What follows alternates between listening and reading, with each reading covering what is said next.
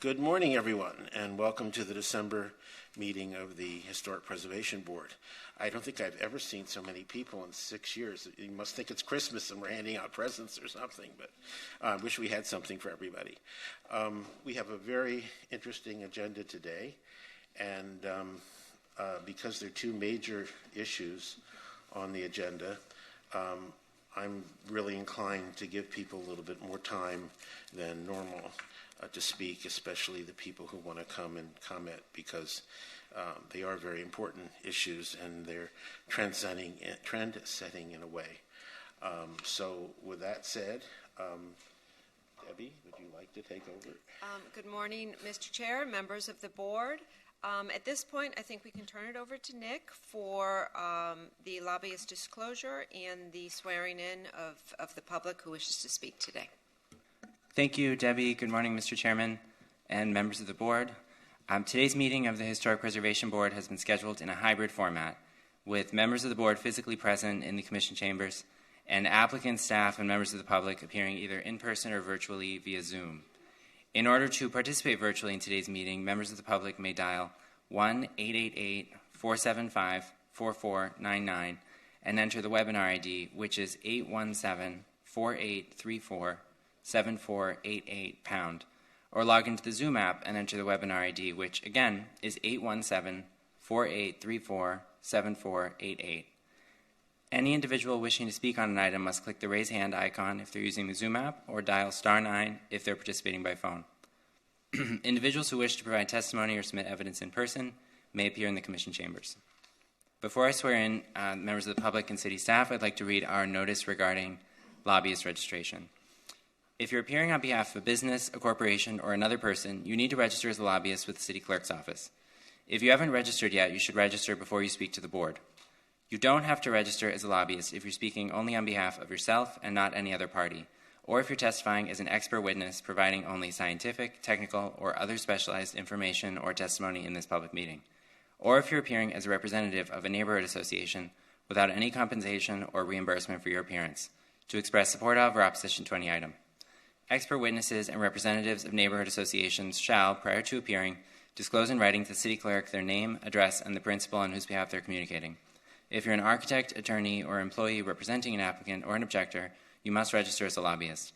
These rules apply whether you're appearing in favor of or against an item, or encouraging or arguing against its passage, defeat, modification, or continuance. And lastly, Mr. Chairman, I'd like to ask any members of the public who will be testifying today, and any members of staff, to raise your right hands. Do you swear or affirm that the testimony you'll give today is the truth, the whole truth, and nothing but the truth? Thank you. Okay, thank you, Nick. Board members, we do have one request for continuance this morning.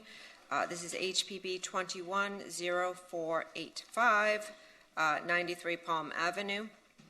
This is an application of the Historic Preservation Board for the preliminary evaluation and recommendation for 93 Palm at the November meeting. The board did continue this item to December in order for staff to provide you with an update on our discussions with the property owner and their team. I did hear from a representative of the property owner last week. They have retained architect Alan Schulman and engineer Yusuf Hashem. That happened within the past several weeks, and both of those professionals are currently studying the property in order to come up with a plan. As far as I am aware, there is no set plan for this property. Again, it is being maintained by the current property owner, as evidenced by staff when we went out to the site.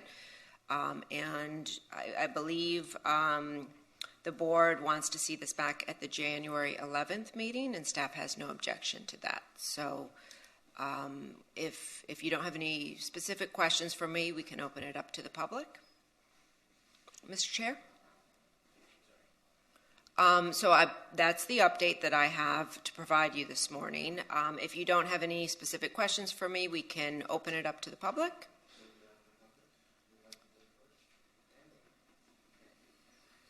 Yes, hi, board members. Daniel Serraldo with Miami Design Preservation League. We're very happy to hear that the owners are studying the property. For those watching, this is Al Capone House, and we remain open to meeting with the owners and their architect team to find a way to move forward on the designation. Thank you very much.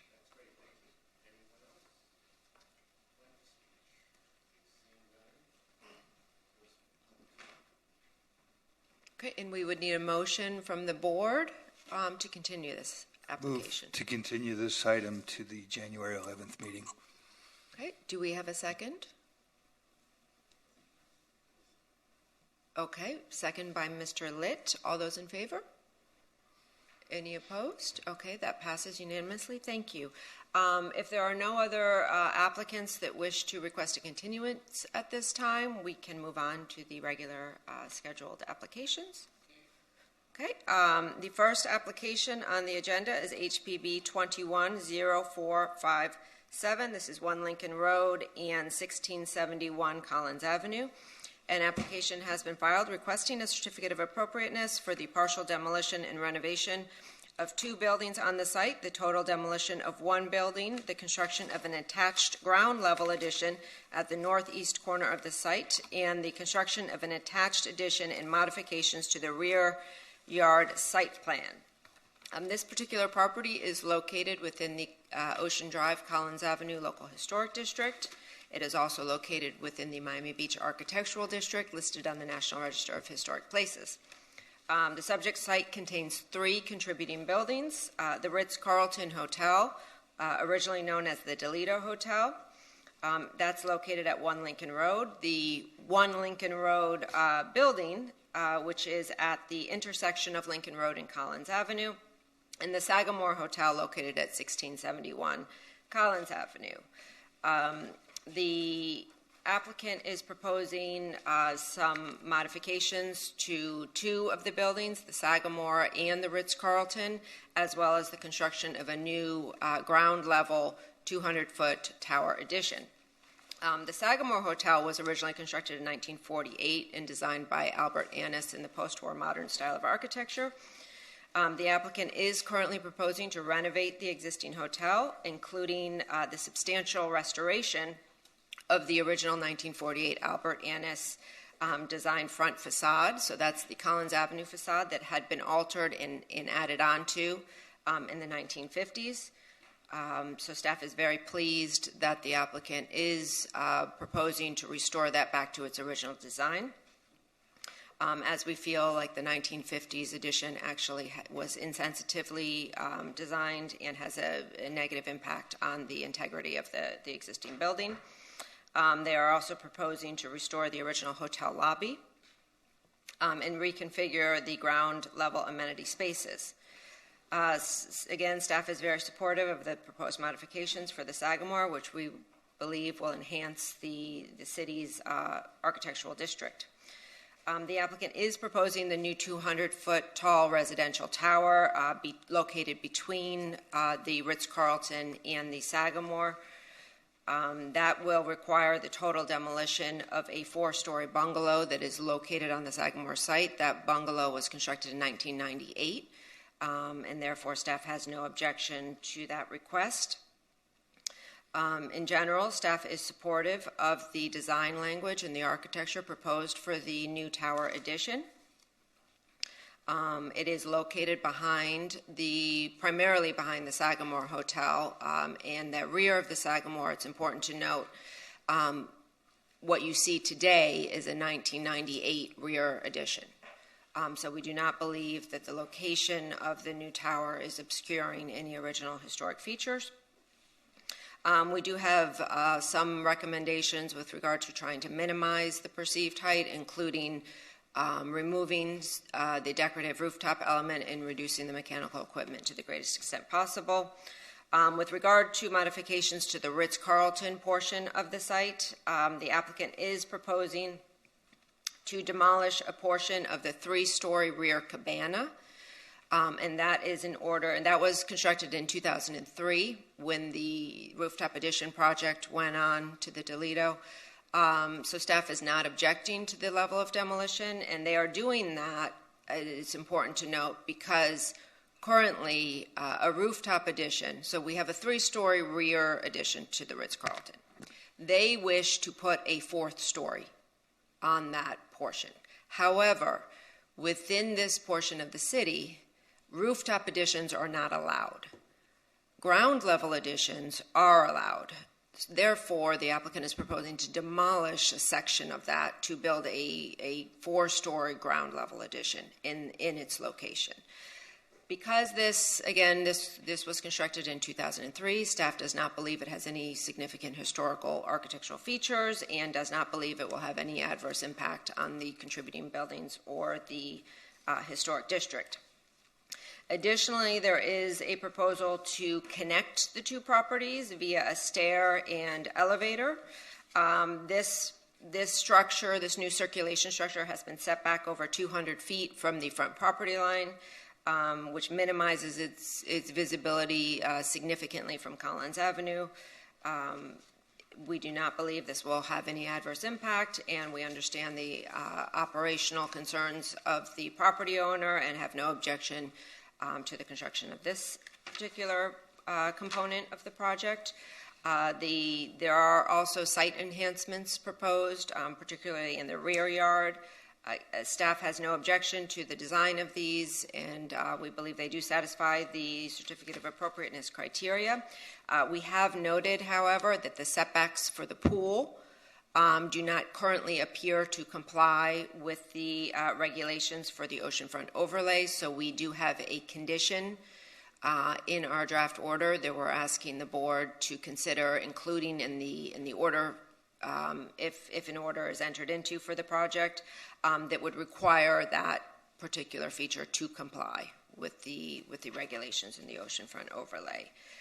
In summary, staff is supportive of the proposed project and recommends approval subject to the conditions in the draft report that is attached. Thank you. It's a large project, even though there's not a significant scope of work for the existing contributing buildings. There are 3 contributing buildings on this site, and it is quite an extensive new addition as well. So. Oh no, go ahead. I just have 2 points I'd like to make before the applicant's presentation.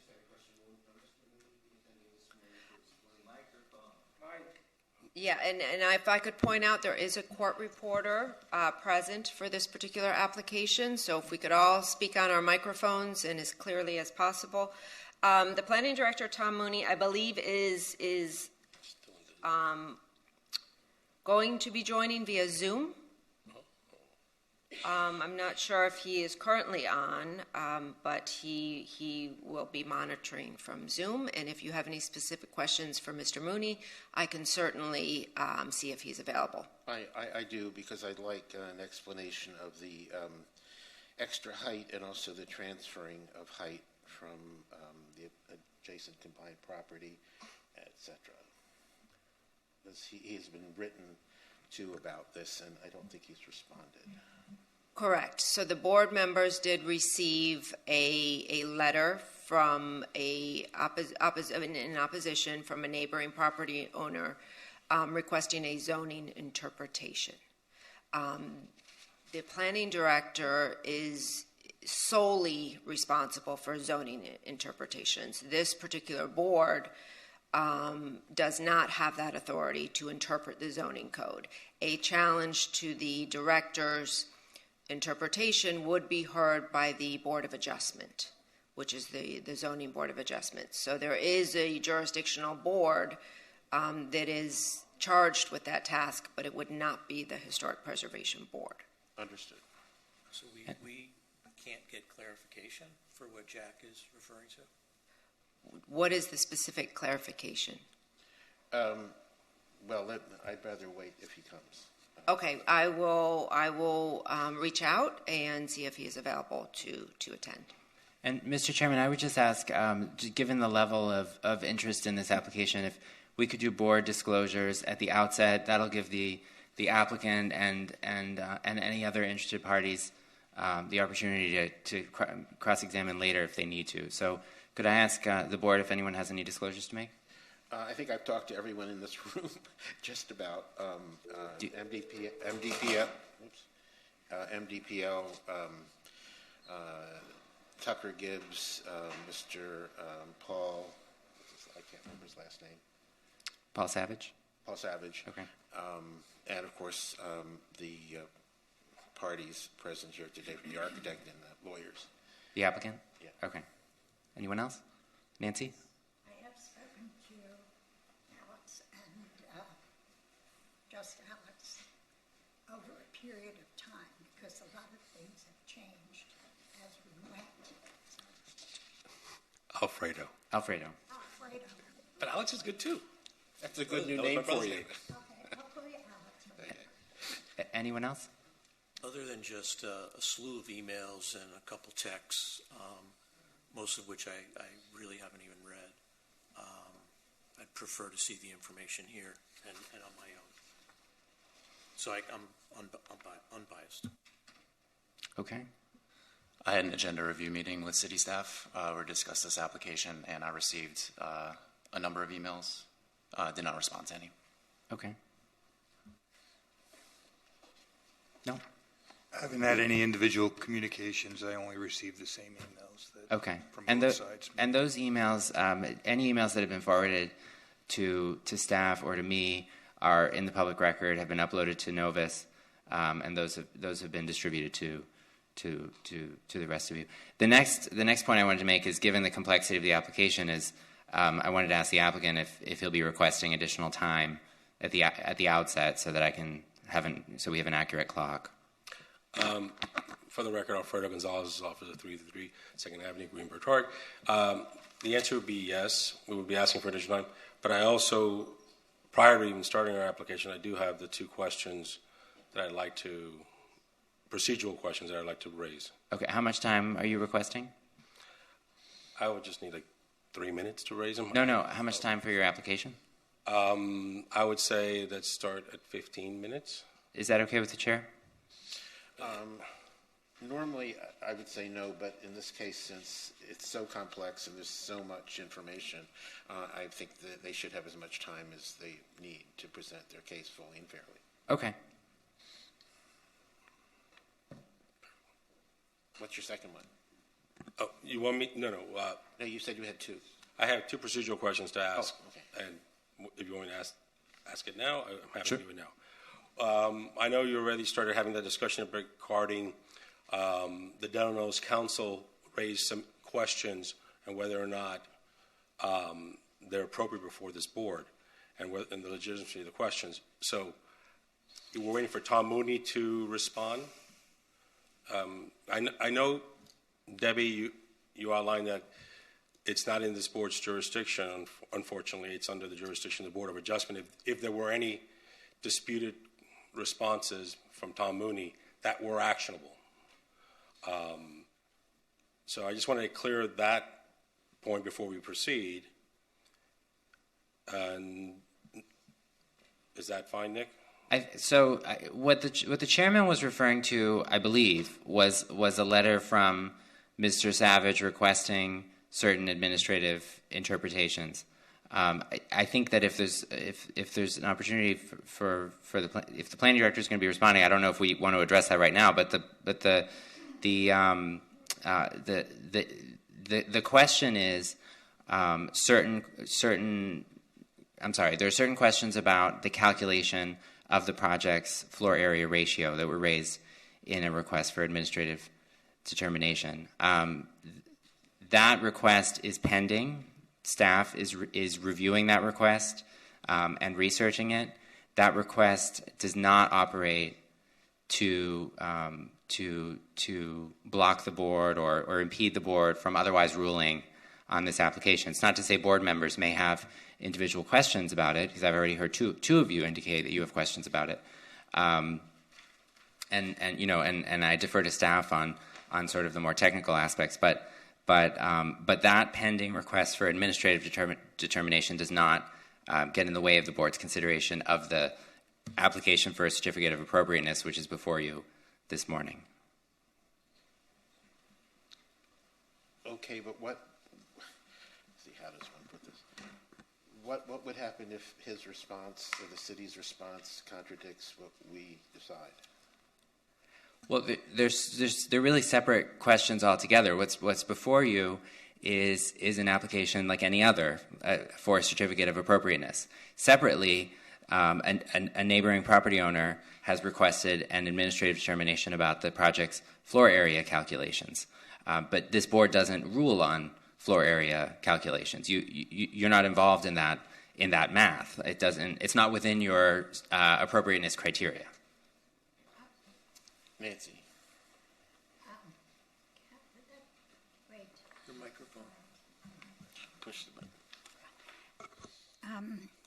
That's maybe in legal language that sounds fine. However, how are we to react to this project, which is very complicated, without knowing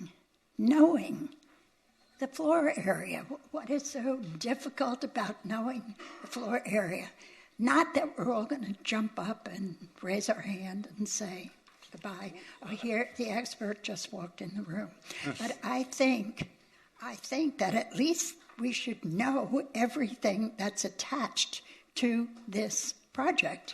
Of course, and that was not my point. My point was more that the math involved in the floor area calculations is a determination that staff makes. But Tom, I don't know if you want to weigh in now or later or okay. Even the math, just so we understand why whoever wanted to know about floor area ratio. It doesn't affect our board, it just gives us clarity. Thank you. Welcome. Sorry to drag you down here. No problem. Mr. Mooney, do you swear that the testimony you're about to give is the truth, the whole truth, and nothing but the truth? I do. Thank you. Are there any specific questions or? Well, I heard some of what was being discussed. I think Nick explained it very well. If there's anything that I can clarify, I'm happy to do so. Just for a point of information, if I could, as someone who sat on Board of Adjustment, I guess in a similar situation, anything that we do here, up or down our vote, will then get clarified there or before? No, if there's an appeal of any decision that you make based upon Chapter 118, Article 10, any appeal of your decision regarding the certificate of appropriateness would be appealed to a special magistrate. And then any appeal of a special magistrate would go to circuit court. So that's the appellate process for the certificate of appropriateness. But that's not what was brought up before Tom walked in the room. It's just that this board is asking, or some of the people are asking, about how large a project it is, or the space. That's it. It's no. Why is it a big deal that we have to waste time talking about it? Oh, I had a question relating to the overhang. I don't think I've ever seen anything quite like that in 6 years sitting here. And how does that affect? I'm just very confused about that, since it's overhangs another piece of property, and it hasn't been, to my knowledge, what's the proper term? Deed. The whole thing has not been put under one ownership. If we're talking about something that overhangs two properties here, is that a certainty that would happen? It would have to happen in order to move forward and obtain a building permit. They would not be able to move forward and obtain a building permit unless they formally unified the site with either a unity of title or a covenant in lieu. So what's before you assumes that they will effectuate whatever legal mechanism is required to create a fully unified site. Okay. Nancy, do you have anything? Okay. Barry, do you have anything? explains it unless I'm missing. Is this what they're asking? No, I think what I would recommend, Mr. Chairman, is, I think we should follow the order of the hearing that is provided for in the city code. I think we should allow the applicant to make a presentation. The applicant can present the case in chief. Okay. After the applicant's presentation, then we'll open the public hearing and allow any other interested parties to speak. Then the applicant can close with a rebuttal. Obviously, at any time, board members are free to ask questions, but I would recommend that we follow the order of the hearing in the code. Okay, you got to make your presentation. Mr. Chair, could I just ask, I want one clarification. I think this could help clarify. Our application as submitted to staff from the very beginning has to be reviewed and a determination made whether it meets the FAR. If the project was over FAR, we wouldn't be here today and it wouldn't be advertised. So at least to that point, this application is proper before you today. Regardless of any new questions that may be raised now or in the future by other parties. And you will be discussing the 20,000 square foot issue as well. Those issues, I was not prepared to get into those issues since it is under the review of Tom Mooney at this point, and in addition to the fact that he has to determine whether or not, A, they're legitimate questions, 2, if those questions have been asked and answered, and if there's any ability to appeal any decision he makes on any of those questions. And it's under a separate process under 118-9.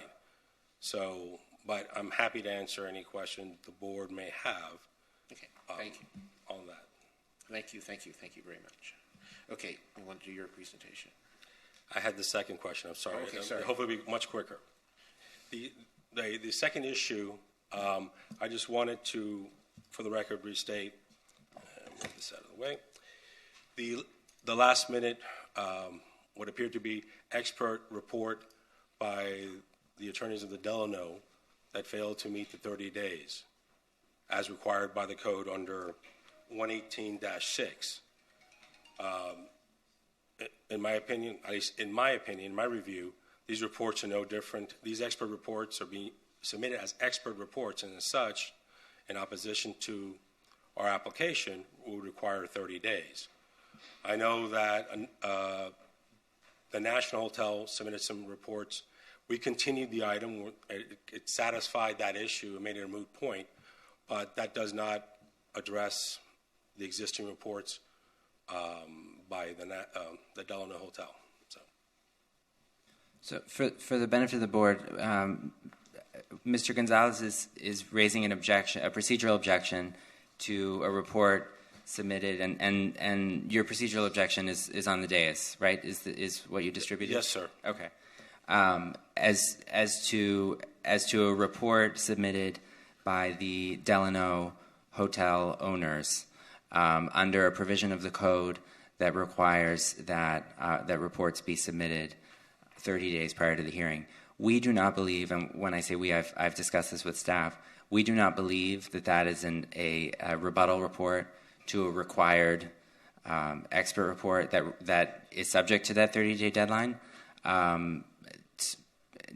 Debbie, do you have anything else you would add to that? I don't think the report was submitted untimely. Thank you, Nick. That is correct. So we believe that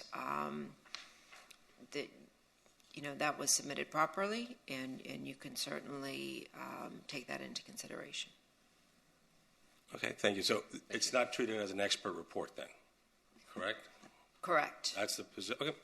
I just wanted that clear on the record that the report submitted was not an expert report by the Delano.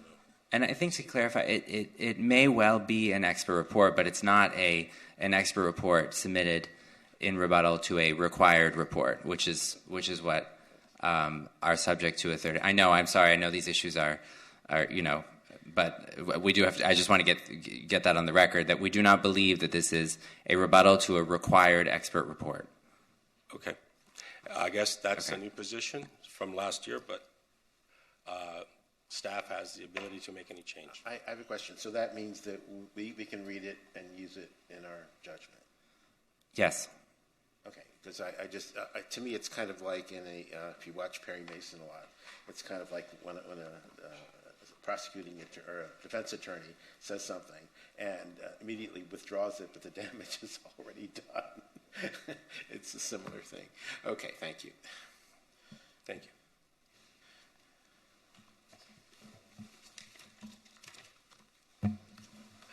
Those are my procedural questions, Mr. Chair and Board. I would like to start with our presentation at this time. Welcome, and we're eager to hear what you have to say. Good morning again. Just really quick, with me here today, we have from ownership Daisy Canapos, Diego Lowenstein, Ronnie Ben Joseph from ownership, Kobe Karp, his team. We have Arthur Marcus, historical consultant, Deborah DeSantis, historical consultant, and Devin Vickers from our office. We're excited here today to reunify this parcel. As everyone's seen, this parcel, originally, Carl Fisher sold it to James Sieberling, maybe a distant relative, the good founder of Goodyear Tower, and to build his estate. And Carl Fisher's estate was across the street where now is Decoplage. Over the years, the site went through many ups and downs and divided up, planned to be unified, not unified. So today, we are happy that this proposed project is bringing the entire site back together as it originally was. And in addition, with touches from famous architects as Morris Lapidus, Melvin Grossman, Igor Polovitsky, and Albert Aines. The five-star Ritz-Carlton flag will now include the Sagamore Hotel. It's basically what we're doing. It adds the Sagamore under the Ritz-Carlton umbrella, bringing the 110 hotel rooms, reducing them from a maximum of 60 hotel suites in the historic building and up to 50 residential units in the proposed 17-story tower. I think this is especially exciting with this whole movement of residents first, and we've seen from the last election where there's been a movement how to repurpose this area. We are within the Cultural Art Deco district that's being reviewed, and really bringing a higher caliber of product to this area and emphasizing the arts, culture, history, and residential into the mix, which is, I think, the direction the city wants to go. And we achieve this by only propose to demolish non-contributing portions of the site and restoring the contributing structure, including the Sagamore, and as Debbie had suggested, bringing back the front facade that was originally at the hotel. And we're not asking for any variances or waivers from the code. We're asking as a matter of right under the existing RM3 regulations.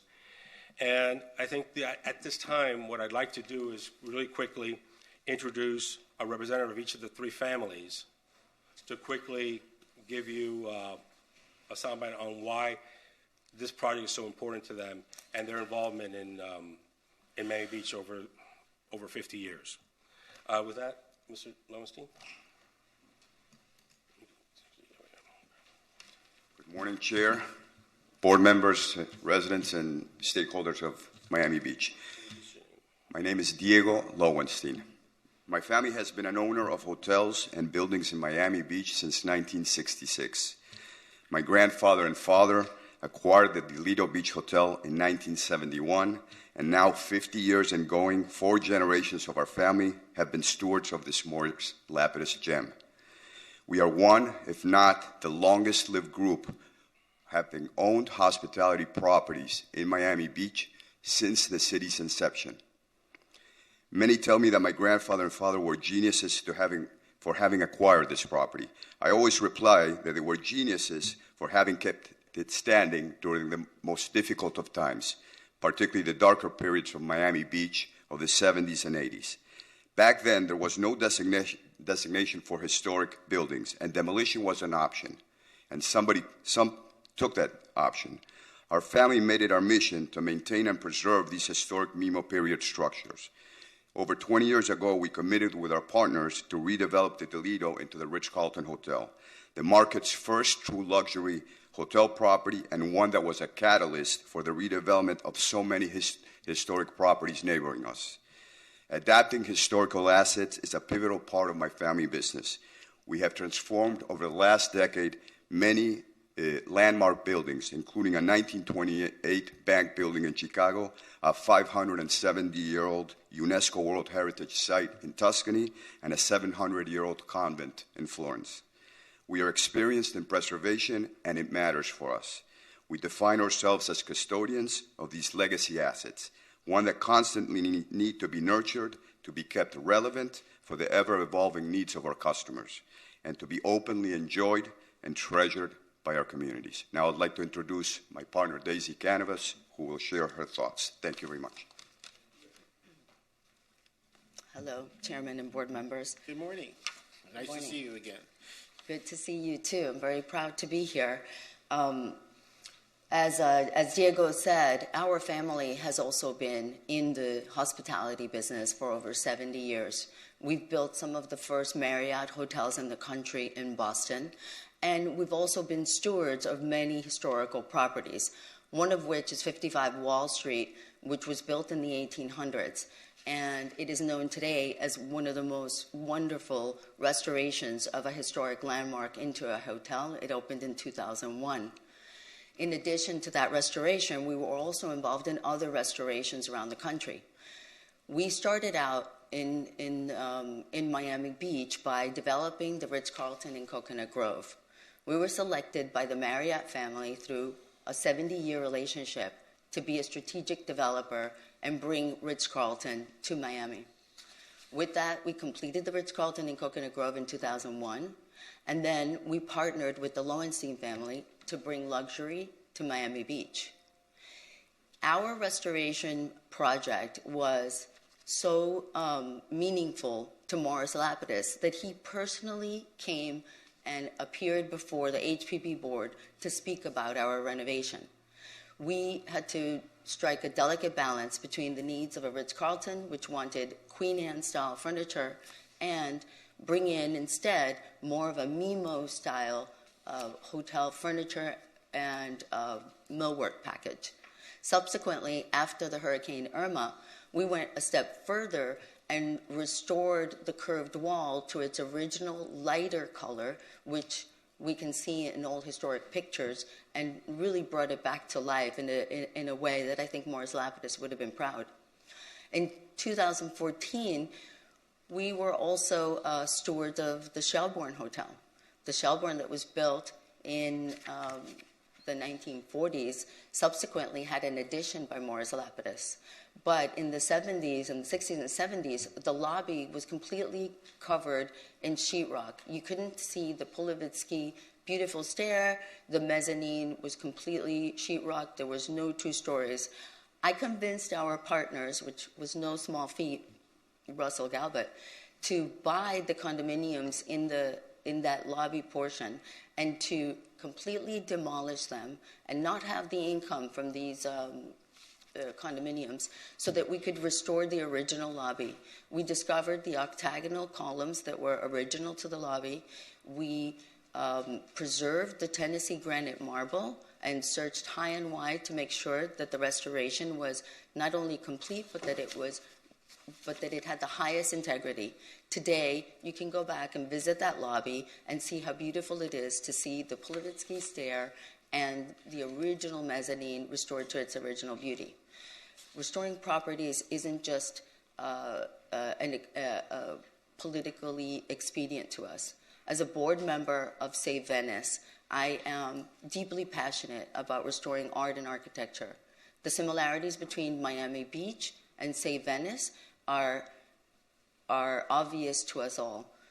Save Venice was, it is the largest private organization that restores art and architecture in Venice, and it started because of the 1966 floods. So it's something that is near and dear to our heart, and I'm also proud to introduce to you the third family here, Ronnie Ben Joseph, to talk to you about how we're going to continue contributing to our community.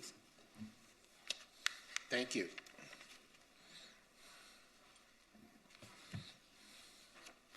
Good morning, Good morning. Honorable Chairman and members of the board. My name is Ronnie Ben Joseph, and I'm proud to announce that this December is the 20th anniversary of the Art Basel, famous Art Basel brunch held at the Sagamore Hotel. The Ben Joseph family has made a substantial commitment and has successfully deepened the Sagamore's role to the arts and the local community in Miami at large. By collaborating with the Perez Museum, the Miami History Museum, the South Florida Symphony, as well as the New World Symphony, and many, many more, we have positioned the Sagamore as a platform for local artists and museums. We're especially proud that during the height of COVID last year, as all of us may remember, the Sagamore was the only hotel to offer any arts and cultural events. It was the only one in Miami supporting local artists, local institutions. To achieve all that takes a great amount of commitment, resources, and our own money. Before this project, the Sagamore was poised to increase the room count. As of right, we had to increase the room count to 138 rooms. Instead, our proposal reduces the 138 rooms to approximately 60 hotel rooms plus 50 residential units. This is a significant reduction in hotel rooms and increase in highly coveted residential units. We have a unique opportunity to reduce density, create a residential building whose residents will be committed to improvement of our neighborhood. We view this as the best way to secure the ability to commit to more art to our local community. We look at this as a rare opportunity to deepen our interest, ties with the local businesses, artists, residents, and Miami Beach as a whole. Although our project is, as of right, asking for no variances, we're happy to extend a hand to our community and neighbors in order to address any reasonable concerns they might have. Miami Beach needs revitalization through thoughtful development, and we are committed to do so. Thank you very much for your time. Thank you very much. Kobe is going to start his presentation. Good morning, Kobe. How are you?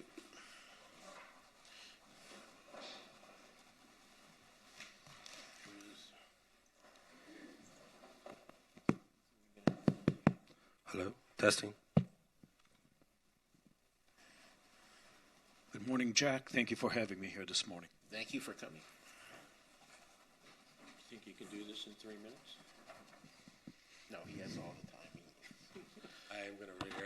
Mr. Chair, I am going to request a little additional time. This is very important. It's probably one of the most important things we've ever had before us, and you need to take the time you need to take to do what you need to do. Thank you, Mr. Chair.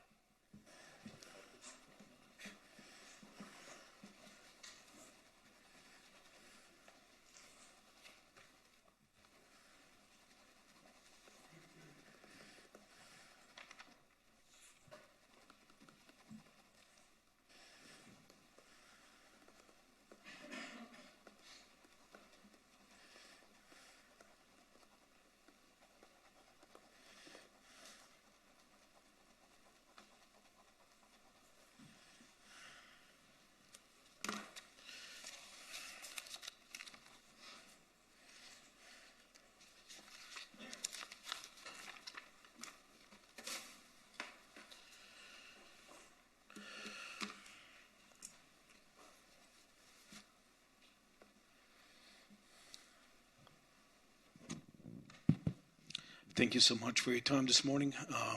Kirk, Barry, Jack, everybody, good to see you. My name is Kobe Karp, 571 Northwest 28th Street for the record. And I wanted to take time, and because I've met with some of you, Jack and Nancy, and I wanted to show you the images that we have. And I want to take a minute and give you the thought process of how it is that we are where we are today. So basically, just on the Sagamore, this is the original sketch that shows the 4 levels, and this shows the addition. So this addition is what we are proposing to modify and bring back to the way it was, which is a step-back effect. This is the sketch, these are the photos, and that's what we have decided to do. Specifically, what is interesting here is that you have an opportunity, second to none, to really create a combination to bring, and you can see here, this is a rendering showing the step back.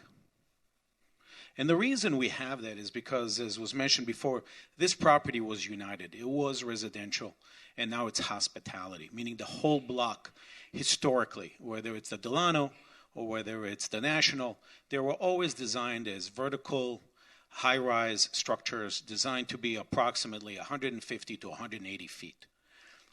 The neighbor that we have right here, the Decoplage, is approximately that height. The Igor Polevetsky is right here, and this is the Ritz with the addition. So when we looked at the geometry of the buildings, we felt that there is an opportunity to look at a couple of things which were quite interesting. When we met with staff, and I give you these images and they're part of the package, but I want to discuss them with you face to face, you do not see this building from the public right away of the streets. You don't see it from Collins Avenue, you don't see it from Lincoln Road, and you don't see it from the other corner. So that's the purpose of these images, which are right here in front of you. If you allow me to fly like a bird at 150 feet up in the air, you can see it here in the background. That's what we are showing, and this is the step down of the Sagamore being implemented in there. And that's really why we are showing that. We're showing the contextual relationship of the massing. You can see the width of the buildings, and you can see the height of the buildings. And whether they are 150 or 170 or 180, you can clearly see it in the submission that we made on the elevation. But in essence, what we were trying to do is take the available square footage. And there is, as was discussed, a building on the east side. It's in the backyard. And right now, it touches the east facade of the Sagamore. So when we discussed, we saw an opportunity to disengage it and bring the east facade of the Sagamore back to its original standalone design. So what did we do? We took our new building and we said, if we can't see it from the street, because it is set back so nicely, why don't we look at how it sits on the site? So we studied a few things, and you can see there's angled facade here on the Sagamore. On the Morris Lapidus, there's also angled facade. And they reflect the angle of Collins Avenue and how it meets Lincoln Road. And so you heard about the ownership. Ownership has owned these properties years, decades. They're not going anywhere.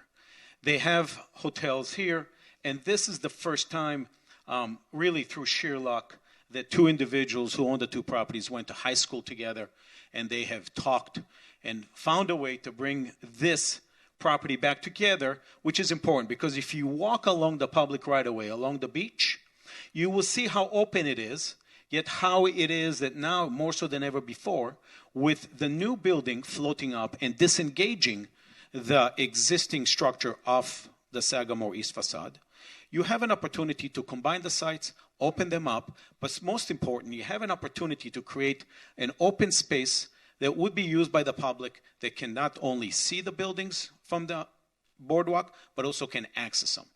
That is the uniqueness of the site. It's both hospitality and residences in this element right here. And this image right here is an important image because it shows how the building floats up in the air 20 feet and lets the open space and the landscaping come underneath. So that the idea is that it has a very light footprint in the backyard and allows the light and air to come in. And the reason we did it quite frankly, so that we can disengage from the east facade of the Sagamore and also stay further away from the east facade of the Ritz. So the further away we can do it and give you the skinny side, and that's when we thought about the cantilever. The cantilever allows us to really create the most open space and to set this tower as far south as possible and as far away from these facades. And you can clearly see that the east facade of the Sagamore and the east facade of the Ritz is easterly of the National or the Delano. And what's interesting about it is allows more open space that connects properly to Lincoln Road, more so than ever before. So that folks can enjoy the building, come into the Sagamore, come into the Ritz, and walk through it, and come to the backyard and enjoy the backyard, whether it's for cafecitos in the morning or for a drink in the afternoon. The public has a site that is so much more porous than ever before. So that's where the thought process about the location came about. In context, in the relationship, this is obviously, again, up in the air. And we go up in the air so we can show the full impact of the building. Because if I'm on the ground, there's landscaping and there's trees, and you don't get to see as much of the building as you would up in the air. This image is an interesting image because it reverts back to the discussion that we had about the cantilever. The building has right here the residential plates, and it has the open space below right here. And this is the Sagamore. So it allows us to disengage from the historic Sagamore, because right now it's connected by the addition that was built a few years ago. So we're looking to break up that addition and then start the new building.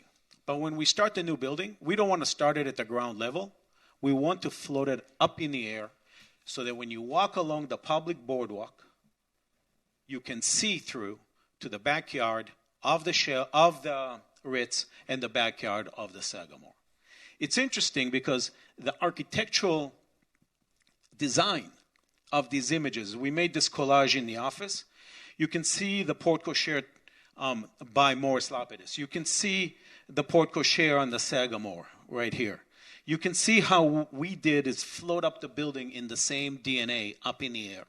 So that the context is not only graphic, it's not only three-dimensional on the site and the angle to the site, but it also relates the front yard to the backyard in a way that potentially can work quite well. There are cupolas, as you have seen, and so what's interesting, I'll just take a second. This is an image, it's a black and white image, when the National and the Delano was built, and you can see that historically the ocean was right there. So the buildings always had a context of relating closely to the ocean.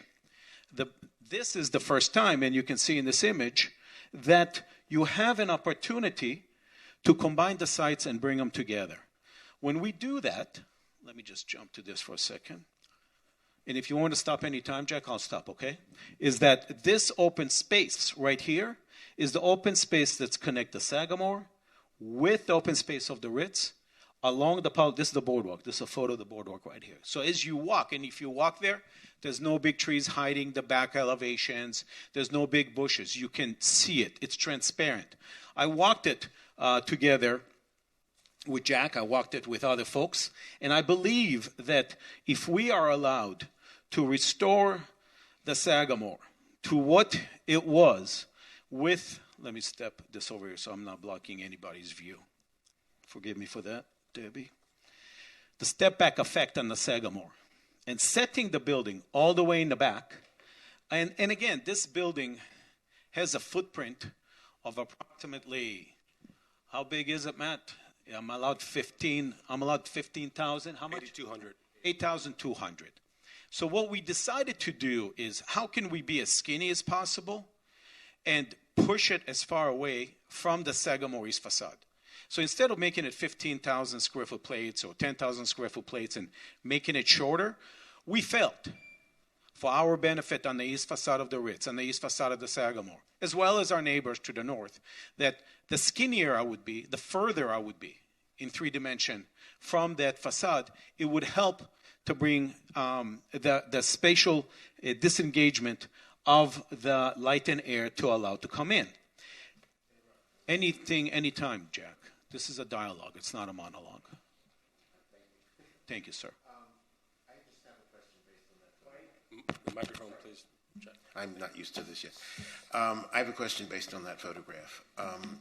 To me, you've done a great job in trying to make the building disappear. It is glass. I've read about the materials. It's really a very nice building. Thank you, Jack. But in this picture, I think don't you think it's a bit misleading to show it as almost a vacuous cloud in the sky that it has no mass. You're showing it as a glass box.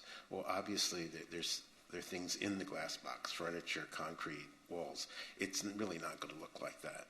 So that's a good point. And the glass on this building is the same glass as I have on the Surf Club, which is intended to be white and silver to reflect the ambiance. And that's why I have multiple images, which I will show you of the building, because I don't want you to think that for 1 second we don't have a building there, right? And, you can clearly see here. I understand. And also, I guess hopefully in the last part of your talk, you're going to talk about its effect from the beach side, because that's I think the beach side is very important, to right? A lot of us. We walked it together, you and I, and we felt that by raising it up, I'm able to see into the backyard. And on the contrary, this building here is 180 feet. Because it has a little bit of a angle to this photo, we actually raised it, because if I was to take 200 and come across, the building would look shorter.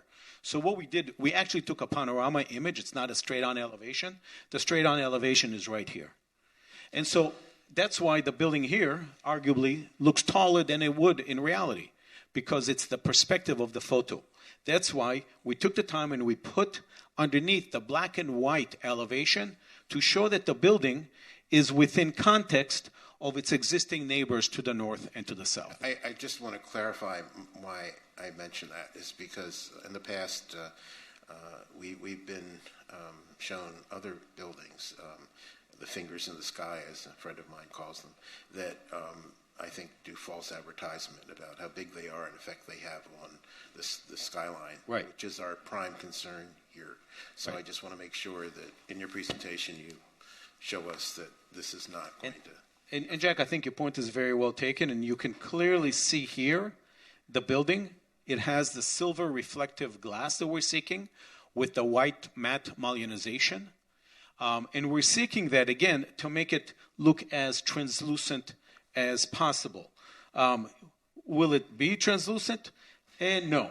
But will it be here and reflective? Yes. And you can see that I could have selected a black glass or a copper or bronze materials. Your building's spectacular, I think. Jack, I'm just trying to be clear, because I know that my dear friends are going to come and attack me in a couple of minutes. I just want to be, clean and clear about it, because, And so what happens is that this glass actually, and I'll be happy to submit it, has the full reflection of the community, of the surrounding area. And that's why I think it's important for me. Let me just show you something, if I may, please. Give me a second.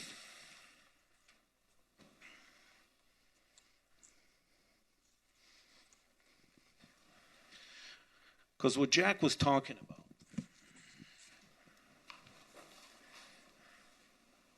is that now this is a view on the property looking back to the Sagamore, which will be opened up. And this is a view from the Sagamore looking back, again, with the fluted columns to give you that overhang, or as Alan Shulman would call it, a tongue, or a canopy like Morris Lapidus had, to see the ocean more so than ever before. And if nothing else, if you can walk by because you're not going to see the building from Collins Avenue, you're not going to see it from Lincoln Road, it's important to understand that when you see it from the ocean, we have taken every step possible to make it as correct as possible.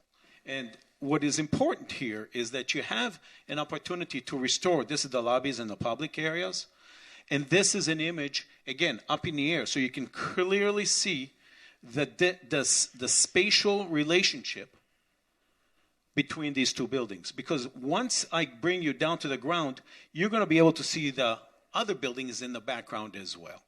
This is an important image because it clearly shows the separation between the east facade of the Ritz and the Sagamore and the west facade of this new building. I wanted to do this on board so that I can briefly show you what it is that we're talking about. I took the geometries. Give me a second, please. How much more time do you think you might need? 60 seconds max. Okay. So, because we are on the beach and we like the sand, and the sand is glass and glass is sand, but I won't get into that whole discussion, right? But that's where the inspiration and the environmental is coming from. And we felt that because the beach was so close previously, and because these high-rises were always designed to be as tall and as slender as possible, what we had an opportunity is to take the geometry of the original Sagamore, whether it's the canopy or the vertical and horizontal, or even the angled walls on the Lapidus, and implement it into the building. And I gave you blow-ups of these images in relationship to the Igor Polovetsky geometry, which is quite nice and strong, to the angled walls of how the building sits on the site, and the allowability now more so than ever before to open it up and make it as porous as possible with the two properties combined together, which has not existed since the original residents were built there. Thank you for your time. I'll be quiet. I want to compliment you on your beautiful presentation. You did a really good job, and I think it's very enlightening, and it has raised many questions in my mind, which we'll get into. Thank you. Alfredo. With that concludes our primary presentation. I would like to reserve rebuttal. We said primary. There's another one? Well, the rebuttal after public comments. Oh, okay. But yes, we don't have a second presentation. We could give you another one if you want us to repeat it. Sure. Happy to do Anything that. you'd like to do, we're here to listen. Thank you, Mr. Chairman. But with that, we conclude our Thank presentation. you very much. Thank very, you. very, very well done. Thank you. Debbie? Mr. Chair, if the board does not have any specific questions, I think we can open it up to the public. Does the board have any specific questions? I do have one little one, hopefully. I was told when I visited the site, and I just want to make this clear for the other board members who may not have heard this or understand this, that the new building that you propose to replace the building that's there on the ocean side will be the exact same footprint as what is there. Forget the overhang, but the actual tower will be the exact same footprint as the building that's there from 1998. Oh, actually, it's going to be less. Less?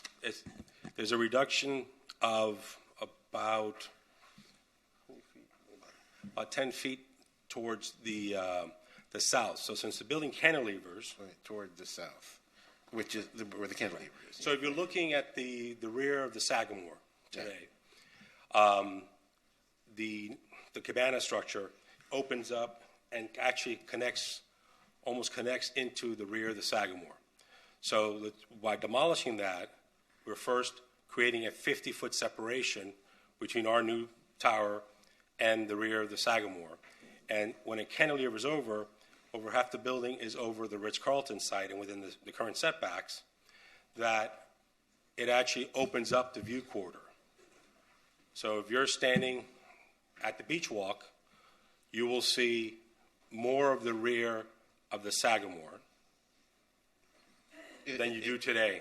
It opens up you say it opens up the view corridor, although it's 17 stories versus 8 or 9 now. Correct. Okay. Thank you. You're welcome. Okay. Anybody else have any questions? I have a question. I think this would probably be for the architect. I'm obviously going through lots and lots of paperwork. I'm just trying to get a clearer sense of the uses. I get that the Sagamore lobby becomes residential lobby. The Ritz-Carlton the Delito remains hotel use. The front section, the historical section of the Sagamore is hotel use, correct?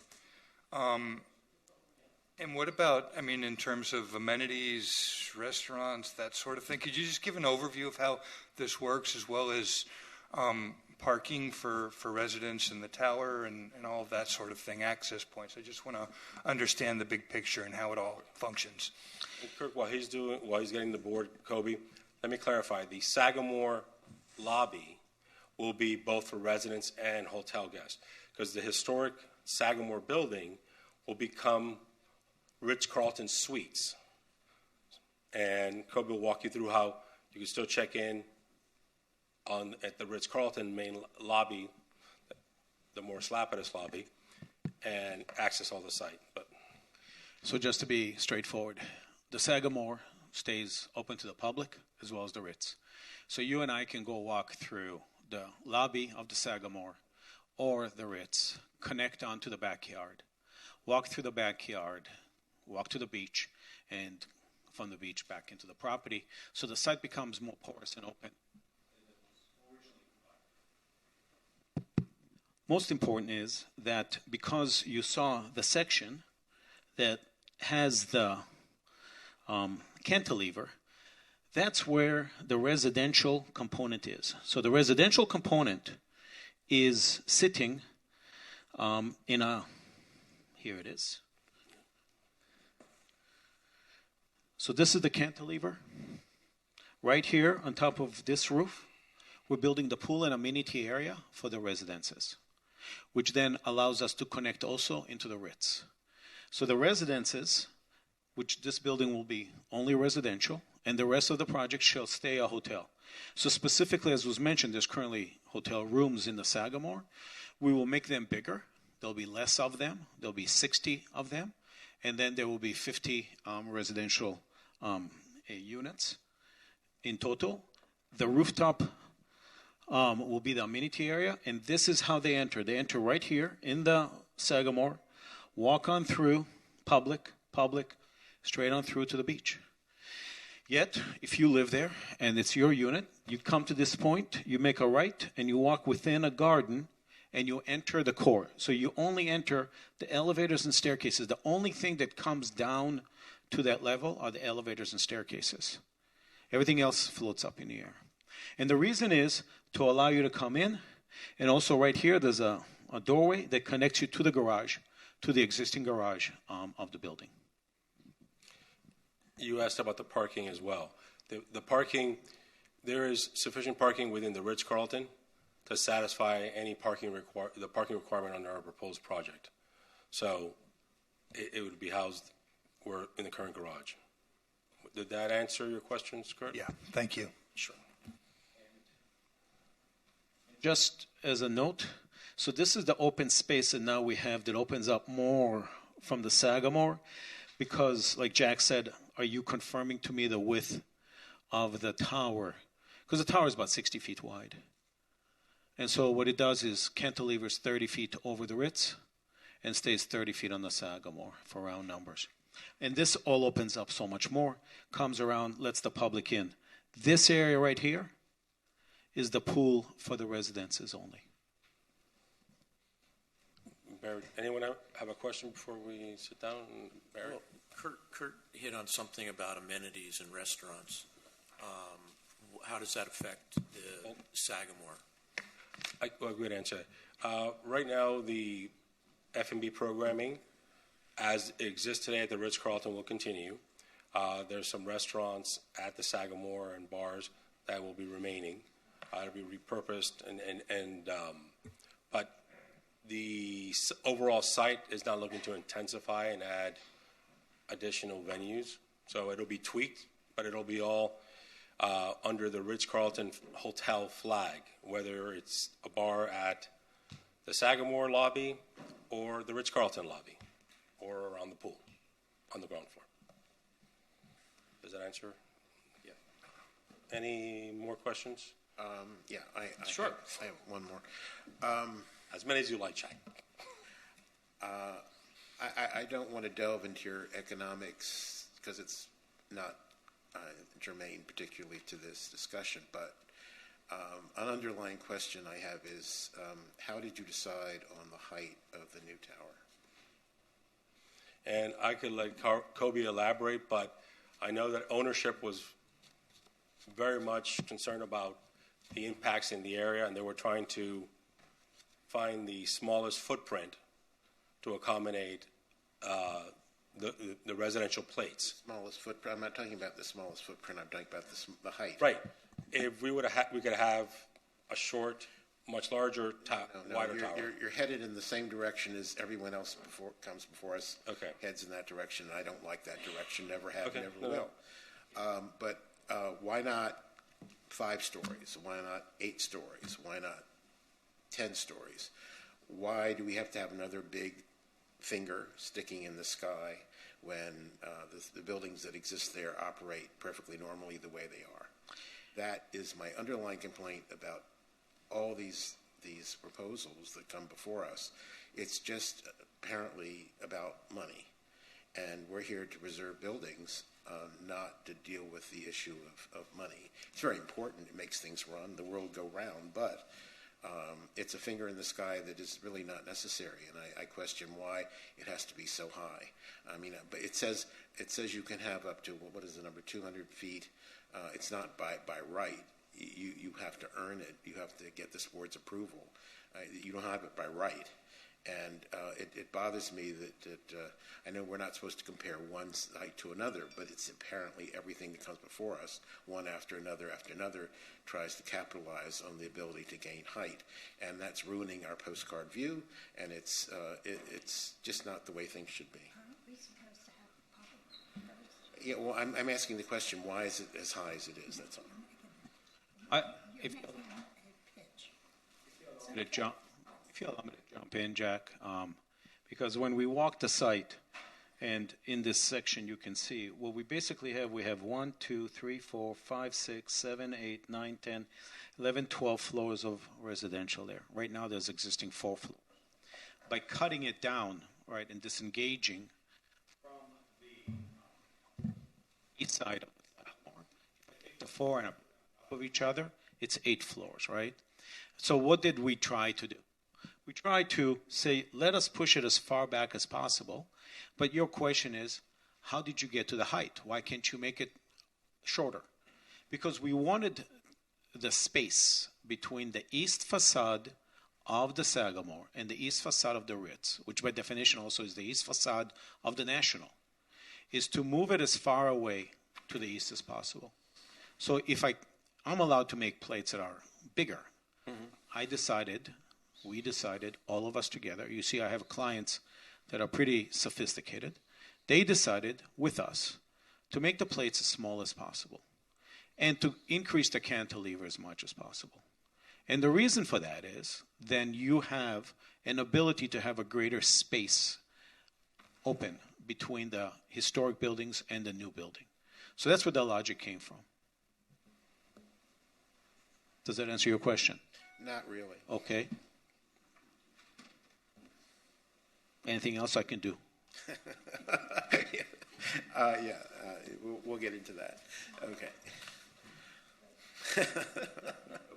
Okay. Thank you for the answer.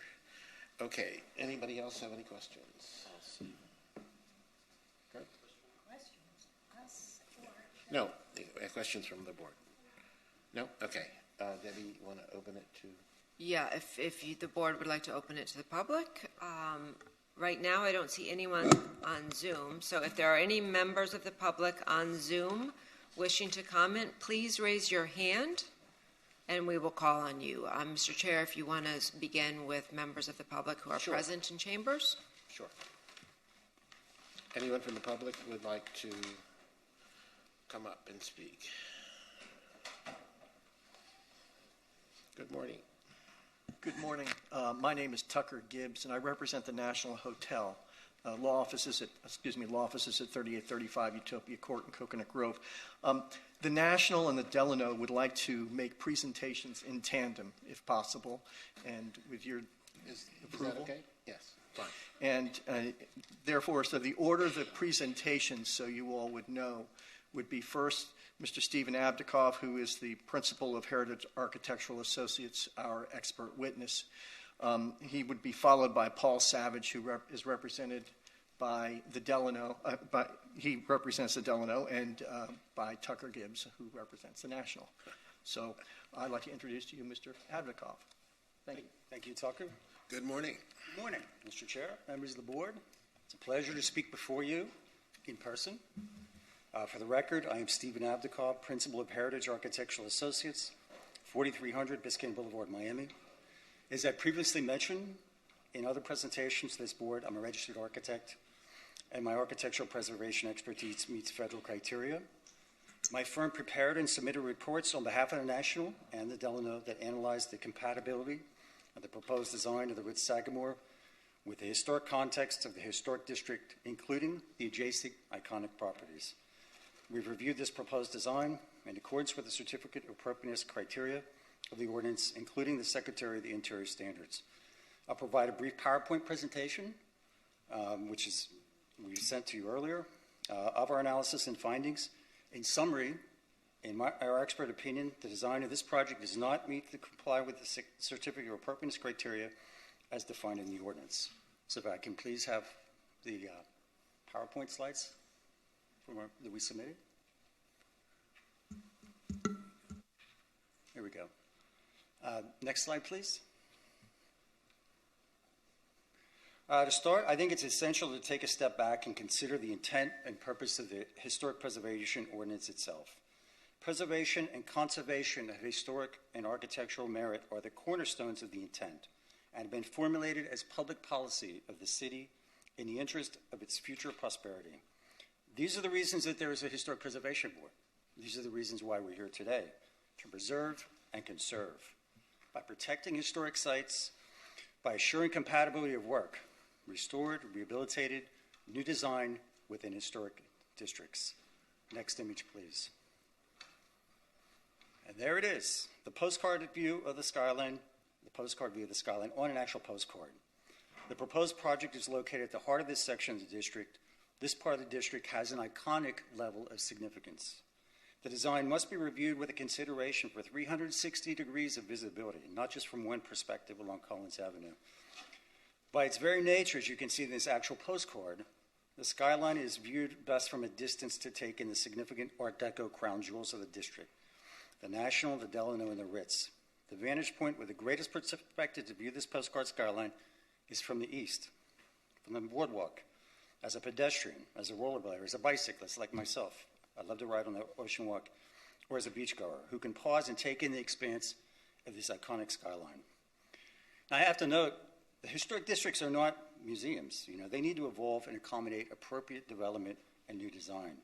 In a historic district, that design needs to be contextual. It needs to be deferential to its surrounding historic architecture.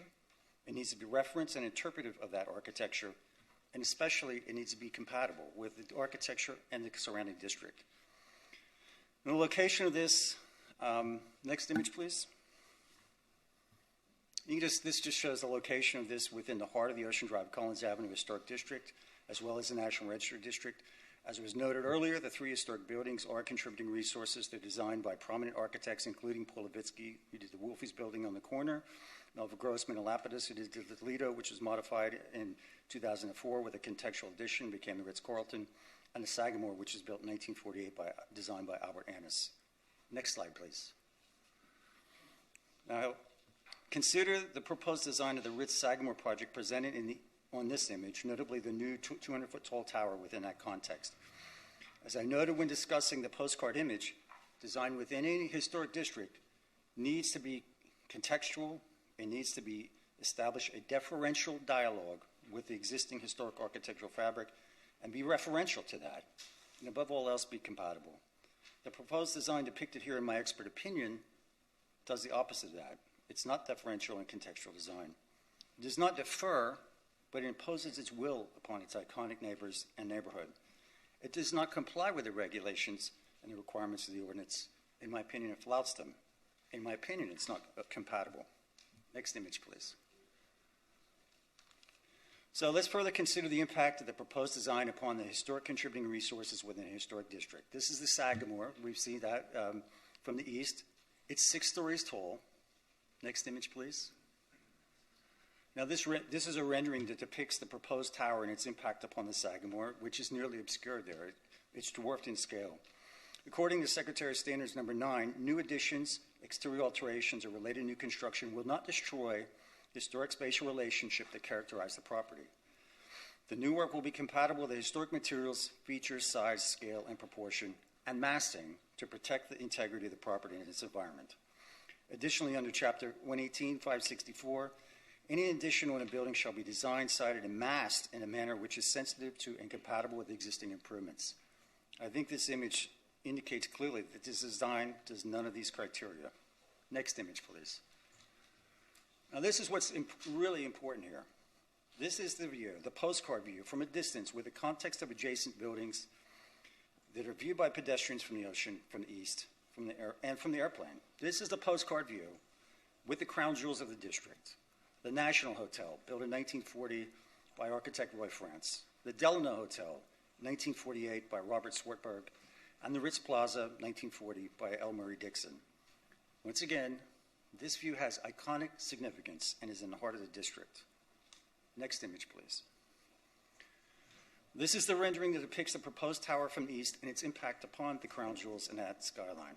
As I referred to the Secretary of Standards before, it's the same context here. The new work must be compatible with the historic materials, features, size, scale, and proportion, and massing to protect the integrity of the property and the environment. Under Chapter 118-564, the existing structure is appropriate to and compatible with the environment and the adjacent structures. It should enhance the appearance of the surrounding properties. Particular attention shall be given to the relationship to the surrounding neighborhood, the impact on preserving historic character of the neighborhood and district, and contiguous and adjacent buildings and lands. This character and iconic significance of the postcard skyline has been diminished considerably with this addition here. Next image, please. This is a view from the National, one of the crown jewels. Why? It has integrity, incredible design, but it also has integrity of context. Next image, please. This is the view shed of that context, which has been diminished by the addition. Once again, particular attention should be given to pedestrian sightlines and view corridors, where the sightlines and view corridors of the integrity of the National have been adversely impacted by that addition. Next image, please. Once again, the Delano, it's an iconic building with one of the crown jewels. The same thing, integrity of design, integrity of context, integrity of view shed. Next image, please. And once again, that view shed, the integrity of that context and the sight lines have been adversely impacted on that iconic property as well. Next image, please. These are some solar studies we put together at the winter solstice, which is really just about a week away. You can see how enveloped the property on the eastern side of those crown jewels would be during midday, covered in shade by this addition. It's not appropriate to and not compatible with the environment and adversely impacts the site of these areas. Next image, please. It's again another solar study from the Equinox. The pool of the National, you can see there, is adversely impacted by the shading during midday in that instance as well. Next slide. So let's get down to it here. It comes back to Certificate of Appropriate Criteria under Chapter 118-564. It's based upon compatibility with the physical or alteration of improvement with the surrounding properties. It needs to comply with the Secretary of the Interior standards, which I've referenced multiple times. It needs to apply with other criteria in Chapter 118-564, especially compatibility. Next image, please. So if we take a look at this compatibility, I referred to these chapters and items in the presentation extensively when we reviewed the renderings. Whether these criteria are not met due to adverse impact upon the immediate site, the adjacent historic structure, and the character of the neighborhood and district, including the iconic postcard skylines and the crown jewels of the historic district. Next image, please. This states that any proposed new structure shall have an orientation and massing which is sensitive to and compatible with the building site and surrounding areas, which maintains view corridors. That's not the case in this instance.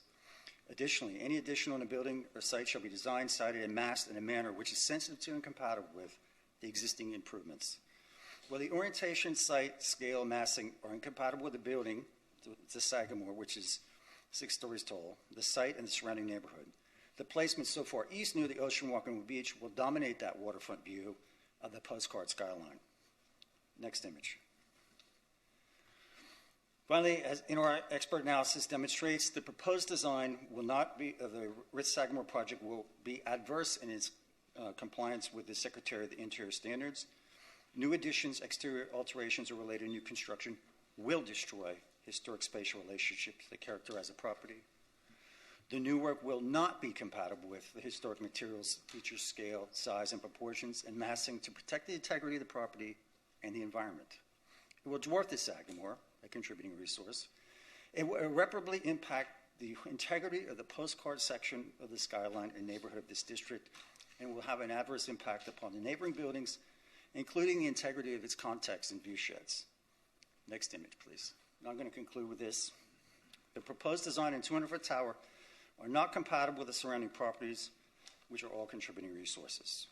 There will be significant adverse effects upon contributing resources on site, adjacent properties, and the iconic character of that skyline neighborhood. The proposed design of the Ritz-Sagamore project fails to comply with the criteria for compatibility required for a COA, and the request must be denied.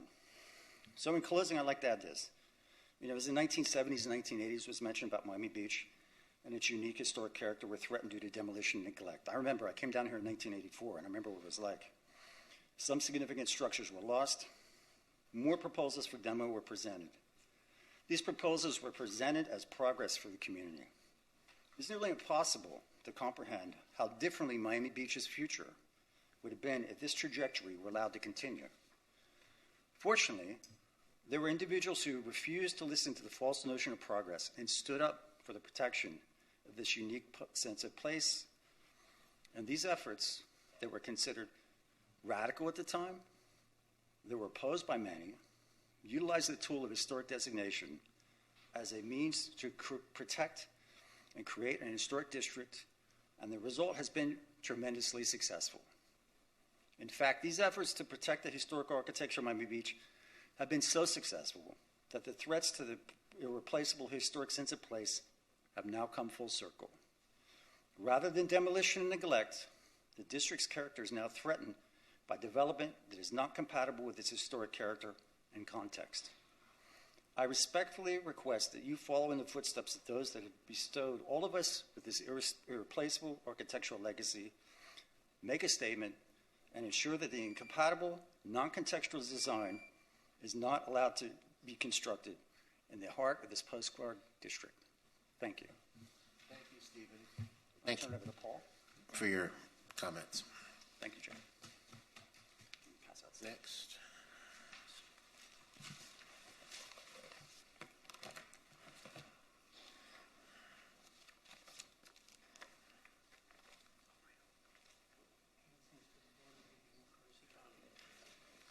And there's two things, so one each. Good morning, Mr. Chairman and members of this board. My name is Paul Savage. I have law offices at 2555 Ponce de Leon Boulevard in Coral Gables, Florida. I'm here this morning representing Hotel Beach Associates, LLC, who are the owners of the iconic and contributing Delano Hotel. I'm required to recite that we are not part of the Delano luxury brands, as that is known, but we are the owners of that hotel, and we maintain the signage and the nomenclature because it is part of the contributing nature of the iconic hotel, and we're happy to do so. I'm handing some things out, and I also have a PowerPoint. I would like for the technical staff to go ahead and bring that up. And also, I'd like to ask the chairman to go ahead and put the clock on, say, 15 minutes. So I don't intend to take that long, but just so it's not beeping every 3 minutes, etc., if that's okay. First of all, welcome. It's nice to see you here today. And sure, everybody else had a lot of time, and we need to make sure that everybody's treated fairly, so you take your time. Thank you, Mr. Chairman. And if I did not have a friendly salutation to the board and to the chair, please let me go back and do that. It's my pleasure to appear before you, and I thank you for your service on this important board and for taking serious your charge, which I'm going to talk about a lot of detailed code issues as quickly as I can, but overarching, you are the protectors of what we have here, which is something unique in all the world. And whether you enjoy it and appreciate it as a matter of public policy and just art, like people in the Miami-Dade Preservation League and others, and you just love it and you do it without charging any fees, etc., that's great. And then there's others, like my clients, who also love it, but they also have a business to run, and they are very interested in keeping people literally from all over the world to come here to see this special sense of place and the unique place we have with the Art Deco, International, and other styles that are so famous here. So with that, I'd like to just go through some of my slides. I will commit to you that I will not belabor points that other people have said, and so I don't want to tire the board out. But if we can go ahead and start clicking through the slides, I will make some commentary here. This is, again, the postcard. We are in the middle of the iconic postcard hotels with the Delano, with the National. I wanted to make sure that I put on the record that my client, owners of the Delano Hotel, are approximately 115 feet to the north of the subject site. We're just on the other side of the National. The National is the only thing that separates us, so we're 2 doors down, if you will. But if you look at the existing and also the postcard views, we are in the heart of the what's known as the postcard hotel district, and technically known as the architectural district and the historic district. This skyline, as mentioned by Chairman Finglass, has been preserved all these many years, and we want to continue to do so. If you can please move through the slides. Thank you. This is a postcard concerning the terrace room, talking about overlooking the azure waters of the Atlantic Ocean, etc. And as Mr. Advokoff showed, we're in danger of being shadowed by the new tower, as well as bringing a crystalline, disengaged, modern residential condominium tower into the field of view, which we believe have no interaction with the community and certainly does not enhance the architectural and historic districts. Next slide, please. Again, not to belabor the point, but just side by side, you can powerfully see the postcard with the modern tower behind it. That's one of the applicant's renderings. And they like to say that, oh, look, you'd have to be in a helicopter or in some unusual place to be able to see. We're going to hide it so well. Well, the problem is that may be true if you're a pedestrian on Collins Avenue and you have this very severe angle of attack in terms of your line of sight. But if you go ahead and walk back towards this building on 17th where we are now, we could walk out the front door, take a look to the left, to the east, out here by the bus stop, and you would see the skyline, and you can see the top of our property, the Delano. You can see the top of the cupola, the iconic National, and you can just barely see the top of the existing Ritz-Carlton, formerly Delito structure, and right there is that hole where that's going to be, and you're going to see it maybe not from a pedestrian on Collins, but certainly from the rest of the city, just a block away, etc. So we really think that it will constitute what the chair characterizes as a finger in the sky. Go ahead to the next slide, and I'll talk about why I think this certificate of appropriateness should be denied today by this board. We believe it's incompatible as a matter of height. It has no, our property, the National, are substantially less high. The 200 feet will loom over the contributing structures. As I mentioned, the modern glazed tower is incompatible as a matter of architectural relationship to the nearby contributing structures. There are some very thorny zoning questions open as to the transfer of FAR under a 2019 ordinance that discussed the ability to go to 200 feet. And I think it's already been established by the chair, but I want to reiterate very strongly, because the applicant has gone through this community saying that they have a zoning entitlement of 200 feet as of right, and love to say that this is a squeaky clean application with absolutely zero variances. I will get to the variance part in a second, but the first part about how they are entitled to 200 feet is an incorrect statement. The code says that you can go to 50 feet in this district, and then the 2019 amendment came along. It said you may go between 50 and 200 with the word may, very important. all our cases and the code, and everybody knows that shall is mandatory and may is permissive. So if they had it as of right, they could go straight to building permit. That's why we're here today. And it's your job and duty and charge to stand as a defender of these districts to see, well, should we let them or not? They're not entitled to it as of right. And so when they start talking about it as that's an assumed piece of the conversation, well, you've already sort of lost the game, because you're talking about, well, you know, where are you going to put it and things like that. They do not have this entitlement as of right. Further, they rely on an amenity bonus, hotel amenity bonus of 20,000 square feet that is all the available FARs going up into the new tower. And that hotel amenity bonus has been strictly enforced in this jurisdiction, that it has to be new hotel amenities.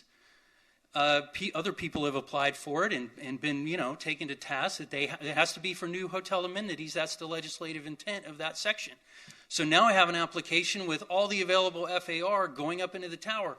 It's not allowed for, it's not permitted to be used for new condos. It's hotel amenity bonus. So that's an issue that's pending with Mr. Mooney, is still open. And those issues are critical because, as Mrs. Liebman stated in the beginning, these questions will change the massing of the structure and the FAR and the height. So we need them answered. I will take a little break and let you know that under the provisions that this board operates under, the factors of certificate of appropriateness, one is compatibility, which we all know about. Two is a more refined definition of how you get into compatibility and certain sub-factors. But three that I want to draw your attention to under 118-564 is the examination of the drawings to make sure that they're consistent with both historic preservation concerns and the zoning districts. It says the Historic Preservation Board and Planning Department shall review plans and to test their compliance for A, the location of all the buildings, the drives, the parking spaces, and B, most importantly, the dimensions of all building structures, the setbacks, parking spaces, floor area ratio. That's one of my questions. The height and the requirements, quote, of the underlying zoning district. So while you may not be on this, obviously this board's charge is the protection of historic resources, and you're not sitting here with an Excel sheet doing floor area ratio calculations, which I couldn't do, I don't believe either. However, you need to evaluate those items or have your professional staff carefully evaluate them for you, because they will change the nature of the project and how high it can be, how big it can be, where it can be sited. So those are critical issues. I don't think this board, and I want to say this very carefully and with every compliment to every member who's working on this board, but to have the information that you need to be able to make a competent, and when I say the word competent, I don't mean I don't question your competence. I'm saying to have evidence in front of you as quasi-judicial judges and officials, you've got to know these zoning questions and have them confirmed. Okay, that's my zoning diatribe, and I appreciate you listening. Let me just keep going through the slides here. I will talk about the compatible height and why it's incompatible. This is a photo simulation from the beach side of the proposed tower. You can see that it's, we have our iconic structures, and from the beach side, here you have the building has been complemented, but it's a building that could be in Sunny Isles Beach or another location. It doesn't have a relationship here. Next slide, please. The applicant, likes to talk about, well, from an east-west perspective, it's not very wide. It won't have that much of an impact visually. But look at the north and south. This is their drawing at the bottom of the north and south, north elevation rather. And that's a very broad and building. And next slide, please. We did some massing studies. This is also from the beach of the new tower. Also massive in our estimation, and also impugning the architectural resources surrounding it. Next slide, please. Some other photo simulations here. This is from our 4th floor deck, where we're going to look out and see this tower. And as the chair says, it's not going to be as crystalline and see-through as that shows. If you can go, please, to the next one. This is also from our rooftop. You can see at the bottom rendering. Also, we're going to be, our patrons will be experiencing this new tower instead of the Ritz-Carlton and the National and the other contributing structures. Now, the next slide is important, if you could please go to it, and that is depicting, well, I got ahead of myself. So, yeah, the applicant talks about the tower as disengaged. It is not appropriate as a term of art in scale. It's not appropriate to the design aesthetics and the massing relative to the neighborhood under the postcard trio of the National Delano and Ritz Plaza, formerly the Delito. And then it diminishes the architectural integrity of both the architectural and the historic districts. If you go to the next slide, you can see this business of the cantilevering over the north cabana wing of the Ritz. And this is actually going to get into another reason why I think we have a legal and zoning problem today. And that is that the building is depicted on the right as cantilevering over the top of the existing north wing of the Ritz. And from that rendering, you can see on the right, there's a pool tucked in there. And that's, as the applicant told us, that's going to be a pool exclusive to the residential residents of the new condo. But if we were able to go around and get a drawing from the southern elevation looking into that pool area, after the pool is a fitness center gym. Okay, keep in mind, that whole area existing now is the roof of the cabanas. And as as Deborah Tackett explained to us, the preservation officer explained to us in the beginning, the code prohibits rooftop additions in this district. The code prohibits rooftop additions in this district. And what we have today is the pool, and I'm sure I'll get some argument, well, the pool's not an addition, and that's probably right. But the gym, which you don't see under there, but it's tucked in there, there's a whole new 5th floor. And I think it's inaccurate to say, oh, it's not a problem because they're demolishing an existing floor. No, it's not true. They're building on top of the roof of the north wing of the cabana. They're adding a rooftop addition. It's particularly the gym. And after that, there's about 150 feet of a new tower, which also boggles the mind as to why that is not a rooftop addition. I think they're relying on this cantilevering business. But there's a lot on the roof.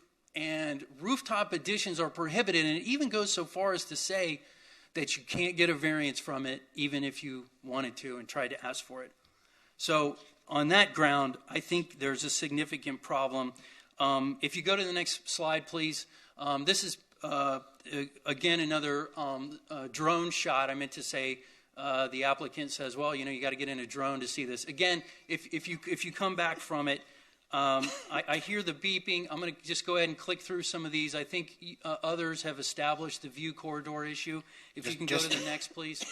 Minutes. Just a few. Pardon me? Just a few more minutes. Yes, sir. I will go through these quickly. If you can.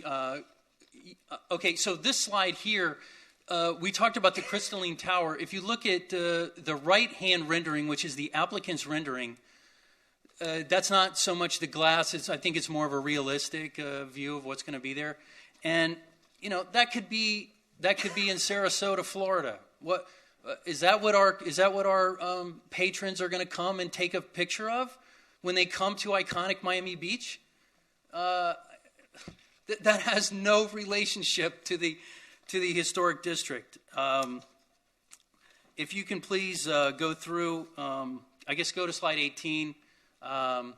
Again, there's some more visual impacts. That's the proposed Rally and Shore Club. By the way, just to touch on what Mr. Advikov said, we don't want to get into a condo canyon here that is filled with towers that you could walk from Sunny Isles Beach to Palm Beach to to Jacksonville Beach and see glass condominiums on the beach. That's not what we're here for. If you can go to the next slide. Again, they're not entitled to the 200 necessarily. That's what we're figuring out here. Go to the next slide, please, so I can conclude. We don't think the massing or the materials are appropriate under the factors. And the modern glass, we believe, does not show sensitivity. Go to the next slide, please. This is from my expert report that enumerated the factors that you consider and that it's not satisfied. By the way, one of the words in here is enhance. I want to bring that out.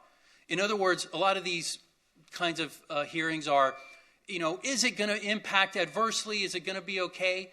This is one of the few codes I've seen where it says, no, it's not just will it do harm.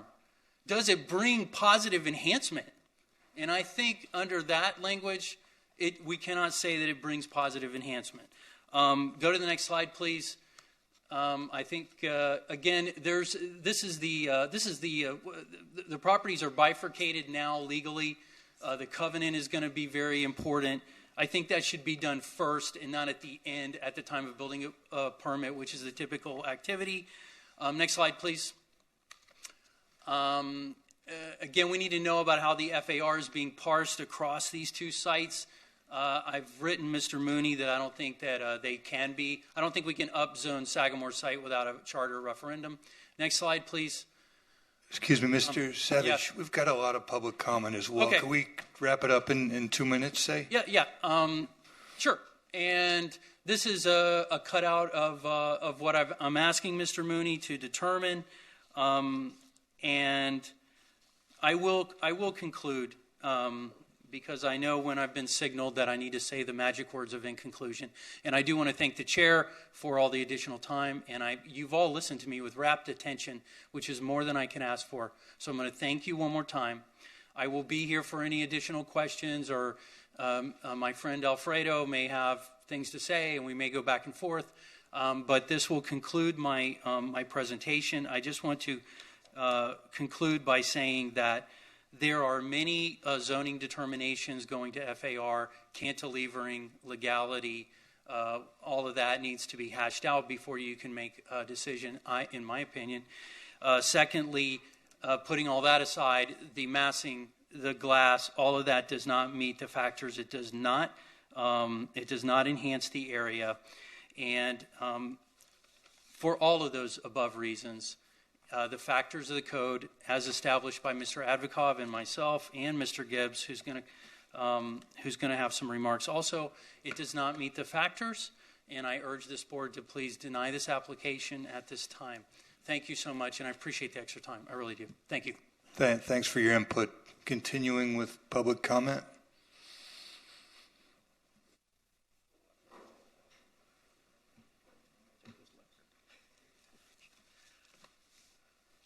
Okay, my name is Tucker Gibbs. The law office is at 3835 Utopia Court in Coconut Grove.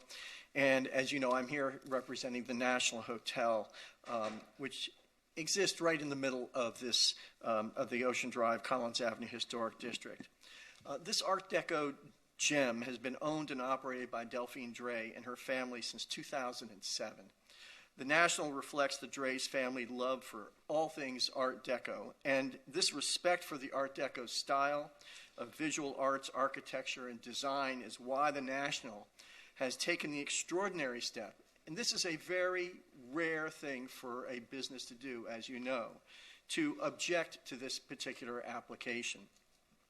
If approved, this proposed tower would be a jarring, out-of-scale modern building that would become the focal point of this important block of the predominantly Art Deco historic district. And I say predominantly Art Deco because that's what the designation report for this district specifically says. It would detract from, diminish the architectural context and importance of the contributing buildings in the surrounding area as well as the district itself. There are several points to remember when you consider this application, and I'm trying to finish my presentation in about 7 minutes. The applicant has failed to meet its burden to show that it complies with the Certificate of Appropriateness criteria. And I'm going to bring up 3 of them. 3? Yes, 3. The Secretary of Interior Standard 9, which is included in your code, it requires a new development shall be compatible with the massing, size, scale, and architectural features to protect the historic integrity of the property and its environment. So I'm talking about the property, and that property includes the Sagamore. And you all know the size of the Sagamore. It's approximately 61,000 square feet, 72 feet in height. That's what it is. So this this tower needs to be compatible with the massing and size of that. Criteria number 3 requires that the proposed structure is compatible with the environment and adjacent structures and enhances the appearance of the surrounding properties. Okay, so look at the surrounding properties, contributing properties, non-contributing properties, and the Sagamore itself as well, and you need to make that determine if this is compatible with the appearance of the surrounding properties, if it enhances that. And enhances is something very difficult. You have to make it better if you're going to enhance it. So think about this. How is this 200-foot tower, 120,000 square feet in square footage, 17 stories, how is that going to address enhancing the appearance? And criteria 3E, which requires new buildings to be reviewed with particular attention to the relationship to the surrounding neighborhood, the impact on preserving the historic character of the neighborhood and district, as well as the contiguous and adjacent buildings and lands. I had one more, I apologize. And criteria 3J, which requires new structures to have an orientation and massing which is sensitive and compatible with the building site as well as the surrounding area. Those are basic issues that you all have to decide. That's what your code requires. So I'm going to go back and tell you and remind you the 200-foot height is not an entitlement. It's part of your review as a certificate of appropriateness, if it's compatible and all the rest of that. Any statement, and then just because the staff opines in its report, which I know you all have looked at and you've seen this before, but just because the staff opines that an application satisfies a particular certificate of appropriateness criteria does not necessarily make it so. Any statement made by staff or the applicant must be supported by relevant facts that relate to the assertion of an opinion being made according to the Florida courts. Without supporting facts, the word satisfied is nothing more than a baseless opinion. There are no facts in the word satisfied. The historic preservation compatibility regulations require compatibility with the subject site, the abutting properties, and the district. The staff report's analysis section presents opinion with no corroborating facts which support the assertions made in that provision. And I'm going to focus on that. It's on page 11 of the staff report. Staff asserts that the proposed tower's contemporary design shows a high level of compatibility with its immediate neighbors. Think about that. I know what they're talking about. You do too, because they said it. And that was the modern architecture of the 3 contributing properties on the Sagamore property, on the Ritz Sagamore property. But that's not the only immediate neighbor. But that's an issue because the report presents no facts showing compatibility with the vastly smaller Sagamore Hotel, which is the immediate neighbor, and its adjacent and nearby neighbors as required by criteria 2B, 2D, and 3E. So, nowhere in this report is there any analysis or mention of the height, massing, and scale of the proposed tower. Go look at your staff report, where it's relative to the structures on site, adjacent to the site, or within the surrounding community. No discussion, no facts, no analysis. nor is there any explanation how the proposed tower would be appropriate and compatible with the environment and the adjacent structures. And as I said before, and as everybody else has said before, and actually enhance, make better, the appearance of the surrounding properties.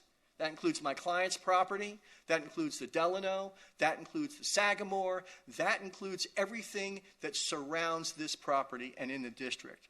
So for these reasons, including those set forth in my letter to the board, the reports and testimony of Mr. Abdikov, the documents and arguments by Mr. Savage and the Delano, the National Hotel strongly, strongly urges you to deny this application. Thank you very much. Thank you very much, Tucker, for that insightful presentation. Who would like to go next? Hi, welcome. Good morning, everyone. Rachel Streitfeld. My law firm is Brightside Legal, 1455 North Treasure Drive in North Bay Village.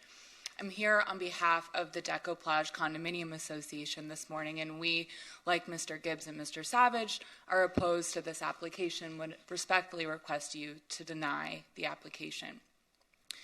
The residents at the Decoplage are unlike the National and the Delano. Obviously, they're residents of this neighborhood. They live just across Lincoln Road from the proposed residential tower. And there are four concerns why the Decoplage residents are opposed to this application. First is the disingenuous parking analysis. There is no additional parking being added for a brand new residential tower. There are about 247 spaces today. The reduction is going to be to 236. The underlying zoning requirements for parking should be considered in your decision today. And for units that are above 1,200 square feet, 2 parking spaces are required. So for 50 residential units, they should be adding 100 parking spaces. Now, mind you, the Ritz-Carlton is still going to be running a full-scale hotel operation here with staff, with guests, and so on and so forth. And these new Ritz-Carlton residences are going to be lived in by folks who have cars. Probably more than 1 or 2 cars, considering the caliber that this development is proposing. So to have 50 new residential units with no parking is going to exacerbate what is already a nuisance at the intersection of Lincoln and Collins. Speaking of the nuisance at Lincoln and Collins, the second concern that the residents of the Decoplage have is with the loading. So the only loading for this site is also at Lincoln Road, right across the street from the Decoplage Condominium Association. And I would show you video today, but unfortunately, my residents didn't get the videos to me on time, so I don't have anything to show you. But everyone on the dais knows what it sounds like when an 18-wheeler backs up. That beep, beep, beep, beep, beep, that beeping starts at 6 o'clock in the morning. You have pedestrians, we have bikers, I rollerblade. The residents are walking their dogs, and there is a major traffic circulation issue at the end of Lincoln Road where it meets the beach. So if we're going to have the existing loading operation plus 100 cars or however many cars, and the addition of this residential tower with all of these beautiful amenities, something needs to be done about the loading. So that's the second concern. I do want to endorse or adopt, rather, the arguments that have been made by the attorneys speaking before me, both Mr. Savage, Mr. Gibbs, and the expert. I want to adopt their arguments, and I certainly don't need to add anything to what they already said. My last concern, actually there are 2, and one of them may not have been a concern before June 24th.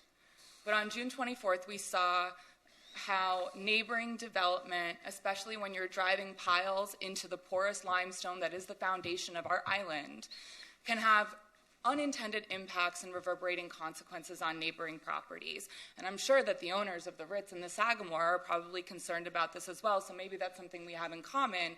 But we are concerned about geotechnical testing and issues related to the construction of such a major structure adjacent to all of these contributing structures from a geotechnical standpoint. And the last thing before you deliberate is the sea level rise and climate change concerns.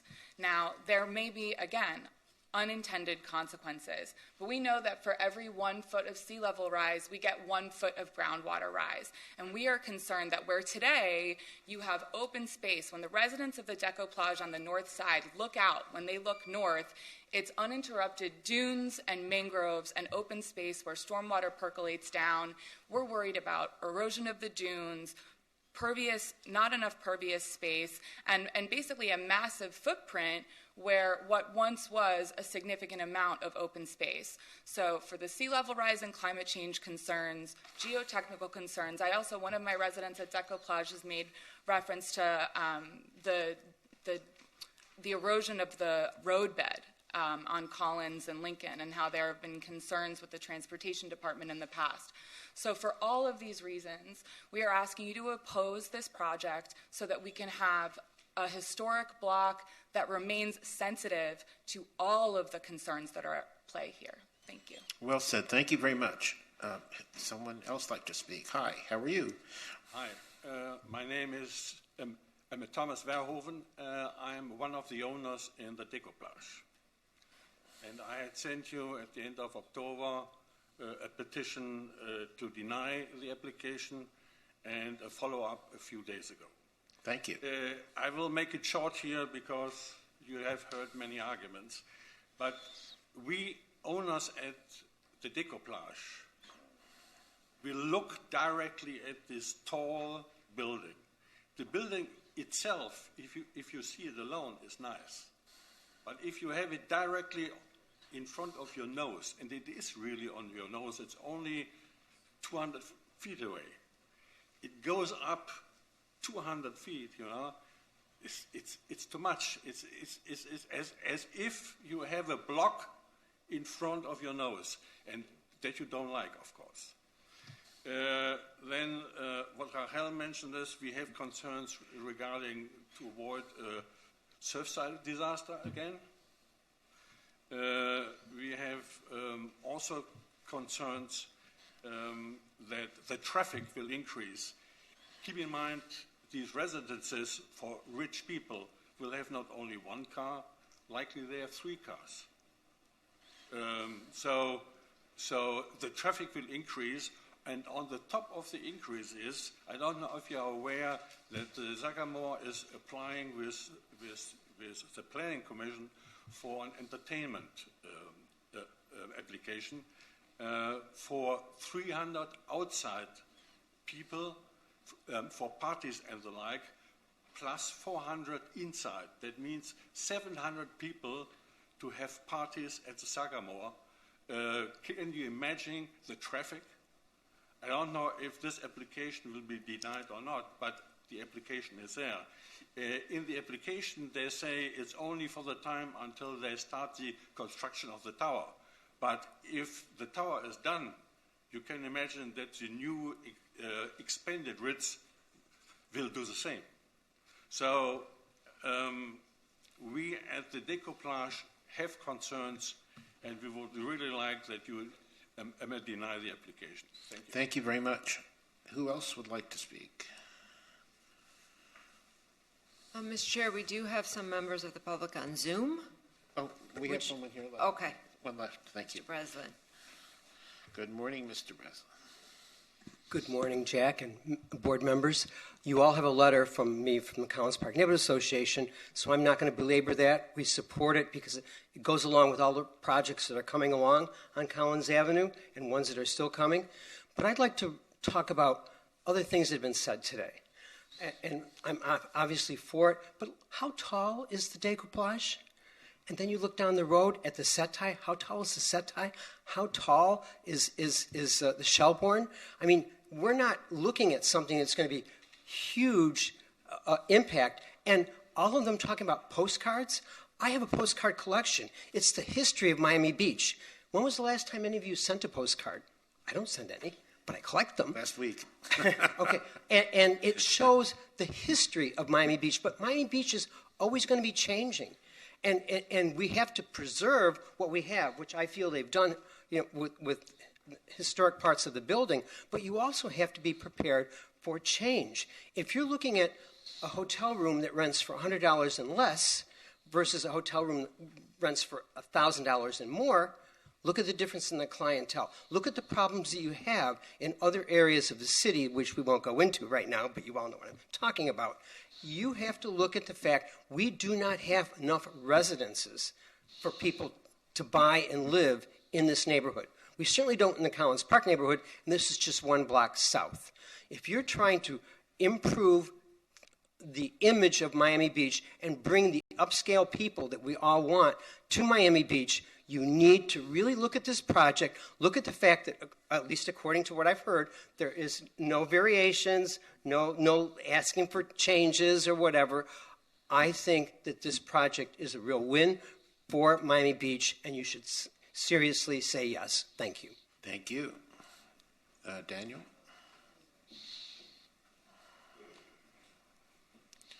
Hi, good morning, members of the HP board. Daniel Serraldo with Miami Design Preservation League. And for the public watching, we publicize all of our positions in advance, and it's available on the mdpl.org blog. So I won't belabor those points. Our overall, first of all, we want to thank the applicants. One problem we have sometimes here is people, kind of maybe disagree on things, but I think we all agree that they've been great stewards to their properties at the Ritz and the Sagamore. Just in the last month, I was at an event at the Sagamore, the beautiful brunch that they all do, and I was also at the National for a wonderful event about Josephine Baker. So they're both amazing properties, and the Delano, it's really just an iconic view. So we do think they're acting in good faith, the applicant, because the commission did change the zoning.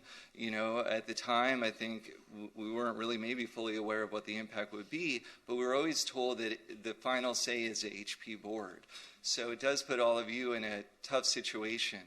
And I agree with some of the comments that it's not as of right. That's the whole reason we're always here and we spend hours, because you all are given that power by the community to decide what is compatible and what is not. And so our concerns remain about the overall impact of the new tower on the site, both its positioning, its massing, its height, and the potential impacts on that. There was some talk from the attorneys that there's other zoning language that might preclude you all from making a decision, but I actually disagree. I think you all have enough information and you have the certificate of appropriateness criteria to decide whether or not you believe that it fits or not. About a month or two ago, an audio tape was leaked where a developer said that the HP board can never decide anything. They're always so wishy-washy. So I urge all of you to be decisive, make a decision. If there's 5 votes for it, vote for it. If there aren't, vote that way. But let's make the decision, let's move forward and show that HP is judicious and sticks to the criteria. Thank you. I don't think anybody's ever accused me of being wishy-washy. Probably true, thanks. Okay, anyone else? Hi, come on up. I will be quick because I saw that the attorney were talking a lot about this project. My name is Frank Dosa. I live at 950 Brickell Bay Drive in Miami. I used to live in Miami Beach when I came here 20 years ago. I attended the Miami Beach Preservation League classes, the Neighborhood Leadership Academy classes also in Miami Beach, and I was very invested in Miami Beach. This project, the architects spent a lot of time showing how it will not pervert the historical value of this block. He spent a lot of time saying that because he knows that it is actually perverting the historical value of this block. We don't have so many blocks in Miami Beach right now who stay original. If you go a little bit south, you're going to see the Deco Plage and who's not like that contributing. So I think that this massive tower, and even if the architect says that the tower is very narrow on one side, but if the tower is going to be very narrow on one side, that means it's going to be very large and massive on the other side. And people are not going to look at this tower only from one specific angle. They are going to be walking around. I think this tower doesn't have any justification and doesn't enhance this block, and I think that this board should be denying this application. I tried to be short. Thank you. You did a good job. Thank you. Thank you. Anyone else?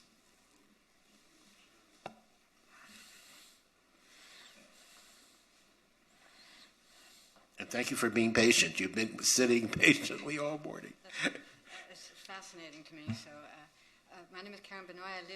I grew up in New Jersey, know all about Florida, grew up with Florida, with Miami Beach, with the romanticism of the historic district of Miami Beach, moved to Switzerland, bought a property at the Decoplage. Could you do something? We can't hear you. Oh. Okay, thanks. And okay. we won't hold it against you Right, that you were from New Jersey. Okay. No, but I grew up knowing about the historic district of Miami Beach and being fascinated by it and enjoying when I could come down here and see it. Moved to Europe, and then eventually was able to buy a property at the Decoplage, which I totally enjoy, this ambience in the historic district. And I know living in Europe, living in New Jersey, going to study in Arizona and everything, Miami Beach, the historic district has such a fascination for the world. And that's why they come here. And I'm married to an architect, so I totally understand the idea of why you would want to build a beautiful tower. But I think beautiful towers belong in certain places. And if you've got a designated district, then you should keep it a designated district, because that's what people treasure in a property, in a city. I've seen too many cities turn into Benidorm and just tall towers everywhere. And there's a good section for that in Brickell, a good section in that in many other places in Florida and Miami. But just consider that when you're thinking about the acceptance of this tower. So. Thank you very much. I don't see anyone else. Oh. Yeah, we have some speakers on Zoom. Can we take this lady first for a second? Hi. Hello, good morning. Good morning. Thank you for listening. I am the owner of the National Hotel. This is not about being the owner of the National Hotel that I am here right now. I am a very conservative woman, and I have the chance, and we all have the chance to live in a beautiful city that is known all around the world. And every time that I am in Europe, I am so happy to see how they are describing Miami Beach and how everybody wants to come and to see our beautiful city. So I am very appreciative of my neighbor because they are very, very professional, and I appreciate them very much. But, we are here to preserve our historical heritage. It's about DNA. It's not about money and profitability. And when you were asking why a 200-feet tower, it's about profitability. So I understand that, there is business people that are here to make money, but not in this designated historical district of Miami Beach. Please, I am asking you to reject the project. Thank you very much. Thank you very much. Debbie, can we take Tanya next? Yes, I see Tanya Butt on Zoom. Hi, Tanya. Do you swear that the testimony you're about to give is the truth, the whole truth, and nothing but the truth? Yes, I do. Thank you. Good morning. I would ask just a little bit of lenience. I'm feeling a little under the weather, which means that I can't do my rapid fire collection of thoughts the way I normally do. But I would just ask your forbearance for me to get my points out, but I will be as concise and quick as possible. I would like to state for the record, I am not here in any official capacity for any of the boards or organizations upon which I serve. I'm here as an almost 20-year resident and property owner in Miami Beach, and a passionate advocate for preserving and evolving what we have in a responsible way. I would like to compliment the owners of the proposed project. And as others have stated, I think this is a well-intended project, and the stewardship of the existing buildings has been excellent, and compliments for that. And to Kobe Karp, who did a really fantastic presentation. It's so interesting to see how much detail and thought goes into the explaining of projects when there is that opportunity. So I thank you all for that. I would like to I'm not going to rehash a lot of the points that have been made. I will say that there are many with which I agree. I think a really problematic issue, as has been addressed by several speakers before me, is the fact that when you are on the beach walk and on the beach and swimming even off the beach, you will see this tower in its current iteration, and that is not really a viable proposition in my view. Mayor Gilbert has talked at length about reimagining the ABCD and helping to incentivize different kinds of rehabilitation and new use, with the caveat that it will not affect the sightlines and the views from people who come here to enjoy those sightlines, those views, visit the living museum that is Miami Beach. And I use that phrase very carefully because it's not a museum that only pays homage to architectural styles of the past. It also embraces new architectural styles. And the thing that makes us so special is the ability to meld them together in some cases and have them be cheek by jowl to elevate the game of the entire area. You look at the 1111 Lincoln parking garage. That's one great example. This project could be a really cool project if the new tower proposed did not overshadow everything in its neighborhood. And to say that you can't see it from Lincoln Road is immaterial in my view. When you look at the GMCVB's website or anybody using Miami Beach to market their product or brand, one of the primary images that is used is that image of that stretch of historic architecture, the pristine sands, the Boucher brothers, chairs and umbrellas don't even make it into those photographs because it's such a stunning, iconic vista of what makes us special. The World Congress on Art Deco, which is a global organization, has had their biannual events here a couple of times, and in fact is coming here again in 2023 with all that that means for elevating our profile with tourists who appreciate what we have to offer. I think it would be really hard to explain why we're allowing a building of this magnitude smack in the heart of our historic protected district. It doesn't mean that a project like this couldn't work, but not at the size of which it's being proposed. I understand the economics of developing something like this, that it's a daunting task, but I also understand that there are enough questions about what is actually permissible that it should not be approved at this hearing until all those details are worked out, so that the best possible project to do the most good for the city of Miami Beach in general and for this district in particular, for the residents who choose to live here, and for the visitors who dream of coming here, can really get to experience the full majesty of what exists here without it starting to be chipped away by towers that are tremendously out of scale. So I'm happy to answer any questions of anybody at some future time, but I don't want to overstay my welcome. So I thank you for your forbearance. Thank you, Tanya, very much for your comments. Mr. Chair, our next speaker online is Julie Isaacson. Hi, Julie. Do you swear that the testimony you're about to give is the truth, the whole truth, and nothing but the truth? Good morning. Historic preservation. I do. Thank you. You have 3 minutes, although I think there's an echo on your end.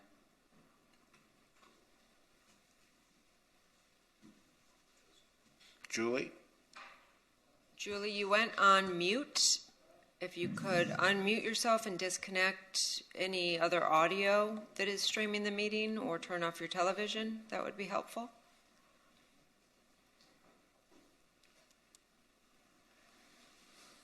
Okay, Mr. Chair, while we get Julie situated, can we take... Sorry about that. Are you back? Okay. I'm back. Julie, Good morning, make everybody. it quick, Julie. Okay, I will. I love the hotels. I've been living in Miami Beach for 29 years. I've been in the travel industry for 40 years. My primary clientele is luxury, media, and celebrity clientele. I love those two. I love all of the hotels that are in mention, of the Ritz-Carlton, the Sagamore, the National. I truly appreciate all of the owners giving great consideration to historic preservation and to appreciating the buildings that they have. And I want them to know how much I appreciate that. However, I completely am against the big tower for all of the reasons that everybody else has mentioned. I don't understand why a tower needs to be added in order to merge the hotels. I'm also against additional residences in that area because I feel that we have too many luxury residential towers that are not filled with residents. They have transient people that own properties all over the world. They're not here all the time, and we really don't need any more of that. I feel that we need more affordable housing and more workforce housing. And I also object to the environmental impact that this is going to have on our dunes. We're going to have construction going on there on a very delicate part of our environment, and it just makes absolutely no sense to me to have another tower and then to have construction and then to destroy the dunes, or I don't know if they'll destroy them, but they'll definitely impact them, and then add luxury residences that we don't need, and also destroying the postcard. And yes, to whoever said that previously, I do send postcards. So I object I don't object to the whole project, but I do object to the building of a new structure. Okay, thank you very much, Julie. Next. Our next speaker is Johan. Hi, Johan. Do you swear that the testimony you're about to give is the truth, the whole truth, and nothing but the truth? Hi, yes, I do. Thank you. Johan Moore, resident of Flamingo Park. I'm sorry I'm in two meetings at once. I hope this comment hasn't been made in support of the comment that we don't want canyons of towers. I want to remind us that our beach up to about 20th Street will soon be the donor beach for up beach replenishment. And having paced it off with my husband yesterday, I can confirm that down at about 8th Street, we will lose about a third of the width of our beach. I think we're happy to donate, but my point is, from the point of view of those on the beach, these towers will appear to loom even more. Thank you. Thank you very much. I see no more speakers on Zoom. Okay, so we're closing public comment. Moving on to board deliberation. Who would like to go first? I believe, Mr. Chairman, I think the applicant asked for a few minutes to rebut. Oh, okay. Sorry. Is he here? Yes. Sorry. Welcome back. Mr. Chair, yes, I would like to have some time for rebuttal. Sure. I know that we've had a very lengthy public comment, and we do have many questions, many answers to respond to. And I'm going to grab some boards as well. So give me a second. Good. Eagerly await your return.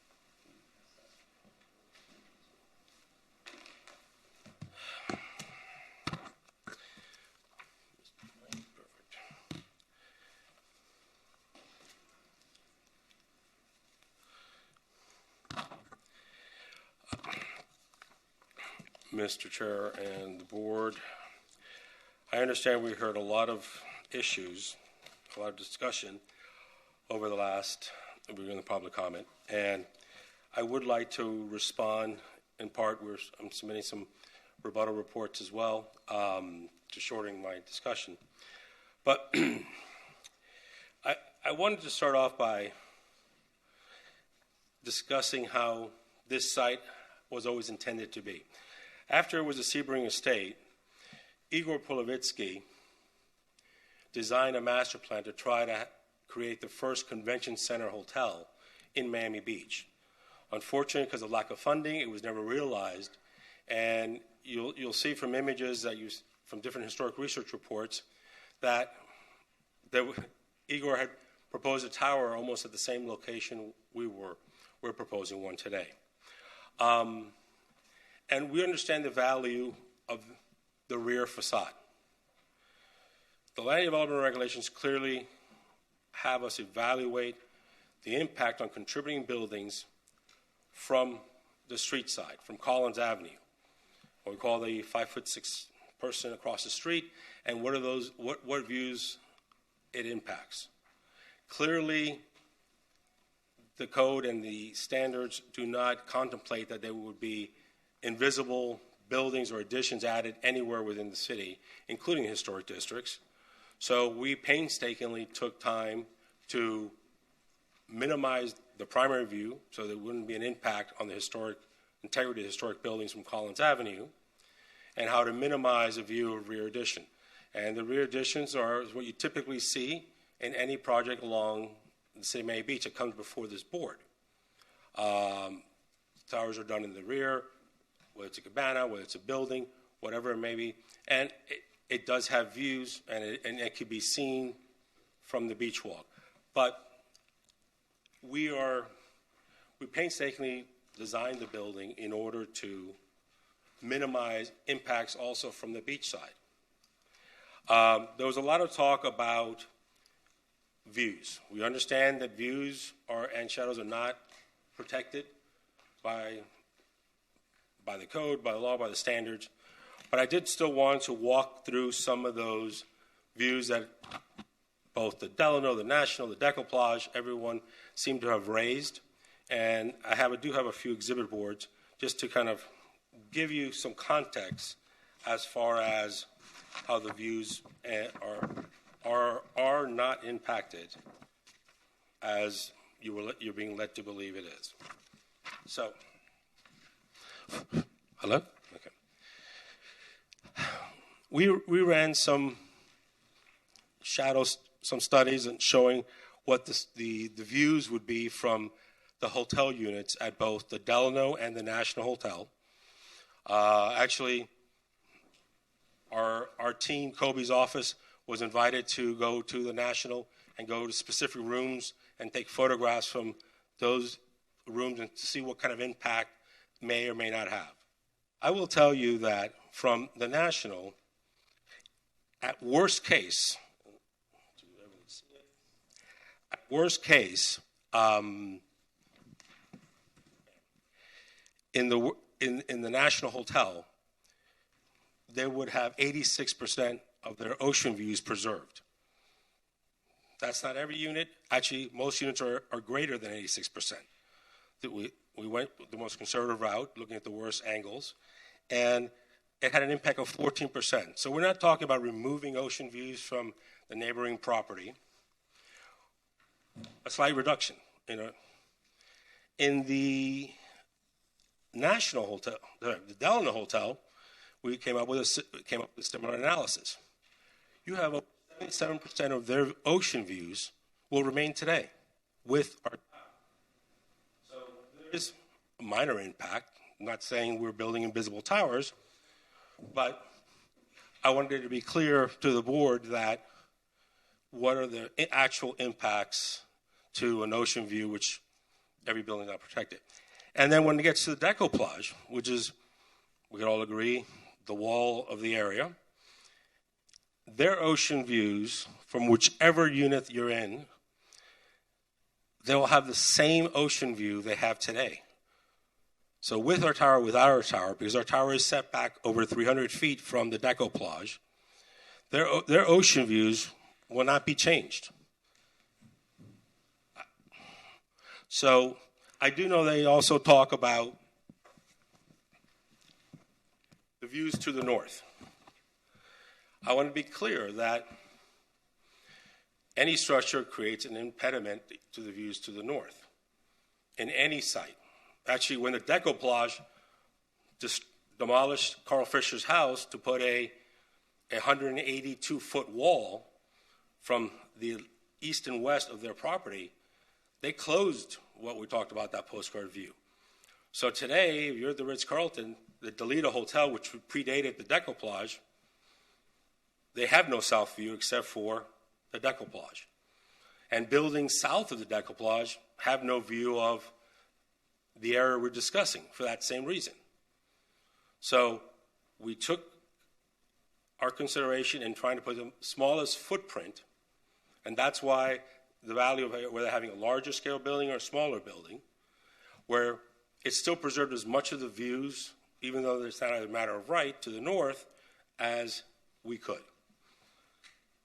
I also wanted to talk about the shadows. There's been a concern about the impacts of shadows.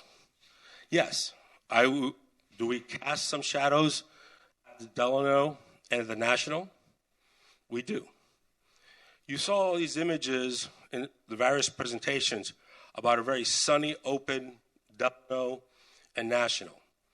Well, they used their historic postcards back in the day when all those areas were open and it was a very sun-drenched backyard.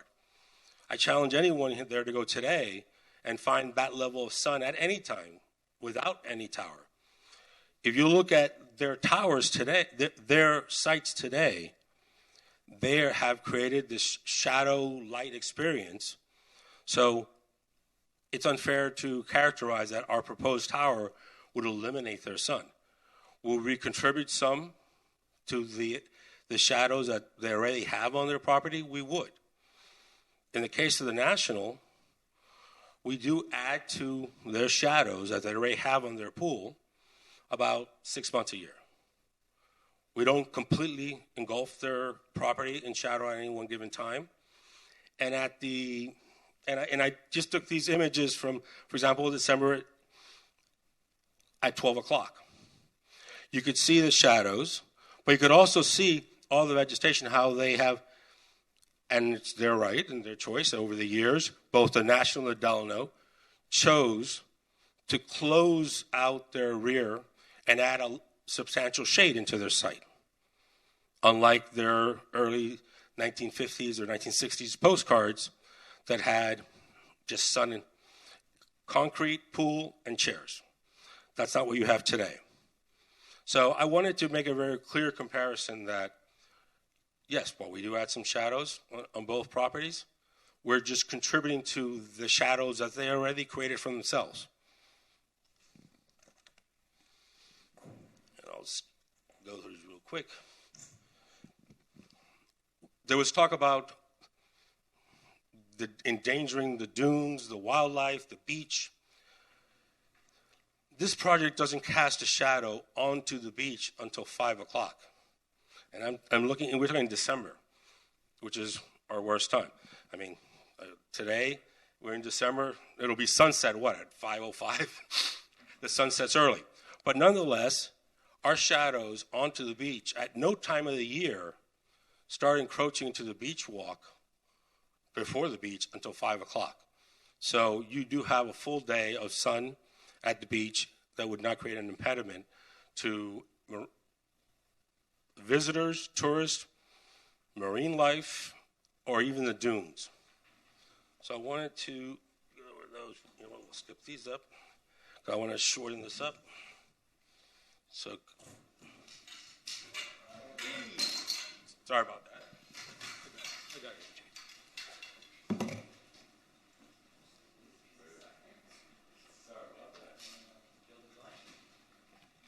Yes, it's not my intent to try to kill my client, so I apologize for that. But, so, I mean, there's a lot of discussion about this postcard view. And you've heard backward and forward, the postcard view continues to change, whether it's from the ocean, whether from Collins. The issue of the postcard view in most of your postcards, and even discussions with stakeholders, the postcard view originated from what you would see from Collins, from the New Orleans Symphony, if you're at their outside terrace, looking back at the properties. And I submit to you that everyone has said one thing. The Ritz Plaza, the Delano, the National, that's your postcard view. The Ritz-Carlton as a box at 154 feet has always served as your frame, your southern frame of your postcard view. And by adding a 200-foot tower primarily behind that and Sagamore, you're not eliminating or negatively taking away that postcard view that you have today. So I think that should be noted.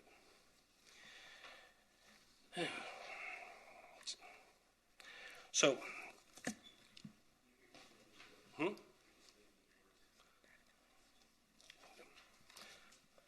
I'm sorry. I wanted to, and to restate, there were quotes about Roy France, how it's about light and air.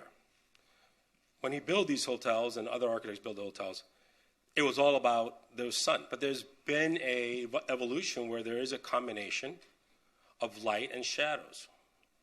As I had said, when you go to either the Delano or the Sagamore, the Delano or the National, you do find a lot of overbearing shadows right now at noon in December. I wanted to be clear on a couple other points, and then I'm going to have Kobe answer a few things. You had a lot of zoning issues thrown at you. It's crystal clear, and you could ask your own staff, that this application has been evaluated, and if it was in violation, in their opinion, under their review of FAR issues, over FAR, we couldn't go forward. If there were setback issues, and they did catch that there was some minor dune overlay in the rear setback issues where the pool encroaches.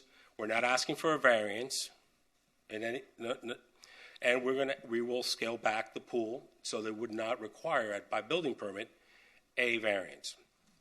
But outside that, you have a whole laundry of zoning questions that some of the opposition has thrown out to try to cloud the issues and bring it into maybe the jurisdiction of another board. But I wanted to be clear that your staff has certified that this application is properly before you today. And you heard from Tom Mooney. Now you saw comments about other projects in the area. Yes, the Raleigh, this board approved last year, was an approved project, and the references to a shore club. I assume that's a project that's going to be heard by this board maybe in the future sometime, but shouldn't be a part of the consideration of what's here before today.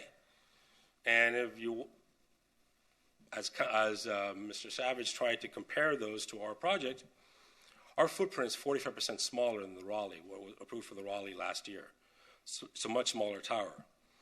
And what's being proposed by Shore Club, what I've seen from the submittals, is over 234% larger. We're not talking about the Shore Club. That's not. I understand that, but Paul Savage provided rebuttal opposition documents dealing with the Shore Club, so he opened the door. Otherwise, I would have not brought it up. That's not before us. So. I understand, but since you have one part of the record, I want to be clear on the rest. But I also want to, for the record,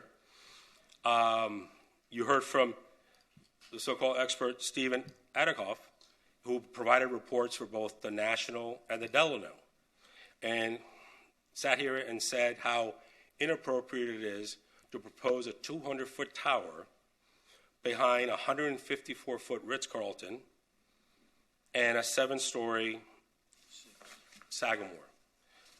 But at the same time, he's providing reports that it's appropriate to build a 200-foot tower substantially larger than what we're proposing behind a 3-story Shore Club.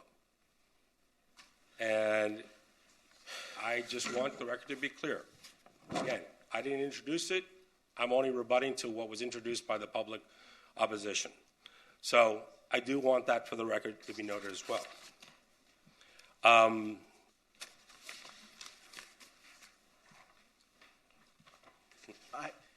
given past issues in dealing with these issues, We have to do. Could I object? I just need to put it on We the have to do record. one. Let him finish, and then Okay. you can object. One at a time, or else there'll be chaos. I won't have that. So, thank you. Sorry. At this point, I'd like to have Kobe just walk you through the renderings that you saw from the opposition. You're going to show us renderings from the. We're going to show you how they're incorrect, and how, when you look at their reports, they're showing you what impact our proposed tower has on the neighboring properties. Can we speed this up, please? Yes, sir. And we'll have them up right now while Kobe's getting the boards.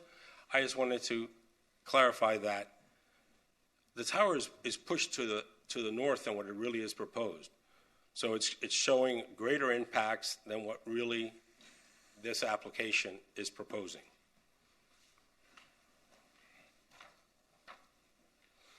You got the mic?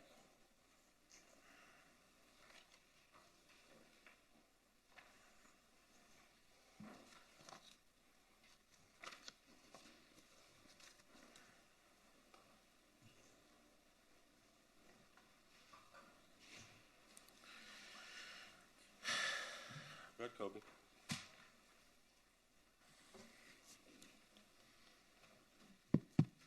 So these are images which show, and you can have them, but basically the landscaping and the building obviously is being photoshopped, but that's okay.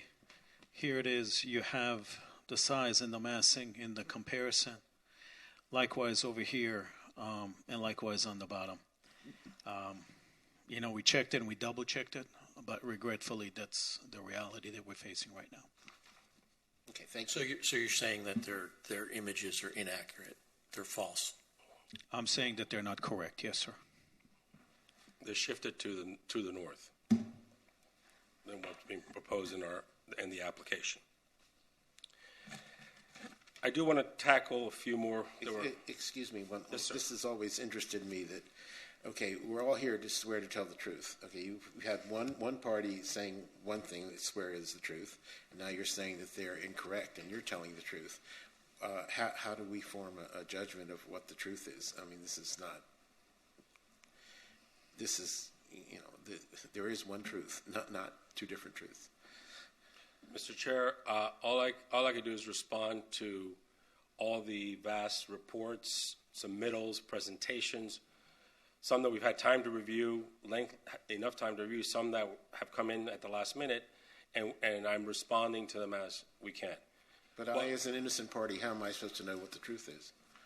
If you're totally conflicting with saying the first party's images are wrong, and then they say your images are wrong. They're both fingers in the sky as far as I'm concerned. So, I want to know what the truth is. Well, we're representing that our plans are accurate. There are CAD drawings. We've reviewed them. We've reviewed them with staff, and we provided the distances from the different points, the actual distances. So it's clear that we're actually, for example, with the Sagamore, we're opening up more of a view corridor. Yeah, you said that. I just throwing that out as a question. And you can please move on. Thanks. I will. I just have a few more points of the things that were raised. I've already addressed all these zoning theories that have been, but I'm not going to belabor. I'm going to let the planning director answer those at whatever he feels is the appropriate time. And I will say that I did want to make a comment that some of the public comments from residents from the Decoplage, they have submitted reports to you. They live on the south side, so they're not directly impacted, and they're not, as far as the testimony they gave, they're not here on behalf of anyone but themselves. They're not registered to speak on behalf of the building or other individuals, as far as I'm aware of. I will then go over a few more points, and then I'll end it. As far as the Decoplage, the parking analysis is correct, has been submitted as part of the record. There's no issue with the parking. The Ritz-Carlton today has surplus parking above what is required by the code. Now, could at some operational times, at large events, Basel, there be a demand on the parking? There may be. That's an operational discussion that each property needs to address. But as far as required parking, we have the required parking, and the site has the required legal parking needed with fine. conversion. The loading, we're not intensifying the site. So the loading that we create, there was a complaint about loading by the decoupage attorney, just making it clear that the street was reconformed back in 2000. How can you say you're not intensifying?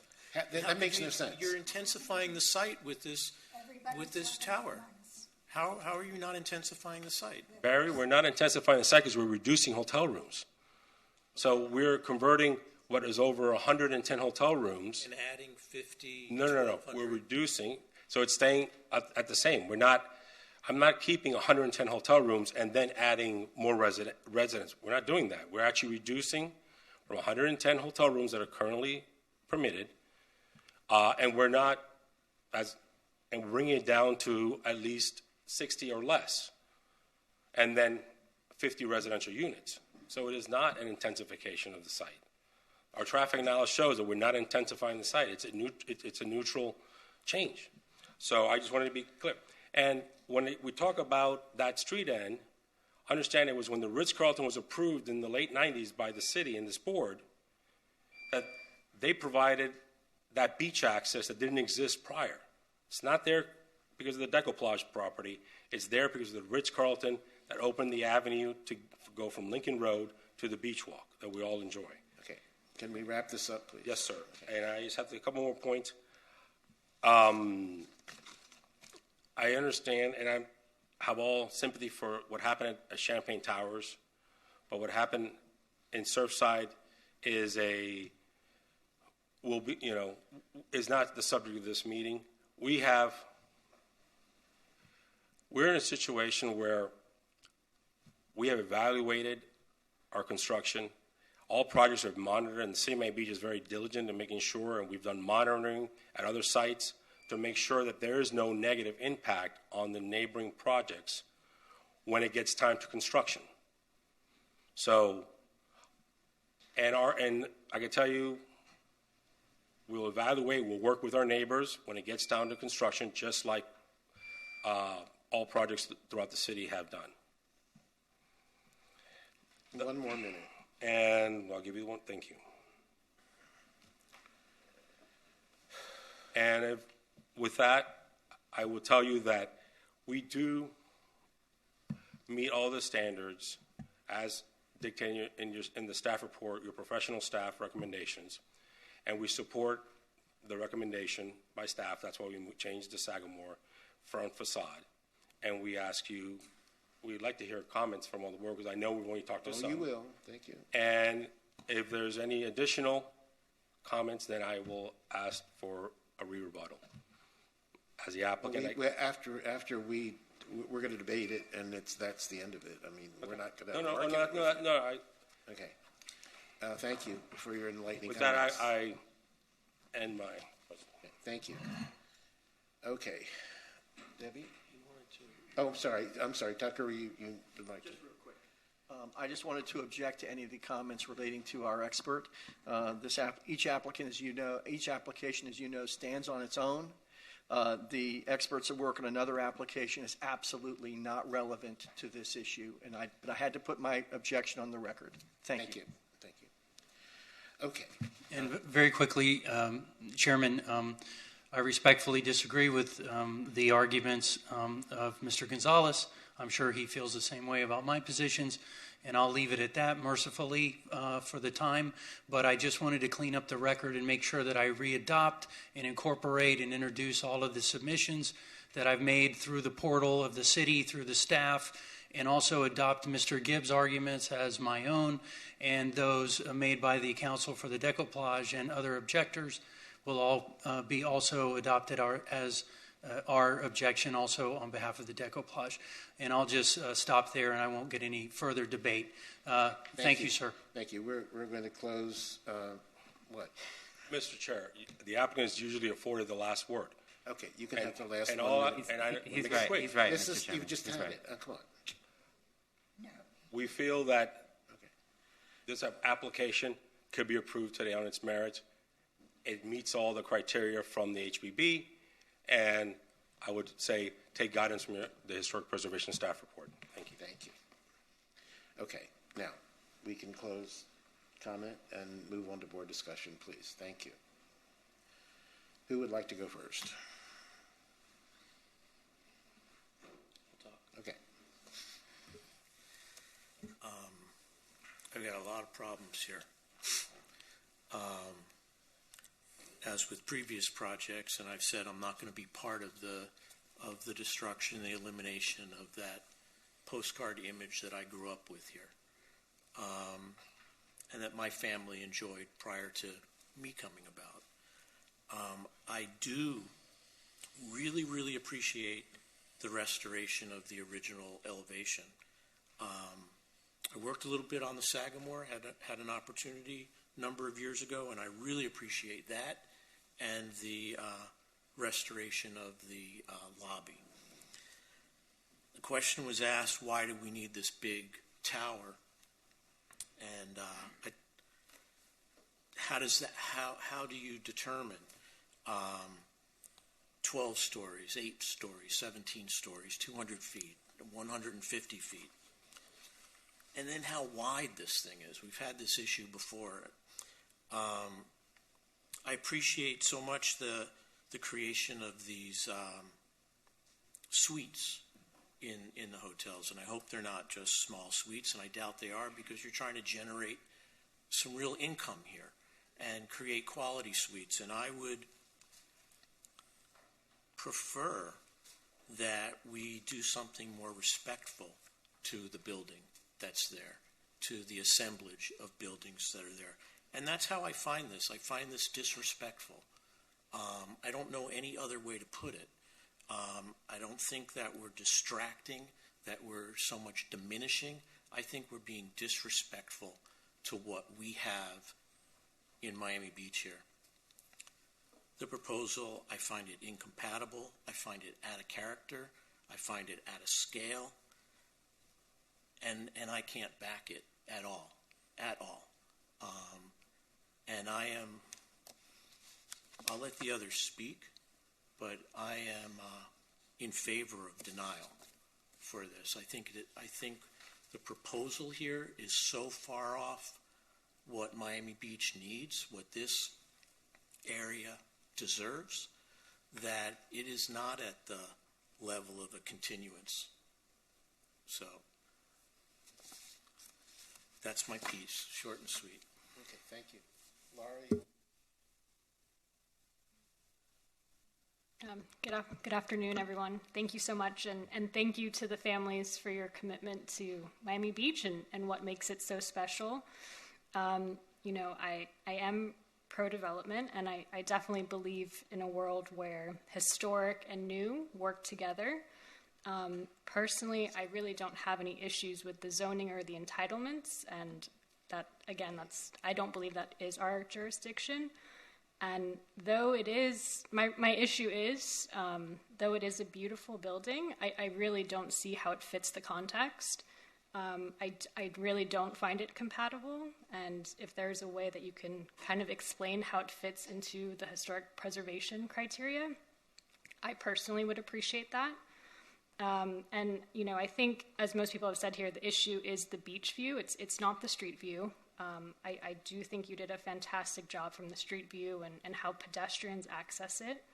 I personally am all for extending the life and vibrancy of our historic resources. And I just, in the GT memo, just to provide some, constructive criticism, when you're on compliance with COA criteria, section C, it states the proposed structure and or additions to an existing structure are appropriate and compatible with the environment and adjacent structures and enhance the appearance of the surrounding properties or the purposes for which the district was created. And I really don't think that's satisfied here. I think it could be in the future. I'm not saying that I would totally deny the application, but I don't think that the building as designed meets that criteria.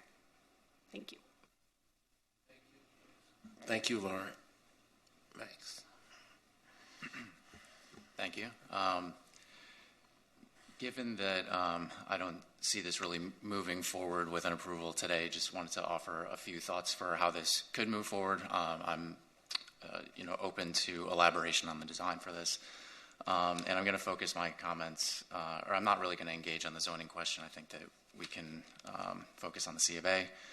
And if the zoning interpretation changes the requirements or constraints of the design, we would revisit it then. So with respect to the Sagamore, I understand the strategy of wanting to revert back to the original facade since that was successful up the street, right, with the Richmond and South Seas. But I would appreciate hearing perspectives for anyone on the board that's willing to engage on this idea. But in thinking about whether the addition has acquired significance in itself, and if there are some levers here where if the size of the new tower is being driven at all by the cost of restoration for the Sagamore because you're removing the additions, if that might be something you can consider with offsetting and changing the scale of the tower. And also just, not to add additional, trips on the ideological merry-go-round on this, but just for thinking about how the board has treated the Grossman additions, in other hotels. Are we, do we have any thoughts about changing that legacy in terms of the preservation mandate that we have? A few of the points, I guess, they'll be at various scales in terms of what people think are the important facets of this. But given that this is an opportunity to speak about it, I'll mention kind of a few different things. So there wasn't a lot in the presentation about the elimination of the basement. I think that's a good decision. I was wondering about leaving the electrical equipment in the crawl space. The letter of intent talks about it not being feasible to move, but interested what the criteria were for that decision, and what are the resilience trade-offs, risks of leaving the equipment down there versus if it was at all possible to move that, and what the impact would be on the design.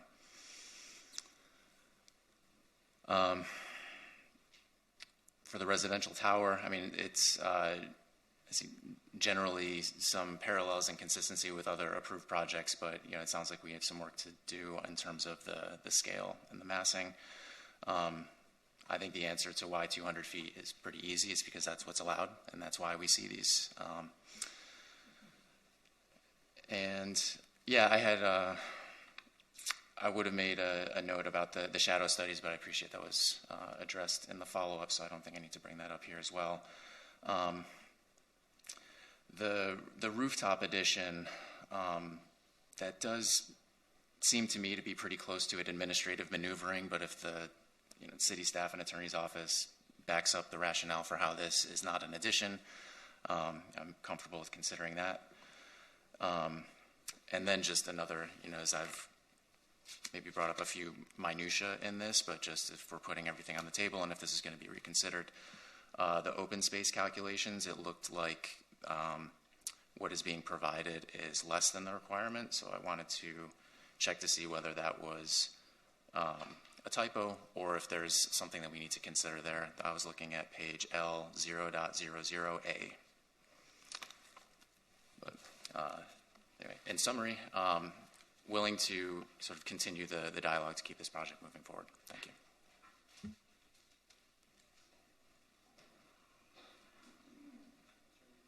My microphone. It's on? Yes. I have a question to ask first, and it has little to do with anything except information that I need as I then discuss.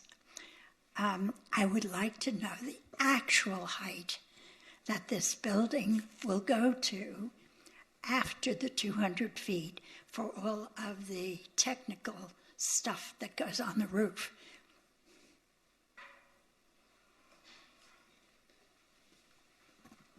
Hi, number one, thank you all for your comments.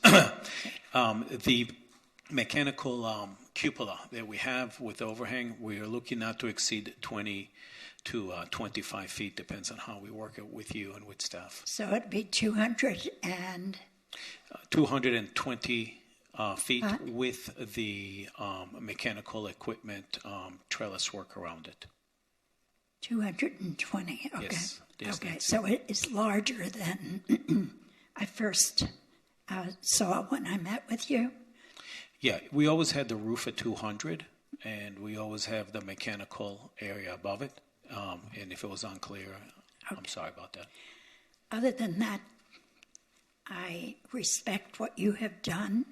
I'm sorry that you have to go through this, but I think you should have known it was coming because it became a big city issue, unfortunately. And I know that you can do better. So I am hoping that you will be able to look back with our group, our committee, and find a better way. You know that when I met with you, I said, you'll never make it with this large building. It doesn't belong there. I had always thought, and I still think, and I've been doing it, thinking for the past 40 years, that it's really not what the height is supposed to be. It's really the compatibility, and I believe I discussed that with you too, that these, in a historic district, the two, I'm sorry, but I'm going to compliment the two architects who talked about compatibility. They were right on target. I only wish they worked for us sometime or other, because they told it exactly the way it is. And that needs to be looked at. I don't want to see you just go away today and say goodbye, because I know you'll come back and you'll do something else. But this project, this area of Miami Beach needs your direction to do something. So as far as your building, it's a sad stepsister to what could have been a wonderful addition to where you're working. But it's not. It's just, I mean, every picture that they saw, I'm tired of looking at them. This big hulk is standing in the way. So I don't want to see you throw this out the door. I don't know if everybody else here thinks that way, but I hope not. And I would just ask you to think about how to improve this. That big hulk in the middle just can't survive the way it is. Thank you for your comments, Nancy, and I'll be honored to implement yours and the other people's comments. Thank you so much. Thank you, Kobe. Thank you, Alfredo. Kirk? So just some my comments in no particular order. First of all, you know, it's wonderful to have the families here that have been maintaining these properties. This block really has been a celebration of you know, the allure of our city, and there's a lot to consider.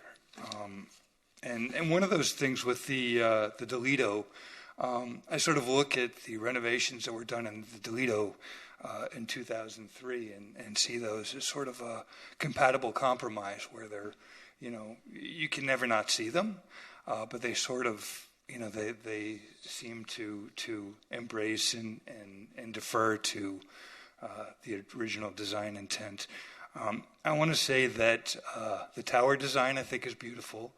I also want to mention the Sagamore facade. It's interesting because I think it was maybe 5 years ago or so we had a proposal in front of us to remove the knee wall, right, in the Sagamore. And at that time, I'd actually discussed with Mr. Ciraldo from MDPL, wouldn't it be great if the original facade for the Sagamore could be brought back? I think, that is really nice. At the same time, I think I want to start with the text amendment because it wasn't that long ago that the zoning was changed, that many of us on this board participated, were a part of that early discussion. And as I recall it, and I think it's important moving forward when you set the tone for how those sort of dialogues are going to translate into code and to the future of our city and what it's going to look like. There was a public benefit that was discussed relative to the Raleigh at that time, and the state that it was in, and it being maintained as a hotel use. I'm not seeing in this instance. I am seeing benefits, right? I'm seeing a nicely designed tower. I'm seeing the facade renovations of the Sagamore, but I'm having a hard time as seeing that value that it balances with a lot of issues I'm having with the project, and I just want to go over those. And they've all been stated by during the public comment, and I appreciate everyone that came in. I do want to touch on the parking because I don't think that was really. We had the representative from the Decaplage that mentioned that, and obviously, there's a concern with the functionality of that district, and it wasn't really explained to me how that happened, how you get a pretty substantial size residential building with no parking and zoning wise, how that actually comes to be. Could I ask that question? Yeah, they do have parking. And according to their parking calculations, which we have reviewed, they satisfy the parking requirements. So they're reducing the number of hotel units. The existing contributing buildings do not have a parking requirement. The new tower will, and they have ample spaces allocated for the new construction. Got it. So they're applying spaces that had been used for the hotel functions towards residential functions, presumably.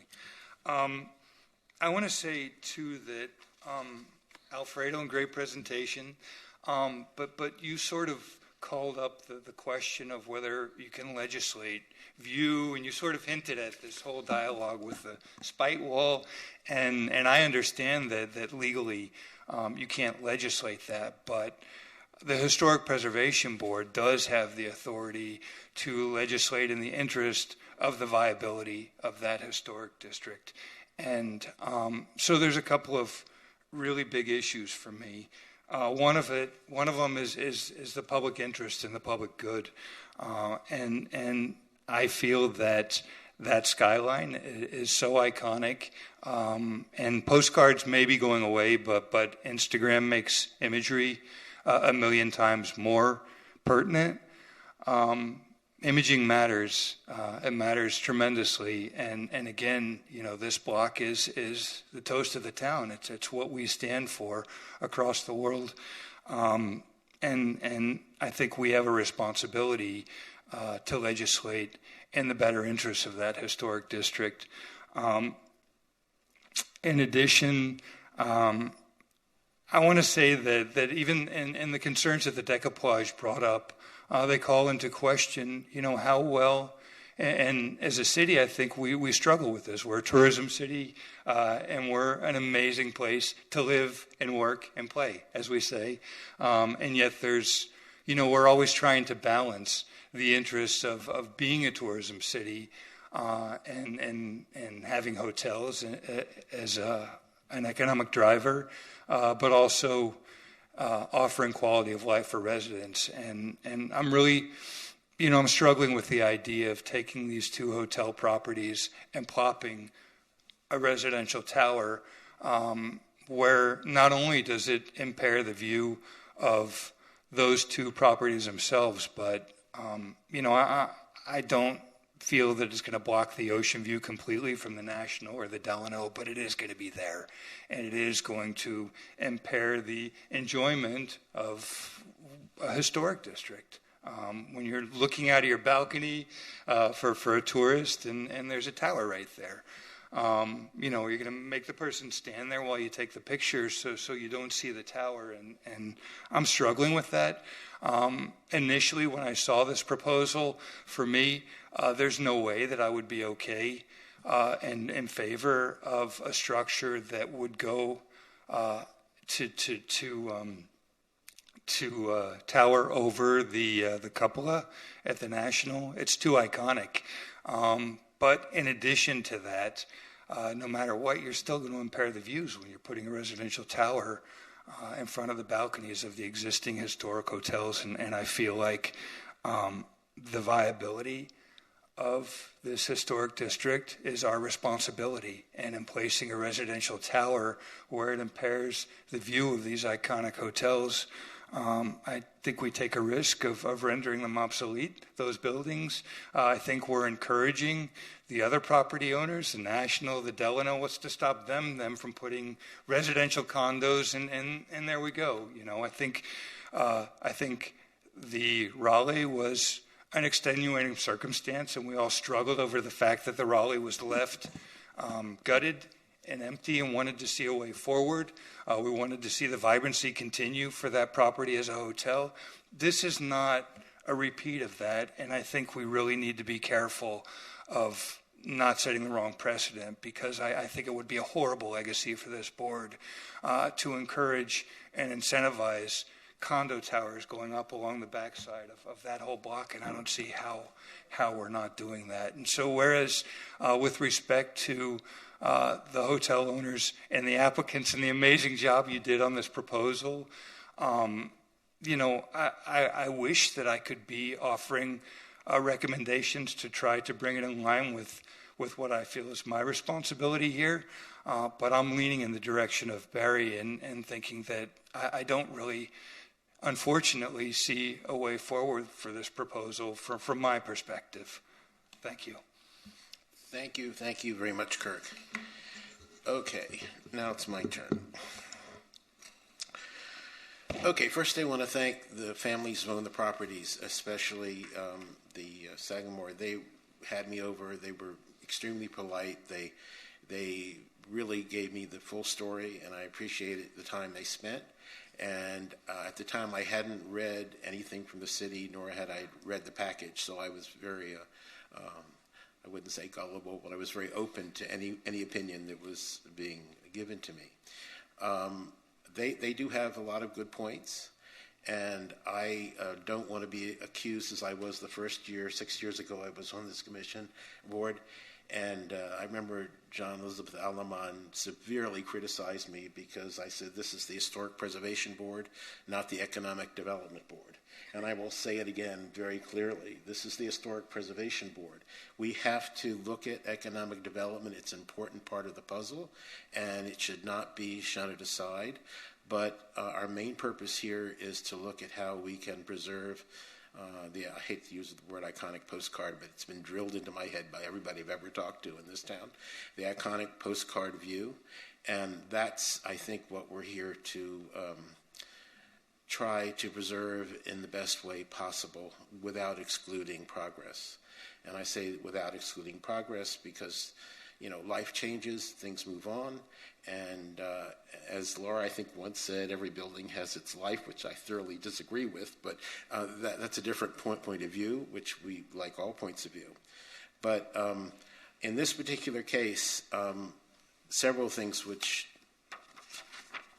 developed my attitude on this was this little drawing submitted by the architects, that there's a 1, a 3, a 3, a 9, a 7, 11, and a story building all around this proposed tower, which will be at least 17 stories or 225 feet, as was just stated by the architect. I just think it's out of place. I give great kudos to what you have done in the existing buildings and what you propose to do. That is historic preservation. We have to come to some agreement here eventually, after I'm gone, as to what constitutes economic development versus the historic buildings that are already there. That's the key problem here. and it will be brought up again and again and again. And I think that's not a decision for us to make. We have to look at historic preservation first. And getting back to the comments, I think this particular tower, I love this phrase, is a disengaged crystalline tower. That kind of says it all. It's not engaged to anything around it. The materials are in complete opposition to what's around it. And it's another finger poking into the sky, which I just can't go along with, period. In the future, perhaps another board can maybe talk about lowering it or to a compatible height with the buildings around it, the historic buildings. They would maybe no higher than what is there, although that has objections too. But there's an issue of scale here. That's number one thing for me. I can't get by that.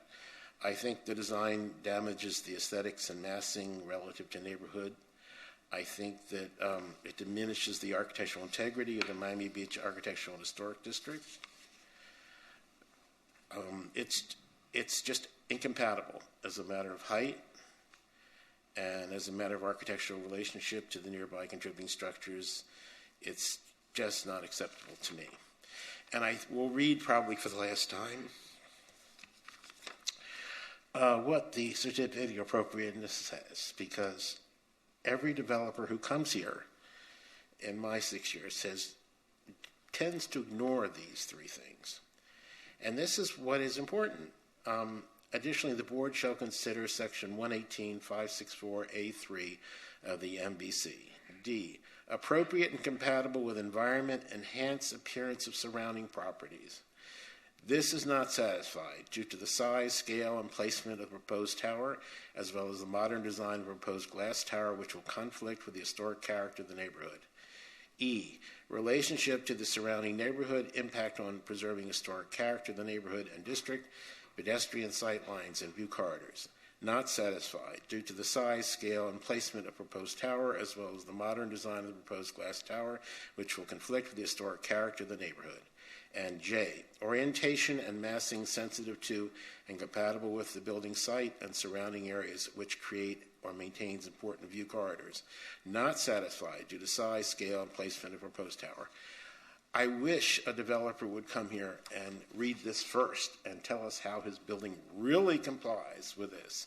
They never, in 6 years, I have never had a successful developer do this first. It's always what I can do, what's for my benefit, what's for my building, what I want. It's not what individual people want, it's what's for the benefit of the community. So therefore, I join Barry. It's a big no, and I'm not sorry to vote no on it in its entirety. Thank you. Mr. Chair, I know there were a lot of questions asked, and I don't. Well, we did close public comment, and we do have a full agenda this afternoon. I just want to make a request from the applicant. You had a lot of questions. I'm not answering the questions. I know that this project has taken a lot of time. I will request this board to continue this application and allow us the time, as any other applicant. We continued it last month because we wanted the opportunity to start talking to the neighbors because of time we were not able to. We heard for the first time many of the board comments and allow us the opportunity to take those comments and work and potentially bring back something that this board could review and answer every question. So I think we have something before us now which we should deal with. Thank you. And you don't have a full board.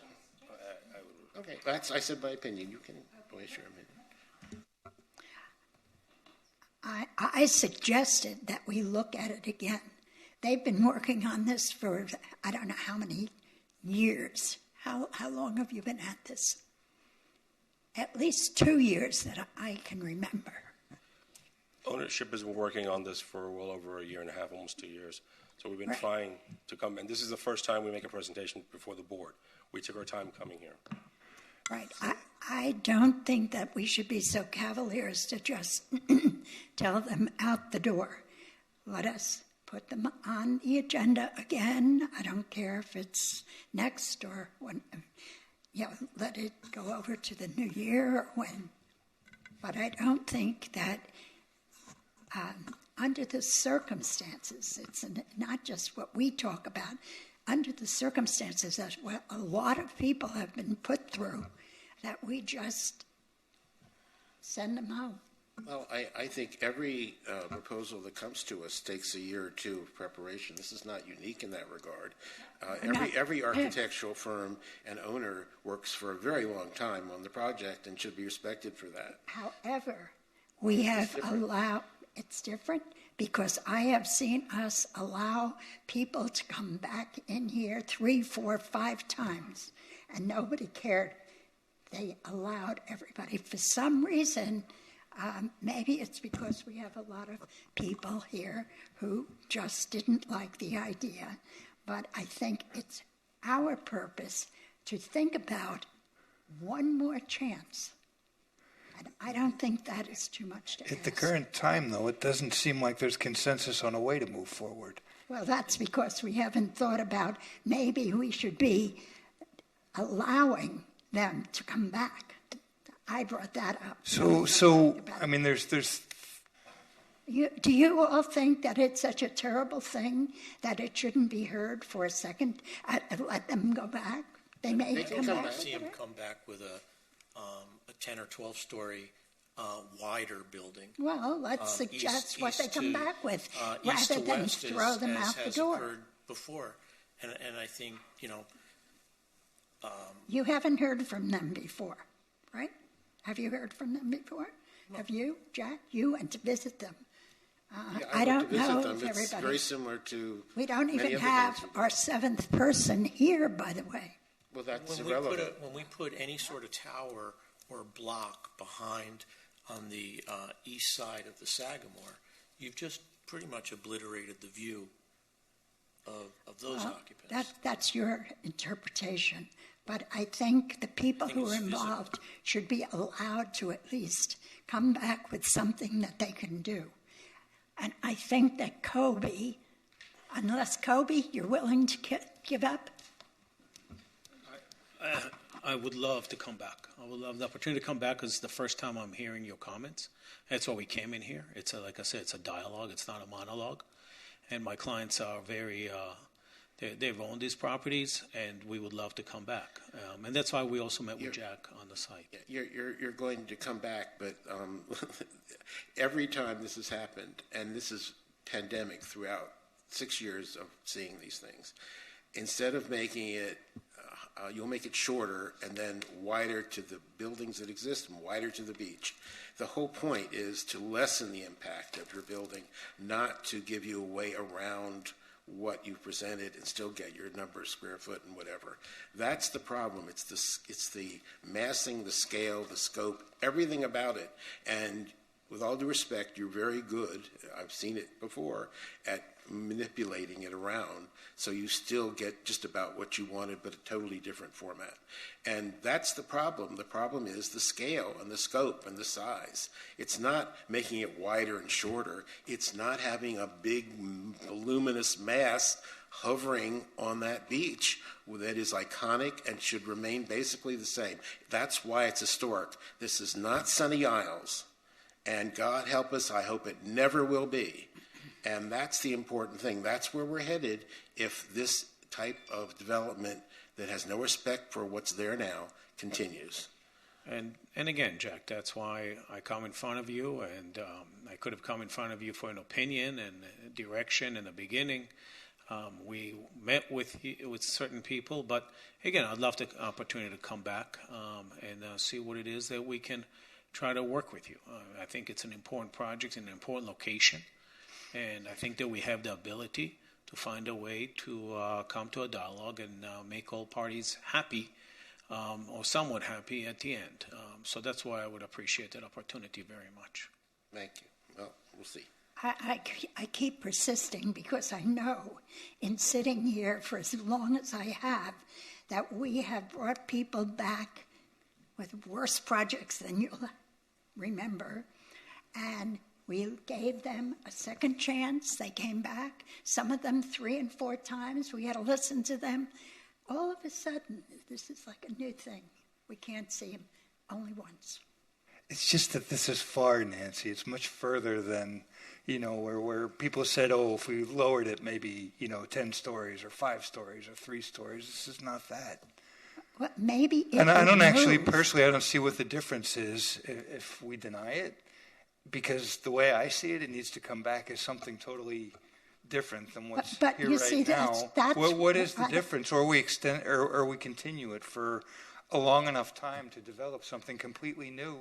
What's the difference? I am not asking you to do anything. You're all injecting what you think might happen. I think it is worth the time to bring them. We spent a whole day on this. This is 1:30 in the afternoon. This is the most important property on that whole area. It should be discussed at great But length. it was discussed, but it was discussed in one day without any thought that maybe it could We're become talking about a this better project. I'm sure if they have a change of heart, they can propose something else. Yeah. But that's not going to happen today, and it's not going to happen next month. We're talking about a major redo. Well, exactly. Whatever But it is. we're voting on this. That's the issue. Is somebody going to make a motion here? Well, I just want to say I think that the for me and for some of what I hear on the board, the direction to make this work is so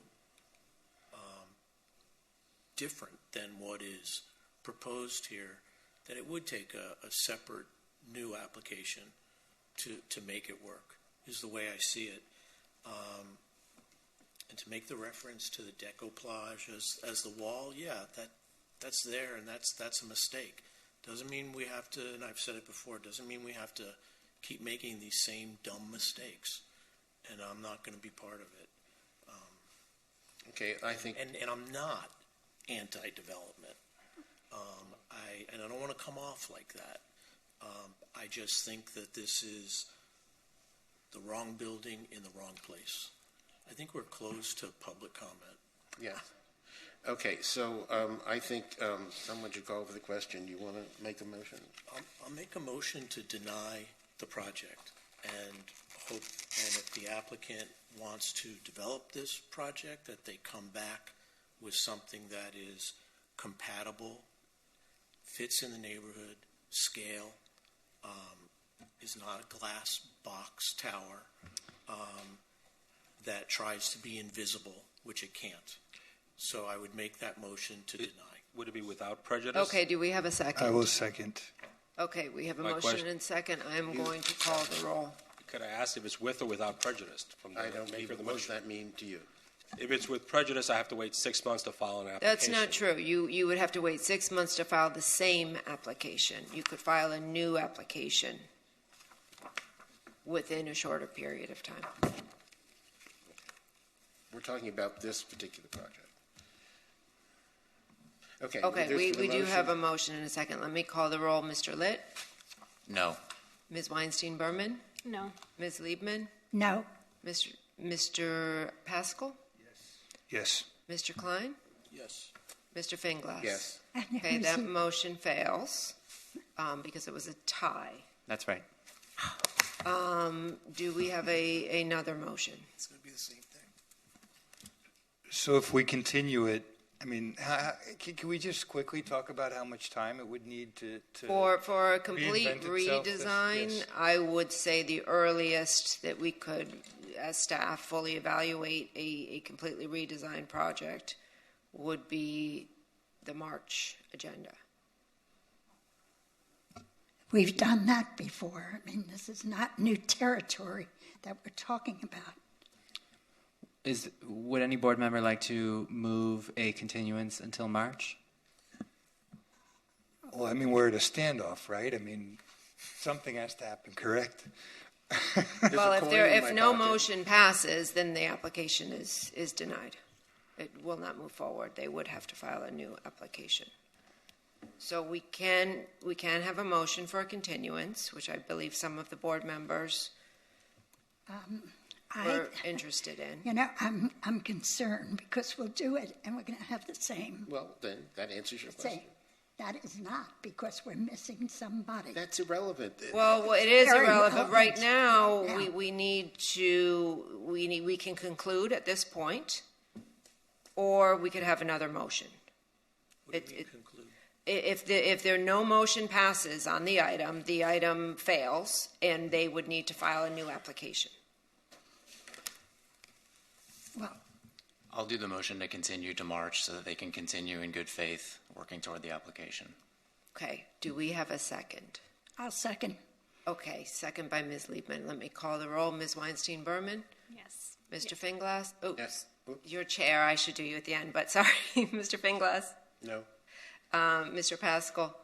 No. Mr. Klein? No. Ms. Liebman? Yes. Mr. Yes. Litt? Yes. Okay, so that also fails because that was a 3-3. And unless we have another motion or someone wants to reconsider one of the previous votes, then we can conclude. Is it out And of... the applicant may file a new application and be brought back to this board. Is it out of order to continue this till our next meeting, which is That you could make that January? motion. You may want to discuss it with your fellow board members because based on the previous two motions, it doesn't look like you had the votes. But that is a motion you can make. Well, it seems to me that if we have 7 people should be voting on this. No, and just that's because, not the way it works, Well, Nancy. it may not work for you, Jack, but it works for me. So I would like to make It's the not motion. Robert's Rules of Order. Well, I want to make the argument that I really don't think that's fair to everyone in the public that has to come and call in and spend the whole day to speak on something, just to punt it down for But another month. was that a motion, Ms. Liebman? Yes. Okay. We have a motion to continue it to the January 11th meeting. Do we have a second? What would they present? Same thing? We would have 7 people here. Oh, so you're trying to stack the deck. I don't see a second. I have no idea how he votes. Ms. Liebman, I don't see a second to your motion, so that motion fails due to lack of second.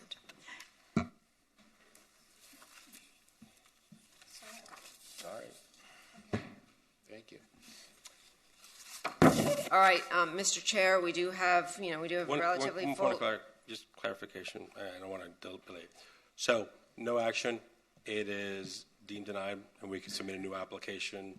Yes, please contact me. I'd be more than happy to meet with you and your team to discuss. We will prepare our new application. Thank you very much, and happy holidays.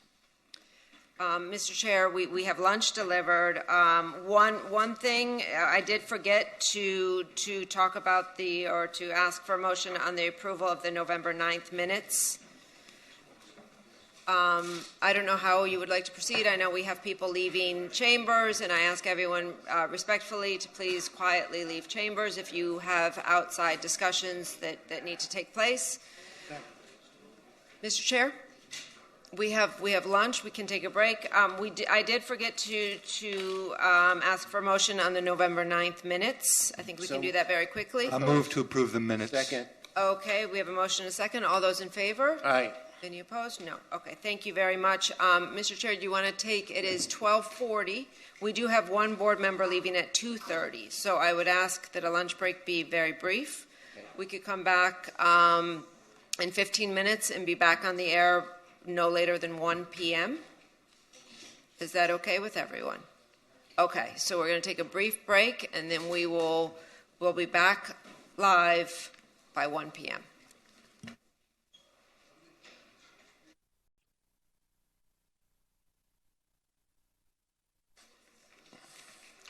Good afternoon, and welcome to the afternoon session of the Miami Beach Historic Preservation Board. We're ready to move on to our second item. Debbie? Yeah, before we start the second item, Mr. Chair and members of the board, I need some clarification on the previous application that failed due to a lack of an approved motion. I would like to have the board clarify on the record that was without prejudice so that the applicant can come back and submit something to the city for consideration within the next 6 months. Something entirely new. Correct. So From the what do you need direction us of to this do? board. To make a motion to clarify? To clarify that Make a motion to clarify that the last failure to come up with was without motion prejudice. was without prejudice. I'll second that. Okay, all those in favor? Any opposed to that? Okay. So that was clarified that it was without prejudice. Well, the direction was not to bring back the same project. No. But you we may clarified file. a new project. Listen to the motion. The motion was a Well, new it's- project. it's with- Not the same project. The prejudice is either with prejudice or without prejudice. So this does give the applicant the ability to file any application. Even refile. However, I think it was clear that that was not the direction of this board. Okay. So, and the board clarified you are without prejudice. So we just voted on that. And Sorry. okay, thank you, Alfredo. Thank you. Sorry for the confusion. Okay, Mr. Chair, we are moving on to our next application. The next application is HPB 210472, 915 Washington Avenue. An application has been filed requesting a certificate of appropriateness for modifications to the second-level roof deck, including the construction of 2 additions and the installation of a retractable canopy structure. This application was partially approved at the October 12th meeting, including the rooftop additions, and the request for the rooftop canopy was continued to today. Since that time, the applicant has submitted revised plans that include an approximately 4-foot reduction in height of a 9-foot 2-inch deep portion of the canopy that is adjacent to the western roof deck edge. Staff believes that this is an improvement over the previous design. However, staff remains concerned with the impact this canopy structure will have on the 3 contributing facades at the ground level. So staff is recommending approval with the elimination of the lower height portion of the canopy that is within 9 foot 2 inches of the westernmost deck edge. Thank you, Jake. Is the applicant ready to present? Good afternoon, everybody. Graham Penn, Burkow, Riddell, Fernandez, Larkin. Happiness, 200 South Biscayne Boulevard. Mr. Chairman, we're going to need about 45 minutes for this presentation. 45 no, I'm just kidding. You like to live dangerously. Didn't everyone else this morning get that much time? No, just kidding. I have a couple folks that need to be sworn in. 4 or 5. You have 4 or 5 minutes. If you guys weren't here for the swearing in, could you? And anyone else in the room who has not been sworn in yet, who intends to testify today, please raise your right hands. Do you swear or affirm that the testimony you'll give today is the truth, the whole truth, and nothing but the truth? Thank you. Thank you. Okay. Again, I'm joined by Sean Saladino, who I'm going to get up here to talk as soon as I can. Greg Iannacone, the owner, and Sven Votland, representing the Moxie as well. So if we could get our slides, I'll get us to the meat of it. As Jake reminded you, we had 2 elements to this application. The addition was approved in October, and we've made significant modifications to the second element, which is the retractable canopy request. We have, in the interim, we've also met with the Flamingo Park Neighborhood Association, which gave us a rousing no objection, which I think is their highest compliment you can get. So we think we've gone very far in improving this. We think it looks great now, and next slide. This just reminds us again where we are, north of 9th Street on the east side of Washington. Across the street from us, unlike other areas of Washington, we have 100% commercial development. We've got the Astor and the Chelsea, the large Bank of America, and then there's a city parking lot. Next slide. This is a view across the street, looking directly at the restaurant, the Serena restaurant, which I'm not going to go through how wonderful it is, but we learned that last time. It's been a first-class addition to the city and to Washington Avenue especially, and I want to call your attention to that black roof element, because that's one of the things that's changing in this application. That is being proposed to be completely removed. That was installed at the original construction. And that was one of the concerns that staff had about the kind of layered layers of canopy. That is going to be completely gone if this application is approved. Next slide. Next.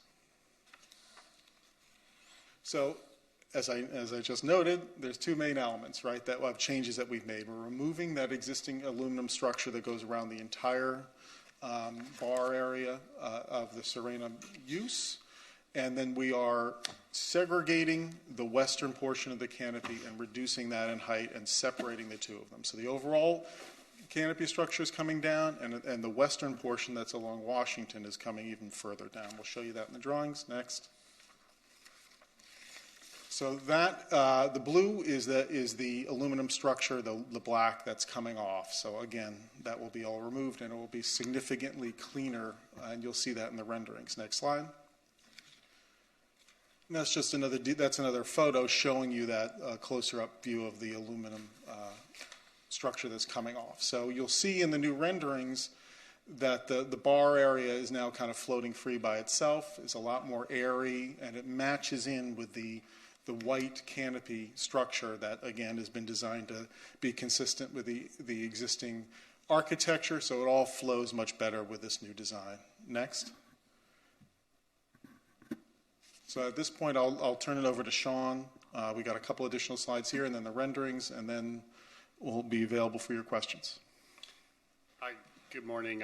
My name is, or good afternoon. My name is Sean Saladino, 7265 Northeast 4th Avenue, Miami, Florida. So after meeting with Debbie on site, she saw the necessity for covering it. So what we agreed to at Debbie's recommendation is still keep the same coverage, which is a necessity for the overall project. But we took the western side along Washington and dropped it down to 10 feet. So it's two canopies connected to give the rain protection, but we lowered it as much as we could at this point down to 10 feet. It still covers above the other structure, and it's higher, but as you look along the Washington Avenue side, it would have a lower street presence. There's nothing we can do to completely, protect that, but we've dropped it as much as we physically can at this point. And we'll still have the coverage, the rain protection, and if you actually go to one of the renderings, we have a rendering, if you go to the next slide, that shows that view along the I'm sorry, keep going, actually. Keep going, please, till we get to it. Keep going. There you go. So that's the actual view inside the restaurant looking along the western side of Washington Avenue. So that's the lower canopy that would be retractable. And basically, that is what we feel would be the best solution based on staff's recommendations. The other thing I would add here, you can see in this drawing the removal of the black aluminum structure as well. Right. If you look on the right-hand side, and it really lightens it all up. In addition to that, we've also made sure that the colors of all of the new structure exactly matches the paint colors of the building. We've done a really good job, which I feel, making sure that the columns line up with the vertical fins of the existing building to just minimize that street presence. So this is kind of our solution back to staff's recommendations. So PJ, if we could go back, let's go. Sean ruined all my slides by going too fast. I just wanted to show everyone the detail of the numbers. Keep going. One more. There we go. So this is the breakdown, right? And this is relevant to staff's recommendation because what the recommended order suggests is that the area within that 9 feet 3 inches be removed. We think that this transition, as you can see, it's significant, right? And you remember the previous versions of this, we were struggling to limit that impact on the western edge, and we think that this really does it. It's only 10 feet total, measured from the roof tag. And of course, you've got the parapet there, you've got the glass railing. So it really is not obtrusive anymore under the revision. Next. This is just a 3D view looking southwest, as if you could look through the building. But you can see that the height difference between the two elements. Next slide. This is a detail of the actual railing. You can see it's a very simple, elegant design. And we just wanted to make sure you could see it. So it's nice and airy, and it's a half retractable state. So you'll see basically nothing but those skinny rails when it's retracted. Next. This is the view across the street again. This does not include, of course, the existing trees, but you can see the major difference you get from reduction in that height. Next. Next. And there again, there's a view looking from the other direction. You can see again the removal of that black element really kind of simplifies the overall design of the roof. And next slide, I think. So that's our presentation. We're here for any questions. Ideally, of course, we would ask for you to approve the project as presented, which would necessitate the removal of the condition related to the removal of that portion of the canopy. It really, and Sean can add color on that, the removal of that western canopy completely would just ruin the whole concept of having any protection up there, because the bottom line is if the protection starts 9 feet in, a significant amount of that roof is going to be wet during one of our typical storms. And one last thing added on that, the Washington Avenue side of this space is prime real estate for the customers and the patrons. It's the space that primarily everyone wants to sit on because they feel like they're part of the hotel's action, but they also can see down onto Washington Avenue. And when it rains, even the slightest, it completely drenches all of the furniture and renders them helpless for the rest of the night. And this project of all the projects in that area is really bringing a great clientele and a great demographic. So it would really be pointless not to have that. And with the side rain, it's just going to rain right into the rest of the space anyway. So we feel that by lowering it, it does mitigate the street visibility, but it also protects them and allows them to continue to use the space even on the slightest rains. And the other thing I would add, what Jake and Debbie put in this order also requires us to simplify the design, and we have no opposition to that, which includes consolidation of adjacent columns where we can, and I think probably even more important, elimination of the secondary horizontal beams. So with that condition, we think that this will be even more simple and more elegant of a solution for the roof. So again, we would ask for your approval this afternoon with the deletion of condition C1A, and the rest of it, we're here for any questions. Thank you. Thank you very much. I just have a question. So may I ask a question right Sure. now? To be clear, you want to keep the western step-down section, except that we won't have anywhere on both areas, we won't have that double bar at the top. Correct. We can eliminate that crossbar and reinforce it structurally so that it will be okay without it. So when you do that, does the structure get beefed up? No, not at all. We can well, internally in the columns, those would become more structurally sufficient, but they don't become bigger. They don't become larger. Yeah, so we're comfortable we can do it without changing the columns, Barry. Okay. Any other questions? Okay, seeing none. Thank you. Mr. Chair, if you want to open to Yes, the public, please. I don't see anyone on Zoom, so if you are joining us via Zoom, please raise your hand, and then we can hear in-person comments as well, Mr. Chair. And Mr. Chairman, before we hear from the public, do any board members have any disclosures on this application since the last meeting? No? Okay. Hi, good afternoon. My name is Mitch Novick. I own the Sherbrooke Hotel at 901 Collins Avenue. My property falls within 150 feet of the Moxie. They are fabulous neighbors. I never hear them. The only thing they did was obstruct my view. I can live with that. I'm in support of this project. Thank you. Thank you. Any other speakers? Seeing none. Okay, public comment is closed. Moving on to board discussion. Who wants to talk? Kirk?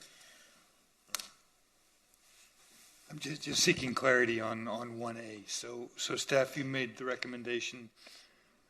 We did, the applicant had mentioned. Staff went out to the site. We spent a lot of time up there with the architect and Mr. Penn. It is a very complex situation in terms of the existing structures and in terms of the fact that there's almost no interior seating. So we sympathize and we understand with the need for the level of coverage. We did believe it would be more appropriate to remove that portion closest to Washington Avenue, but ultimately I would defer to the board. Okay, thank you. Any other comments? No comments? We can entertain a motion. Nancy Moved moves with the applicant's request to delete condition C1, 1C1A. There it is. He got it. Okay, do I have a second? And that's to include omission of the double bar. on the top. Absolutely, they agreed to that condition. Cool. I'll second it. Okay, I will call the roll. Mr. Litt? Yes. Mr. Pascal? Yes. Ms. Weinstein-Berman? Yes. Mr. Klein? Yes. Ms. Liebman? Yes. Mr. Finglass? Yes. Okay, motion passes. Congratulations. Thank you, everyone. for We your appreciate it. brevity. Okay. Thank you, guys. We are going to move now. I see the applicant is here for the next application, which is HPB 21-0483. This is 833 6th Street. An application has been filed requesting a certificate of appropriateness for the design of a new fire station building to replace the existing building proposed to be demolished and site improvements. In your staff recommendation, I outlined a relatively extensive history of this particular site and project, including the 2018 GO bond that was approved by the voters, which does include the construction of a new fire station. The applicant is currently requesting to place the new fire station, which will replace the existing operations that currently occur at the fire station number 1 located on 11th Street, to this particular location. And again, outlined in your recommendation are the reasons why that this has become a necessity and is actually a top priority of the city in terms of our capital projects at this point. The demolition of the South Shore Community Center does require this board to issue a recommendation to the mayor and city commission because it is a city-owned facility. Ultimately, a certificate of appropriateness for demolition is subject to the review and approval by the city commission. We have outlined our analysis of the existing structure. We actually also presented that to the board at the September meeting when we discussed potential reclassification. So I know all of you remember at that meeting the board declined to reclassify the building, and the building currently remains a non-contributing structure within the Flamingo Park Local Historic District. So we are recommending that the board issue a favorable recommendation with regard to the demolition to the mayor and city commission. The applicant's new design is a 3-story building. It's important to note that this is a building that has been designed in accordance with very stringent standards, including Category 5 hurricane structure. The main level of the building is proposed to be at approximately 16.25 NGVD, so it will be significantly above the required base flood elevation. The building will, in addition to critical fire services, will also be a sleeping quarters for our firefighters. The lower level of the property will contain 27 parking spaces for employees, and the existing public parking lot will retain 14 public parking spaces. Staff is very supportive of the overall general contemporary design of the building.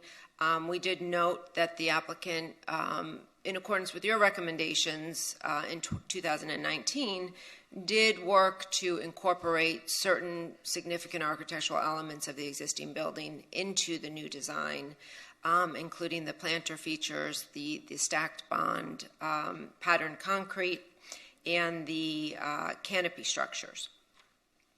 Staff has outlined some concerns in our recommendation with regard to the amount of paving and the number of curb cuts. Most specifically was the 70-foot wide curb cut proposed along Jefferson Avenue. We are recommending that that be reduced. We are also supportive of the resilient design. However, that results in what are reasonably aggressive ramping systems. So we are asking that portion of the property be further developed in order to mitigate the impact of those ramps on the neighborhood. We believe there may be a small amount of room to lower the floor-to-ceiling height of the parking level itself. Due to building code requirements and accessibility code requirements, we don't think that will be significant. So although we do have that as a recommendation, it would probably be a very slight lowering of that level that would be possible in order to meet the building code. In summary, staff is supportive of the project, and we are recommending approval.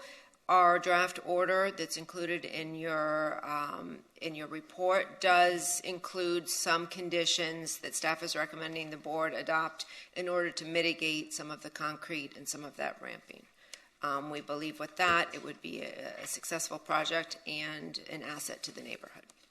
I am here for any questions. I see Colette from Capital Improvement Projects. Colette Satchel is here, and I will turn it over to her.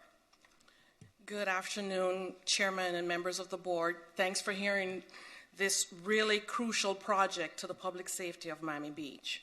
We have been working for some time now, and we have consultants here with us from Wanamaker Jensen. This is Jason Jensen. Could we bring the presentation up, please? And Colette, I would just also like to acknowledge Virgil Fernandez, our fire chief, is with us. Yes.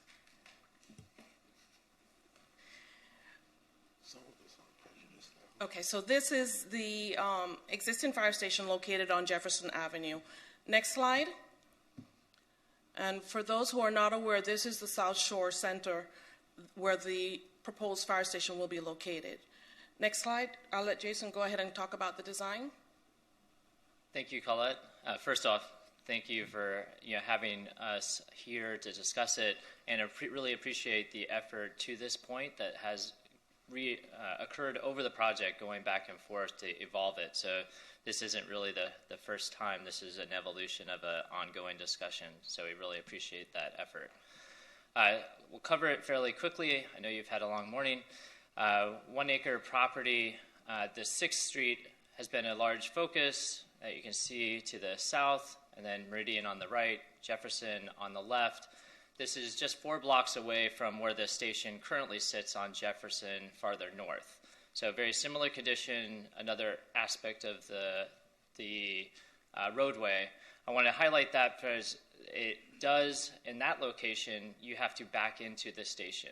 So when they come back from a call, they back into the station, and then they have to go out the same way. So it actually impacts the people on that side of the street twice. And it will show how that is alleviated in this design.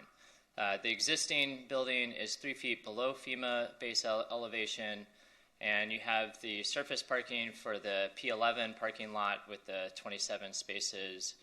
I mentioned the non-contributing, and there's been a lot of discussion over the coverage of the site. This existing facility has approximately 71% coverage of this site. The new building has 75% coverage. Next slide.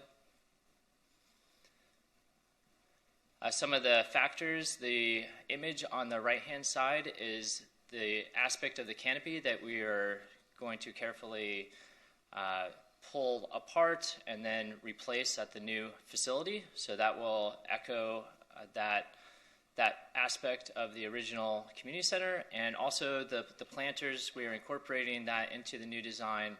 The waiver that we're asking for is actually to implement these aspects of the design. So the waiver is specific to bringing aspects from the current condition into the new project.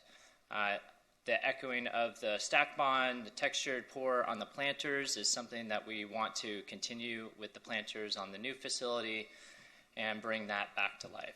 Next slide. The new station, we have the pedestrian access from 6, so very important that we hold the street edge on 6.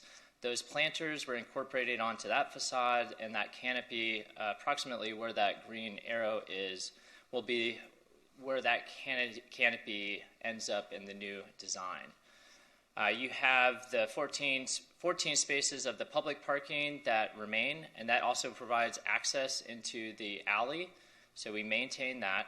And then where the red line goes around the other parking is secure parking. So go back to their station that they're in right now, a lot of their parking overflows into the neighborhood, and none of it's secured.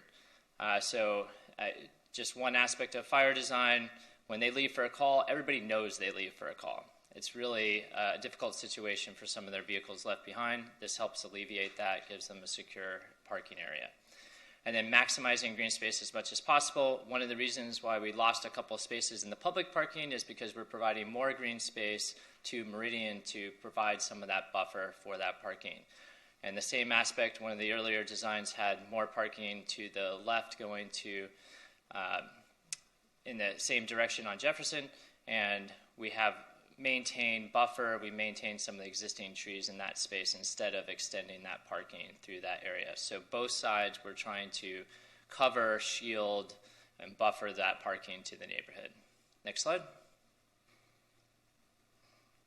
Here shows some of the significant trees that are being maintained in the green dots. So there are some large trees that we're going to extensive use to maintain and accommodate the root balls, accommodate the drip line within those trees. Other trees that are potentially need to be moved, we're finding new homes for those and looking through that, the overall potential for the city to maintain some of those trees. Next slide. This shows you the density of the trees. Obviously, we have to be conscious of the existing trees and not have trees overlapping. So, say the large tree in the bottom right-hand portion of the drawing is following some of that design to be maintained. We want to make sure that we keep light to the new trees being placed in that area. And then the heavily buffered area on the lower left with some of those trees accommodating that. And you see in the upper right-hand corner, we were able to provide some new trees that buffer that parking to the street. Next slide. This gets a little bit into the nuance of that. So we're going to start with the ground level and build up. The 6th Street provides that entry. You see a couple of the planters that are beside that entry. And then to the building to the right-hand side, you can see another planter that is a little bit more elevated, very similar to the existing conditions, and provides some step back to the building. You'll see a theme of providing a pedestrian scale throughout the project on 6th Street that we were really trying to enhance and maintain through the project. So this area is what we mentioned as the accommodating that waiver to be able to put those planters and to be able to put that canopy into that space on 6th Street. That's specific to what we're coming to you asking today. And then the access from the public that reaches directly to a watch, your elevator and your watch office for the fire station. And again, that parking is all secure for the fire department behind that area. So you don't see it. Next slide. So we moved up to above the parking. Just mentioning with parking, you have 2 shifts with the parking with the fire department, so we need to make sure that we accommodate them. I just want to let you know that that is driving our parking count and how we're accommodating, make sure that those shifts aren't spilling out into the neighborhoods, and that is thoroughly accommodated here. So the 4 drive-through bays, so we come from the right-hand side into the bays, and then they're going to exit to the left on Jefferson. They come from a living quarters above this space. They have a slide. It's not just fun, it is actually the safest way to come from a living quarters into the apparatus bay versus the poles and other aspects. So that's incorporated into the center. And as you exit, one thing to think about coming in and leaving a fire station, when you come into a fire station, you're not on a call, you're not in an emergency. When you leave, you're on emergency, you're trying to get out quickly and have that response time. So it's 2 different ways of addressing and coming into the center. So that's why there is a different viewpoint on the 2 sides and the curb cuts. Next slide. As we move up, we have activity rooms on the right-hand side. You come up through the elevator to a small lobby that provides a secure area. You have a training room that you can come directly off that area. And then activity rooms on the right-hand side, dorm rooms and private access on the left-hand side. Both have windows that overlook to the east and west, north and south, and provide some of that fenestration that you'll see in the renderings. And then accommodating the stairs and the stair tower on the 6th Street. One of the reasons for that, moving that core out on that side really allows us to come down to the ground, to touch the ground, so that this doesn't seem as a volume suspended above a parking garage. We really wanted to define that edge and then provide as much open space for the plan as possible. Next slide. So this image is not an image you would see. We've removed the trees in this particular image to show the building in its entirety. The building is directly in the center of the site because the ramps need that run to be able to get the apparatus bay up safely and then accommodate the flow into the adjacent roadways. We are thinking about the harmonization in the future, that when the roadways come up, how do we connect into those? So we are contemplating that and making sure that the design and all aspects of the design work for that in the future.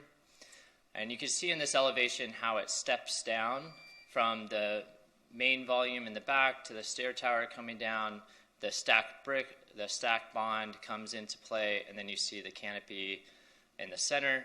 So each time you're breaking that scale down to a pedestrian level, and then the trees would be on either side of that area.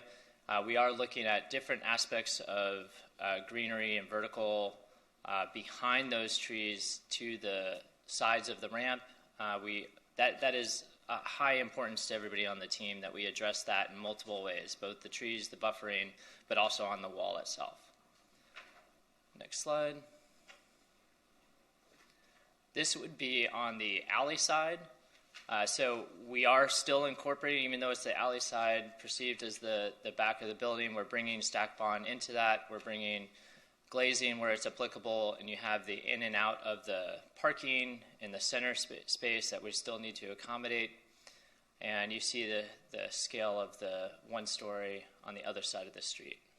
Next slide. This is your viewpoint from the east side.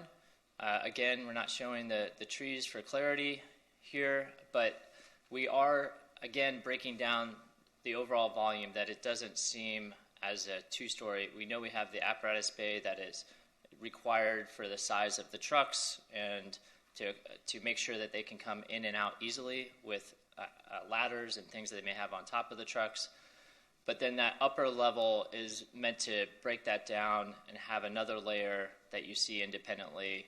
Again, stack it so that you have that scale that is brought down from an overall box to a broken down layer of pedestrian-friendly architectural elements.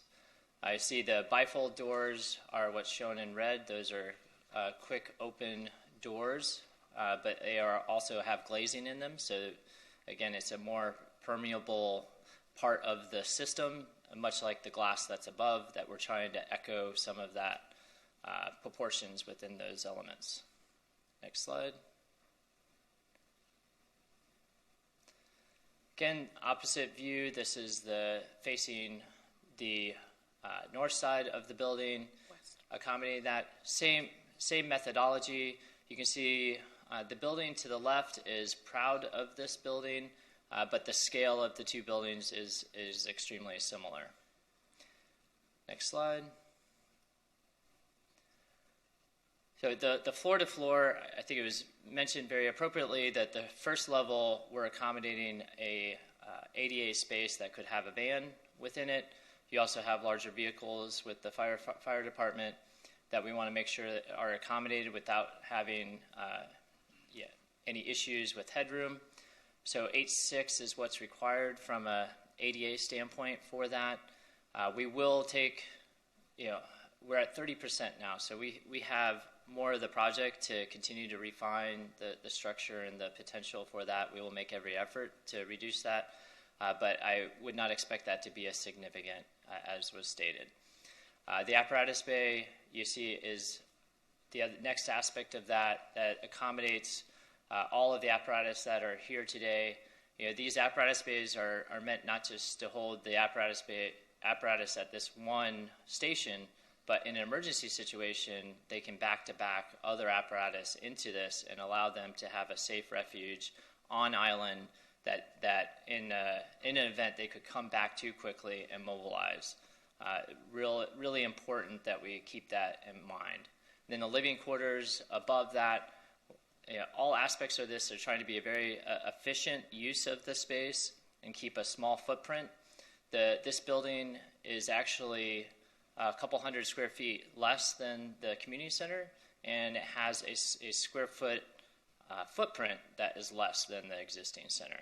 So on both those accounts, we're trying to minimize our footprint on the overall space. Next slide.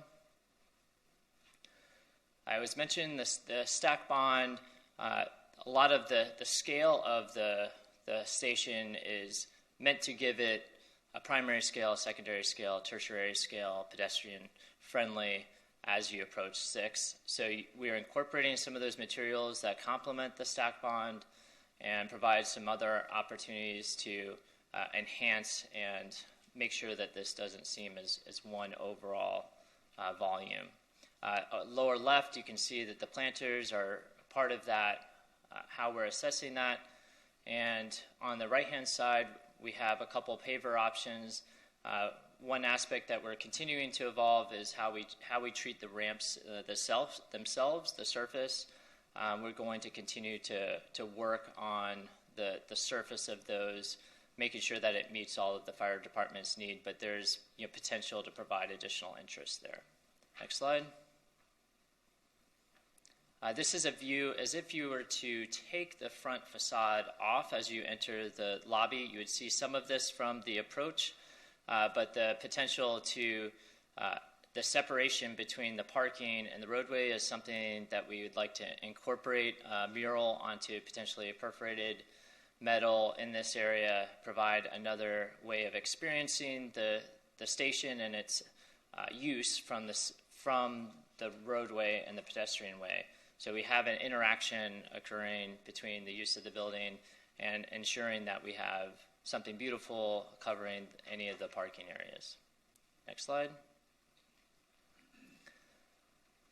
These volumes show the intensity of the trees and foliage on either side of the building. The large tree to the right-hand side is the actual size of that tree that we're accommodating in the rendering, and the density is very accurate to the left-hand side of the screen as well. And you can see starting at the roadway, how the planters step back, and then you have the stack bond is a little bit lower scale, you have the glass, and then you have the volume behind of the rest of the fire station.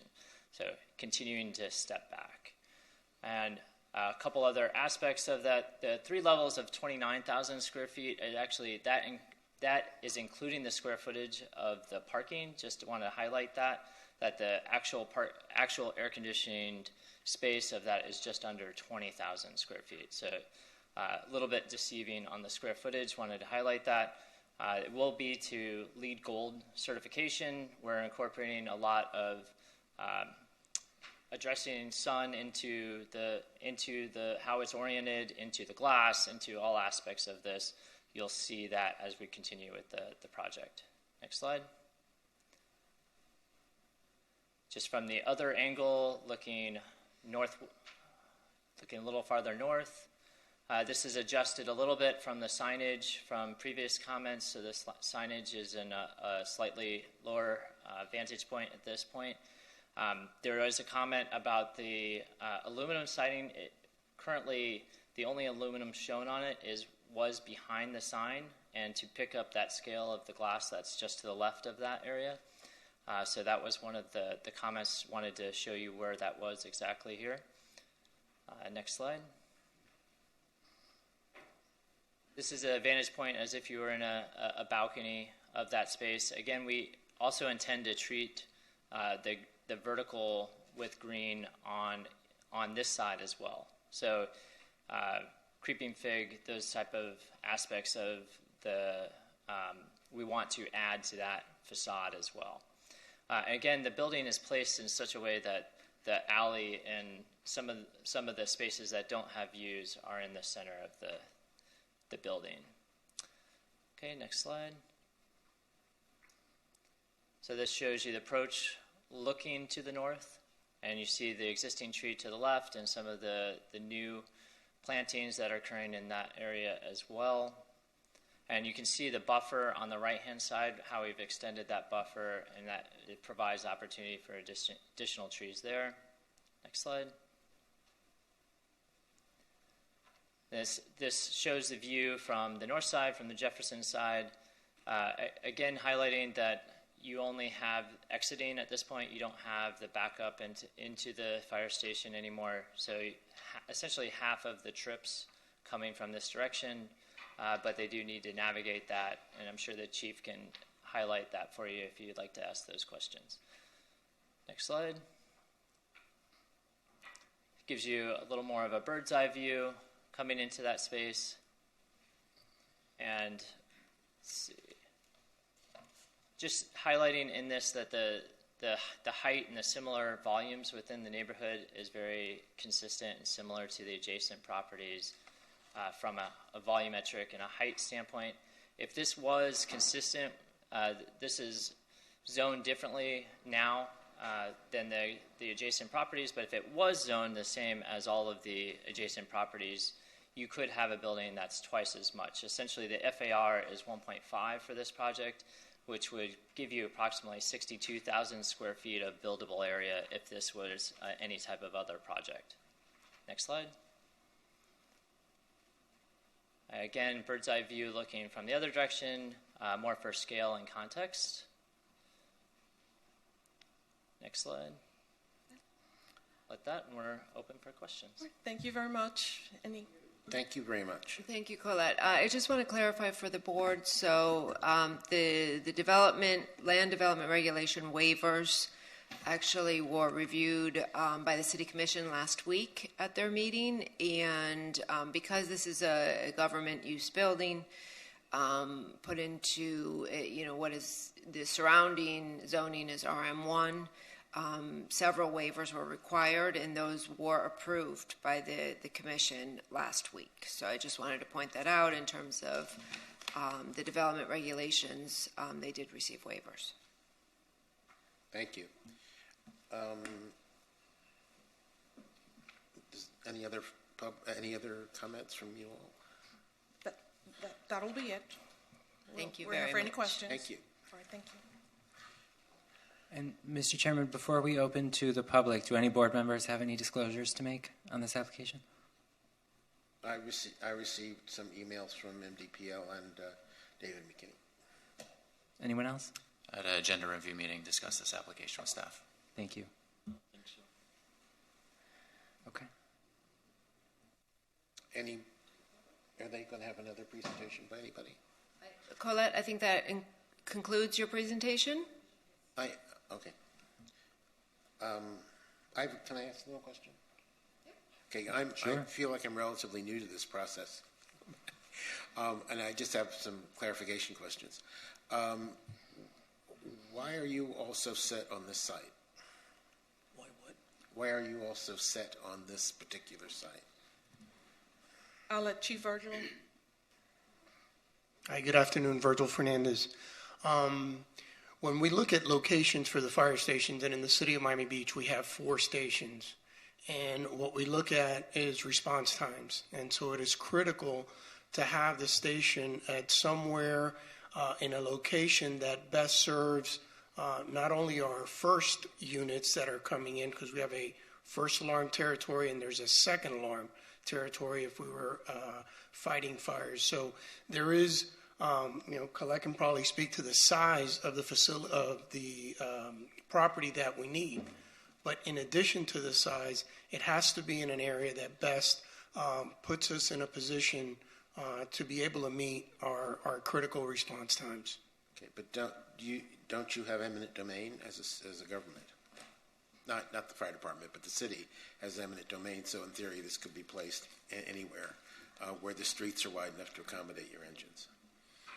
Well, yes. If I can clear, I think, Mr. Chairman, I think it's fair for the board to ask staff questions about how they identified this site and the history of the project, and because this project does have a long history, but the board obviously does not have the authority to tell staff to put it somewhere else, right? So you have an application before you. I mean, it's fair to ask questions of how this site was selected, but that's what I'm doing, right?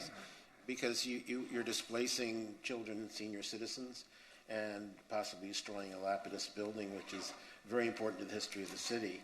And you could put this fire station anywhere that would accommodate the square footage. So this is not a question that's going away. I mean, this is the same idea as putting a $50 million swimming pool on top of a parking garage from the GO bond, which makes no sense. I'm an architect, and it will probably leak and be a real problem for the city.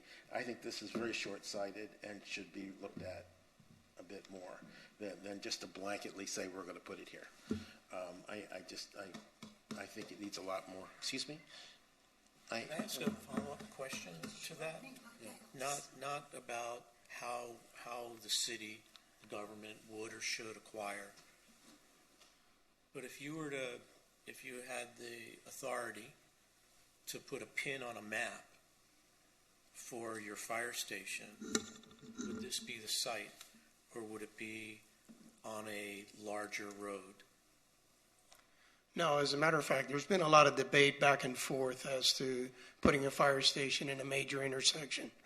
I can tell you that having worked in departments that had stations in major intersections, that not only poses a danger to the firefighters that have to actually get out and stop traffic, but it poses a danger to the people that are constantly stopping, coming and going from that fire station. This fire station, on average, goes about anywhere between 25 and 30 times out a day. So this would be 25 or 30 times that we have to do it going out, 25 or 30 times that we have to do it backing in, unless we build a station which actually meets NFPA standards, which is to have a drive-through to the station. Those are kind of the in and out. Remind me of maybe there's some relevance there to the up and down of bridges like at 79th Street and 63rd Street that also, and I see 63rd Street affecting your vehicles where emergency vehicles are stuck on the side. But it just seems to me that navigating Meridian and Jefferson and 6th is not ideal.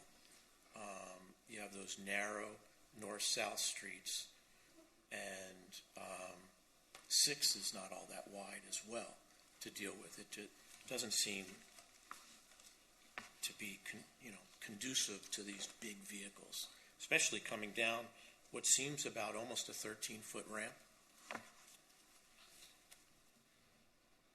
So I just wondered about that.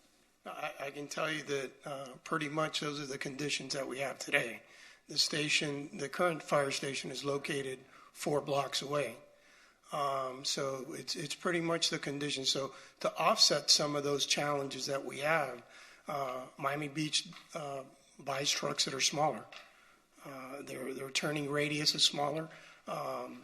We actually pay extra to have to be able to have a fire truck that meets the current standards, but with a smaller wheelbase. So what you're saying is this isn't an ideal site for what you might like if you had your druthers. This is the ideal site in the city that we're in. If they told me, do you want bigger roads? Yeah, I'd like bigger roads. But you have bigger if they roads. told me, You have Washington Boulevard, you have Alton Road, you have all sorts of bigger roads. right. And then we go back to response times. Where is the best place to locate the fire station? And look, there has been a lot of work done. We looked at the park, and the community didn't want the park. We looked at a different park. The community didn't want the station there either. We looked at this facility, and the big challenge was, well, what are we going to do with the kids? The kids have been addressed. And I can tell you, the fire department would not take a position, kick the kids out, kick the elderly out, and just build me a fire station. You know, we have addressed those issues so that to try to make it a win-win for everybody. You know, I can tell you from hearing the testimony from the lady from the Rainbow Daycare, we're actually going to put her in a facility that allows her to grow. So it's not just an exactly like, it's one that's going to allow her services to grow to a community that relies on them for that daycare. You know, I can tell you that based on everything, and for me, this project goes back to 2014. This station has been falling apart since 2014, and I identified it when I first joined the City of Miami Beach Fire Department. You know, it would have been a lot easier to ignore it and say, hey, no, we're fine. But I think that it was also my responsibility, and it is my responsibility, to point out that in order for us to meet the needs and the future needs of the City of Miami Beach, we need to build a fire station. We also need to take into account that the men and women that serve out of that station are in a building that is non-conforming with today's standards. Today's standards contemplate the reduction of carcinogens with having stations that are built with hot, warm, and cold zones so that the firefighters are not taking this with them. And I will tell you that studies show firefighters have a bigger chance to getting cancer. So it is, you know, I can tell you, you know, with a lot of conviction that I feel like we have done everything we can to try to alleviate the impact and at the same time make sure we take the needs into consideration of not only the city, but the men and women that deliver the service. And I don't know that everybody's always going to agree on the ideal place. And I guess that's a challenge we've had. Okay, just a minute, Nancy. Let me ask Nick a question, please. So what he's saying is that the city's already decided on this, and our purpose here is just a waste of time because that's what they're going to do no matter what. I didn't hear that at all. No, I didn't hear that. I think that the most recent action that Debbie advised you of was that the City Commission approved waivers of the land development regulations that were required for this application because the project is in a GU district. And as part of that approval, they also approved the location of the project, which is at this property on 6th Street. So they've decided on the location, so I repeat my question. Therefore, what we say has no bearing on it. No, your review of the design is required by the code. Your approval of the certificate of appropriateness is required with the caveat that the City Commission has final approval of demolition. Well, this sounds like the DRB session I went to, that this building's been red tagged, and therefore there's nothing that anybody can do or say to stop it. Nancy, I would ask you to respect my right to talk as I respect your right. So please wait until I'm done. Is my hand? I'm still talking. Is my hand in your face? Basically. Would you please answer that question, Nick? you're reviewing the design like you would review the design of any other project. So, and you're reviewing that design within your appropriateness criteria. So, so you have the right, as you would on any other application, to approve with conditions, or to deny based on your appropriateness criteria. Okay, I'm still not following this. What happens to the senior citizens, the children, and the Lapidus building? They're not important. So the current tenants or operations on the property are not within your purview. I mean, you don't review that for any other project. This board is well aware of the scope of its review, and the scope of your review is of the design of this project, and the criteria that you're required to apply is the appropriateness criteria. Okay, thank you. Now, Nancy, would you like to speak? Yes. We sat through this conversation the last board meeting, not our board meeting. I sat through 12 hours worth of listening to the commission to talk about this. Now, it seems to me that the commission has the right to do what they've done. You have the right now to say why you don't like where it is. That's it. We're not going to sit He here. said, I don't have the right to say I don't like where it is. I can only criticize the new building. There's a tremendous difference. Well, maybe you don't have the right, but I don't know what you're talking about. Well, it's very simple. Because this has gone through, we have gone through this for years. I have not gone. Not just today I'm not or on the yesterday. commission. I don't know what the commission said. All I know is I'm looking at a Lapidus building, which is probably going to be destroyed. Which is a very important building. It serves We a have very important purpose. lots of good Lapidus buildings in this community. Oh, so I don't therefore, think we need to worry about that. I think we need to worry about the people who need a place. We're not supposed to worry about that. We're not supposed to worry about the people. Then why don't we stop worrying and let everybody talk, and then let's determine. This is a redo of the last meeting. Well, what last meeting? I don't remember this being.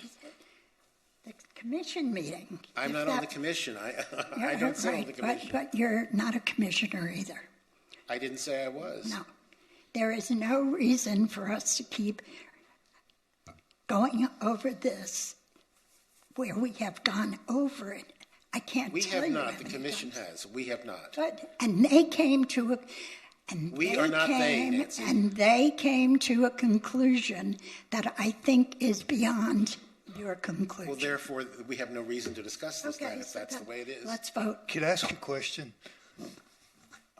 So from the presentation, which thank you all for being here and for all your work on this, you said you're at 85%, I believe, was what you said? 30%. 30%. So what is the process from here? What's the timeline? Where does it go from here? Well, typically where it would go, and they can speak more to the specific timeline, is if this board were to approve the project today, for example, then they would be proceeding with the development of the construction documents. And then ultimately they would submit for a building permit application. So is this presentation, is it intended as a status update for feedback? No, this is a request for a certificate of appropriateness for the design of the new building and an application for a recommendation to the mayor and city commission with regard to demolition. Yeah. So you're basically being asked two questions today. I'm sorry, but can you say the second question? Sure. Because this is a city-owned property, a certificate of appropriateness for demolition is under the jurisdiction of the city commission. However, as part of that, this board is required to issue a recommendation to the commission regarding the demolition. It would be as an advisory body to the commission whether or not you are supporting the demolition, but you would not be voting to approve or deny the demolition today. You could not vote in favor of the demo and make comment on the building. Correct. And the commission can make that choice. Correct.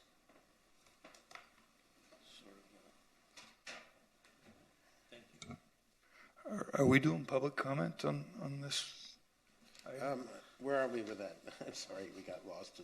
If you would like to open the public Okay, hearing, let's open the public we public can. comment. So if there's anyone on Zoom, please raise your hand. David, would you like to speak? I'm David McKinney. I live at 1020 Meridian Avenue. I'm a retired architectural historian, and you've certainly heard me on this from here. I remind the city, and not just this board, that the municipal code says that historic preservation is, according to the city commission, the public policy of the city of Miami Beach. That is in the Historic Preservation Code. And we should start from there. The other aspects I would remind all of us is that in a historic district, according to the municipal code, is that all buildings share the same protections. And also there is a positive, their admonition to you and to the city to preserve and conserve. So I would hope, given that the municipal code has memorialized this, that we would begin at the moment of historic preservation and what can be preserved and so forth. And that's where I think the code instructs us.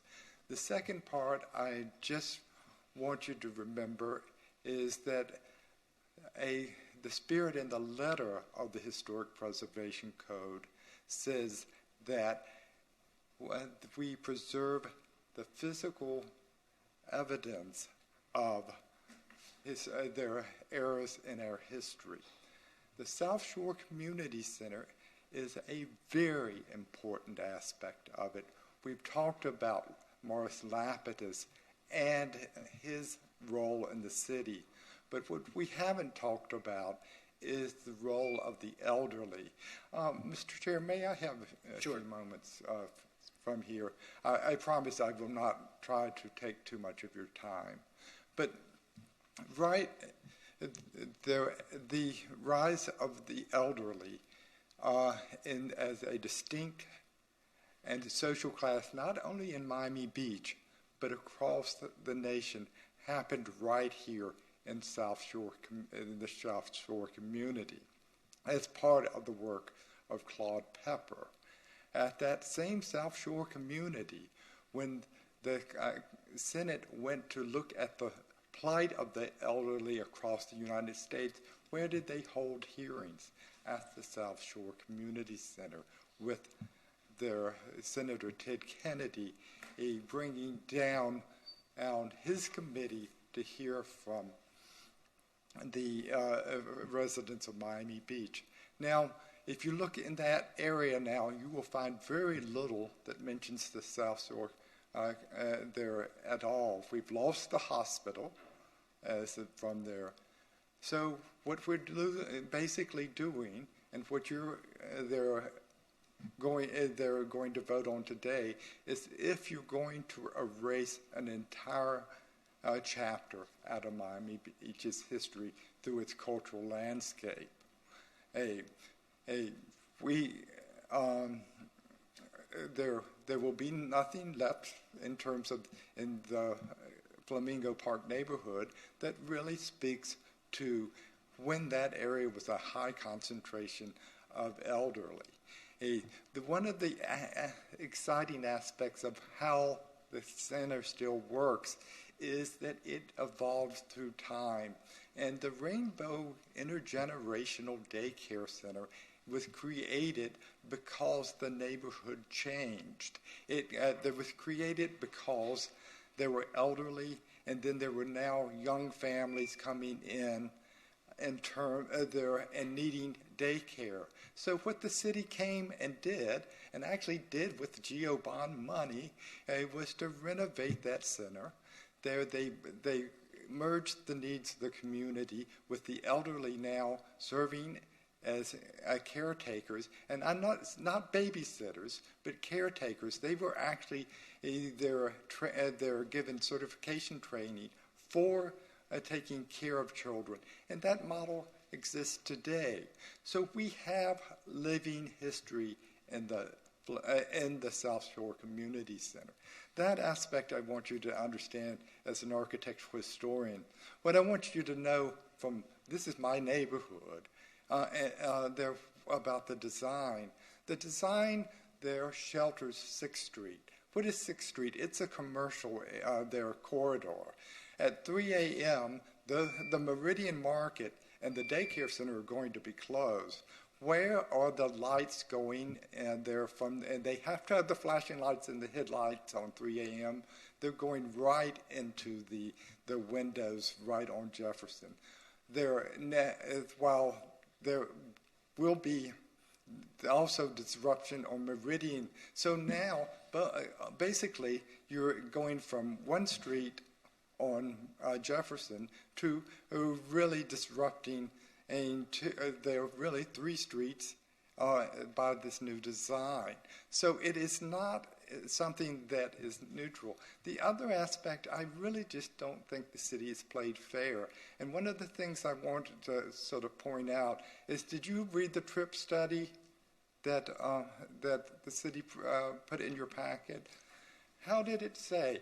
It said, there'll be less trips in that area because what? The daycare center there has so many people coming and going, and so you do not have that aspect there. So there are only 25. There are calls a day from there. That's comparing apples and watermelons, not just apples and oranges. When a fire truck moves through that area, it disrupts everything. So be honest in the comparison. Be honest in the analysis. Look at how it's going to affect the people that live there, this historic district that you're going to take a whole acre out of, and you're going to lose a Morris Lapidus building that Richard Guy Wilson, who is a member of the National Landmark Committee, has written to you about, saying it's significant. Speaking of its significance, the Society of Architectural Historians have written to the Commission. They're asking for its preservation, and the Florida Trust for Historic Preservation has named it as one of 11 buildings to save. You have in before you the loss of not just a significant Miami Beach building, but a national building and something that is part of the national landscape. I don't know the law like the others do. All I know is that right now you've got a significant loss in terms of our cultural landscape, and I ask you to do whatever you can to preserve it. Mr. Chief, the neighborhood knows you need a fire station, and we pledge to work with you to get what you want. We just don't think it's right at 6th Street. Thank you all. Thank you for your insight. Mitch? Good afternoon again. Mitch Novick. I own 610 Jefferson Avenue, right across the street from where the trucks would be going to their service. My building, I've always expressed since I heard about this site being considered for the fire station, my concern for the marketability of my property and of course, the impact it's going to have on the residents who live in my building and who surround this proposed station. I believe the city has done an adequate job in seeking out a fire station, and unfortunately for me, I believe this is the appropriate site. And without any support or just one commissioner dissenting with the approval the other day of the waivers, I believe what you can do here is work on making this project the best it can be and having the least amount of impact on the neighborhood. As many of you know, I've been fighting for the preservation of renowned artist Jack Stewart's masterpiece since 2014. That has been searching for a home. First, a site that was identified was the municipal garage on 17th Street out here, and most recently, the Scott Rake House Center, which unfortunately has been deemed too small to support Stewart's masterpiece. So in moving forward, I would ask you to consider requiring the city to work with the developer who has agreed to pay all costs for the restoration and installation of the new work. And I believe this would be an ideal site. And it should be, if you agree with me, it should be on the west facade, similar to where it's at on the former Versailles Annex. So the late afternoon sun would shine on this, on Stewart's work. And I wish you Godspeed in moving forward. Thank you. Thank you, Mitch. Anyone else? Daniel? Yes, thank you. Daniel Serraldo with Miami Design Preservation League. I know we sent our positions to you all in advance, and for those watching, they're available on our blog at mdpl.org. But I was wondering if I could use my time to ask a couple questions. The first is to the staff, like the process, because I'm a little confused. The design itself, how many affirmative votes would be required from the board? 4. 4, okay. And then for the demolition at the commission or the recommendation of that, would that have a 5? No, just as an advisory recommendation, that would be the majority of the members. Okay. And then I had one question for the architect and one for the fire chief. So as far as for the architect, the parking underneath, we know that, because I live around the corner from the current one, that the firemen are really cool, and they have these big sort of Munster trucks with huge wheels. So I'm just wondering, what is the clearance underneath that basement, since we've all said in the program that one of the big benefits is having the cars all park underneath. So I wanted to ask that first. It's approximately 8'6". 8'6". So would you say that's big enough for a tall SUV with jumbo wheels? And unless they are able to go over cars, yes. 8 feet is correct. 8 feet 6? 8'6", yes. Okay. It's also the official ADA requirements for ADA vans in that way as well. Okay. Yes. I'll have to take my ruler out, but I think some of those cars are higher. And then the next question for the fire chief is, I see our current station has 5 bays. How many bays would this station have? This station will have 4 bays, and they'll be double stacked. That means we can put trucks behind each other, except for one bay, the one that has that the ladder truck. In that case, that truck takes up the entire bay. Okay, thank you. So I guess, but the concern, obviously, we all know about the preservation concern. Unfortunately, this board in the 4-3 vote, which had a very heavy weighting on the commission, they said, the HP board said it's not historic. So part of this problem is of the making of the board, unfortunately. But yes, it's true that there are ways that this design might be improved to enhance compatibility. Not too sure about the bay count, or I know the program was that the fire station could grow. I just don't see the way it's constructed. It doesn't look super possible to expand other than, like he said, double stacking. So I think just in summary, it's got to be more compatible and well thought out, and probably needs another review and design. Thank you. Okay, thank you, Daniel. Anyone else? Okay, seeing none. Mr. Chair, we have on Zoom Johan.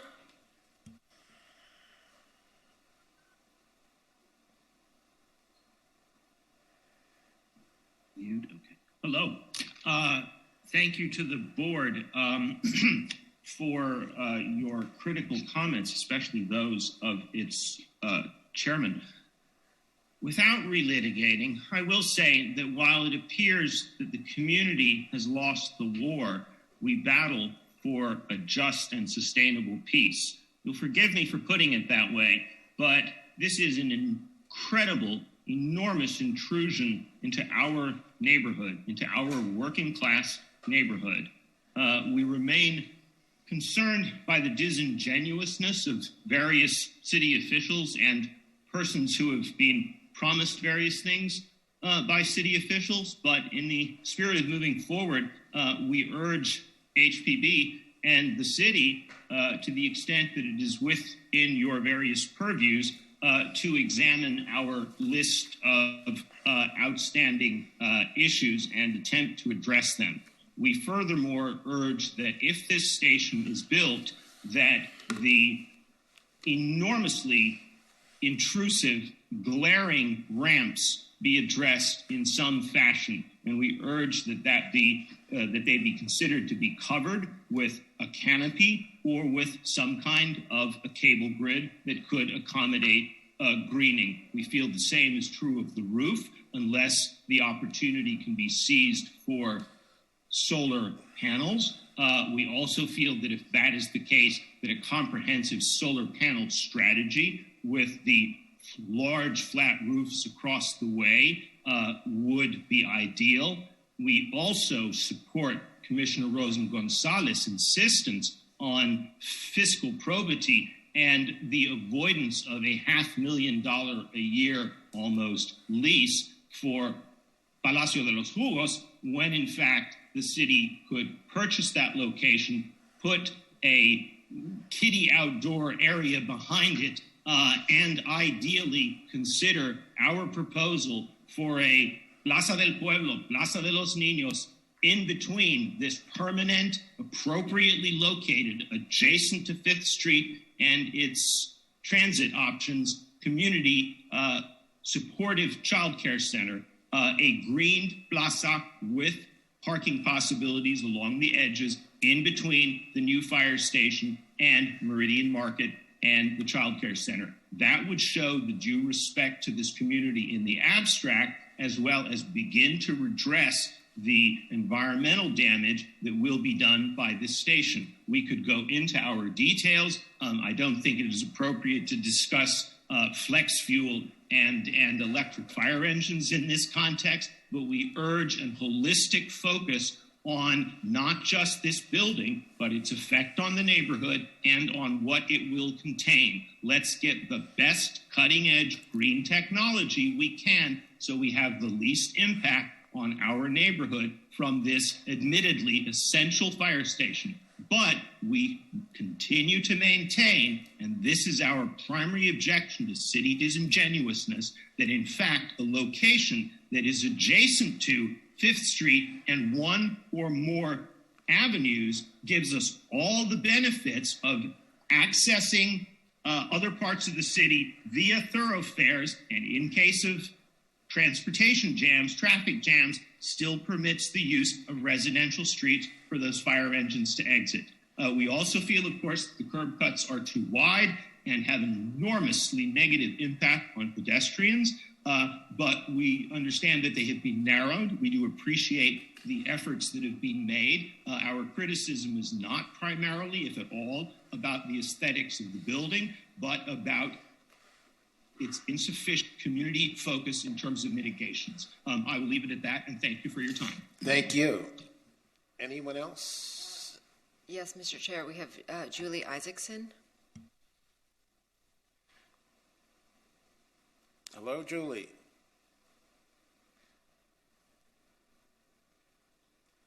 Hello. Hi, everybody. Hello.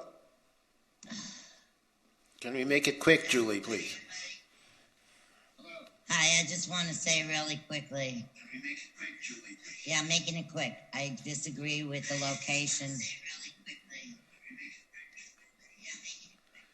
I disagree with the location of a firehouse. I mean, I would like the city to try to find a better location.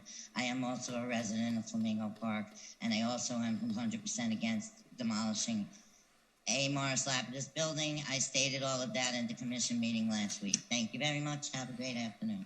Thank you so much. Anyone else? I see no one else. Okay, public comment is closed. Board discussion? Can I ask a question? Question, sure.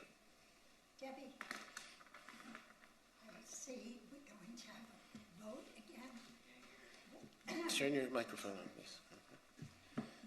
I'm sorry. Now my question is, we're caught between two entities, actually. If we as a group vote not to accept the fire station where it is, and we return that vote to the commission, I assume that's where it goes? Well, that would How not be does a that- basis to reject the proposal, that you believe there's a better location for the fire station. The only basis to reject the proposal is your certificate of appropriateness criteria. So saying that you think it's better, 4 blocks away at this property would not be a sufficient reason to reject the current design. But you do have your certificate of appropriateness criteria, which is what you are required to review all projects for, that you could comment on if you don't believe that the project satisfies the requirement. But the location, the decision of where the fire station is going to go is not in the jurisdiction of this board. So the design of the building is within the Okay, so jurisdiction the of this board. design sits by itself, and then we go back to the commission.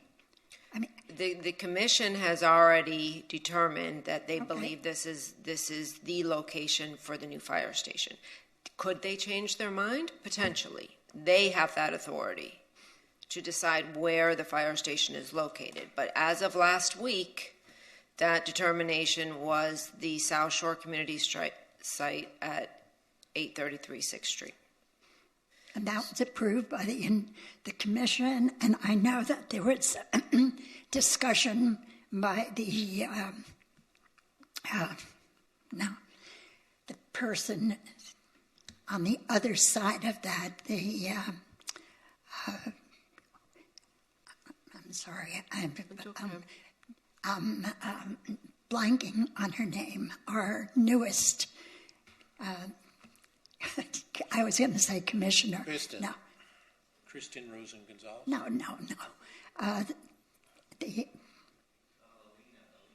Thank you.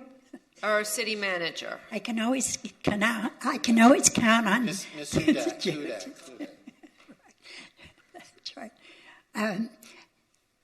So the city manager presented that to the commission last week. The commission agreed with the administration that this will be the site of the new fire station. Okay.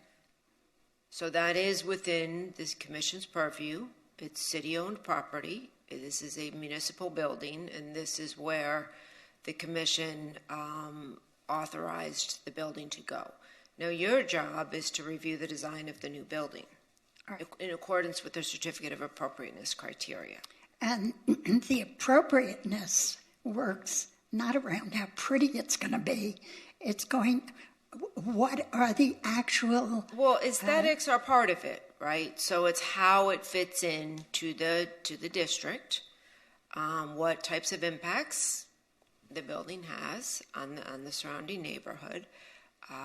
So those are the aspects of the project that you are required to review and approve with modifications or reject. And if we approve a different location? You cannot. No. So you all cannot. we can approve is we like it or we don't like it. Correct, the design, the physical aspects of it. Okay. Which is what staff had done when we evaluated the project. We didn't evaluate it with, maybe this is a better location, or maybe we should, put it on Palm Island. No, we evaluated it based on the design. Good idea. That they would be really safe on Palm Island if that was the case. But, in terms of the design and how it fits into the district. Okay. So we're on. Yeah, and we are losing board member Pascal soon. So Kirk, I don't know if you have any quick comments that might be helpful. Sure, that's okay. So first off, I want to qualify that I voted in favor of the designation of this building. So my comments are influenced by that. I also want to say for Chief Virgil, thank you for being here. Thank you for advocating for this project. Our firemen and women are the best. When you need help, they're there. I also want to thank CIP, Colette, for being here. I understand the challenges in pushing a project like this forward and building consensus around that. I want to say a couple of things. So with regard to the Morris Lapidus structure, I mean, I appreciate that there's token components that were saved and features that were reincorporated. I'm going to say, in looking at the renderings for the current project, particularly the south elevation on 6th Street, it's a little jarring to me. That was the initial impact on myself. The height of it, I guess this is 35 feet from BFE. Relevant. BFE plus the freeboard. Right, so. which is not what the existing structures are. I mean, right, I mean, the elevation of this structure is starting at a higher level. Correct. And taking into mind that across the street are one-story storefronts, I think the primary buildings are 1- and 2-story in Flamingo Park. I feel like the massing on 6th Street is really jarring. I feel like, I know that it's set back a little, given that there's very limited use of the south frontage. I'm wondering why the Morris Lapidus 6th Street facade couldn't have just remained. And I do have that question, given the fact that it's a 1-acre lot, which it says in the report. Wouldn't there have been a capability of keeping that facade intact, which would have provided a better buffer into the existing context of the neighborhood?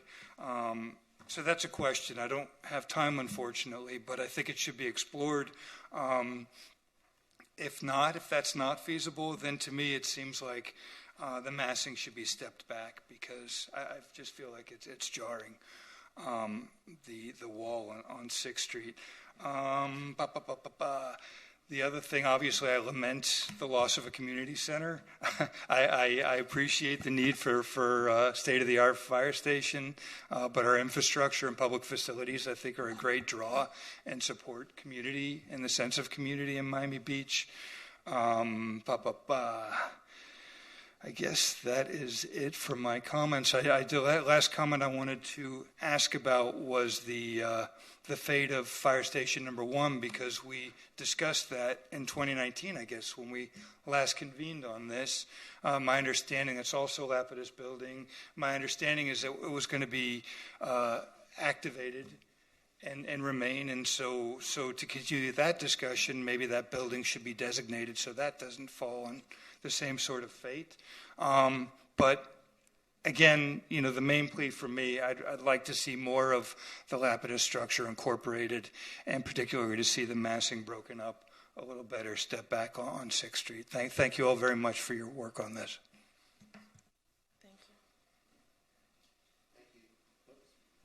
Thank you. Thank you, Kirk. Go ahead, Okay, I just have a few comments, and I do want to thank everybody for their efforts here.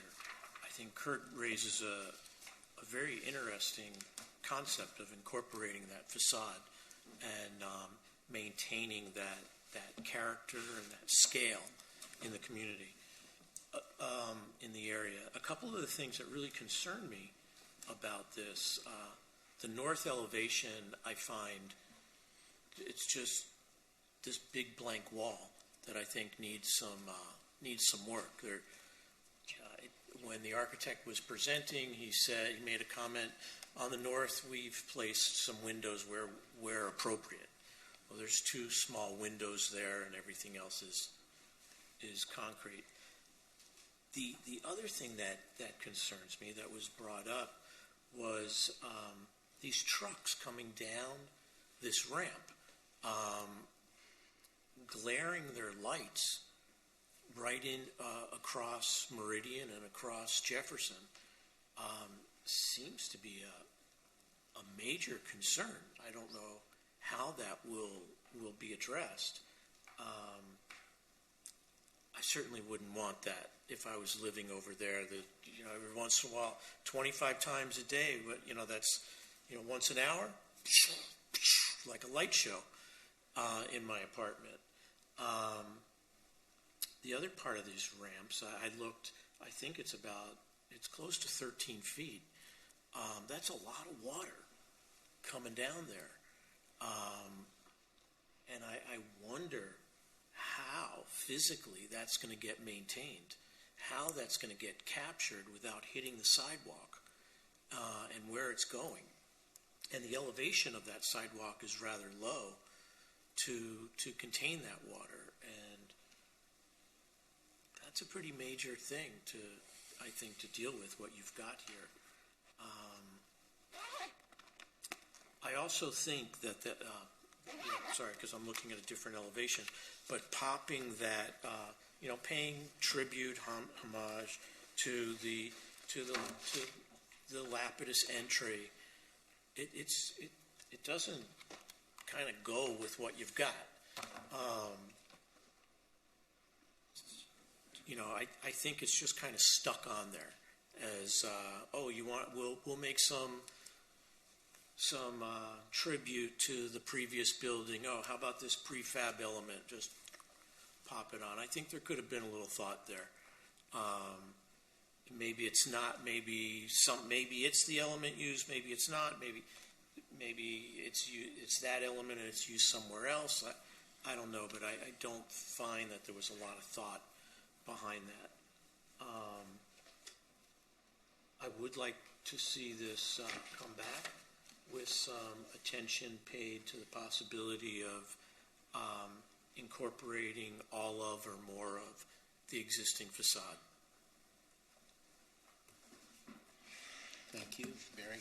To save time, I will agree with him, and I would caution on the use of the word harmonization. I've heard that for roadways and all sorts of other things in the city, and that's, I think, a very poor choice of words because you're not harmonizing with anything that I can see. The scale's wrong. The ramp is humongous. The building is monstrous. It's just totally out of scale and character with the surrounding area, and that goes to the Secretary of Interior standards as well. All for fire stations. I love firemen. I think it's great. But wherever it goes, it's an historic district. It needs to respect the requirements of that historic district. And I think this building does everything but do that. Thanks. Nancy?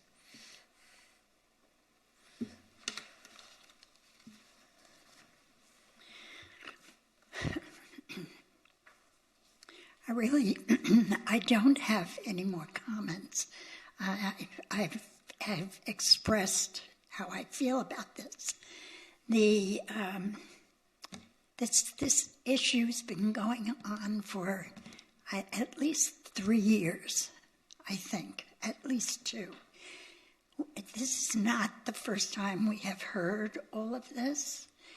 I mean, I sat through 12 hours waiting to hear at the last commission meeting.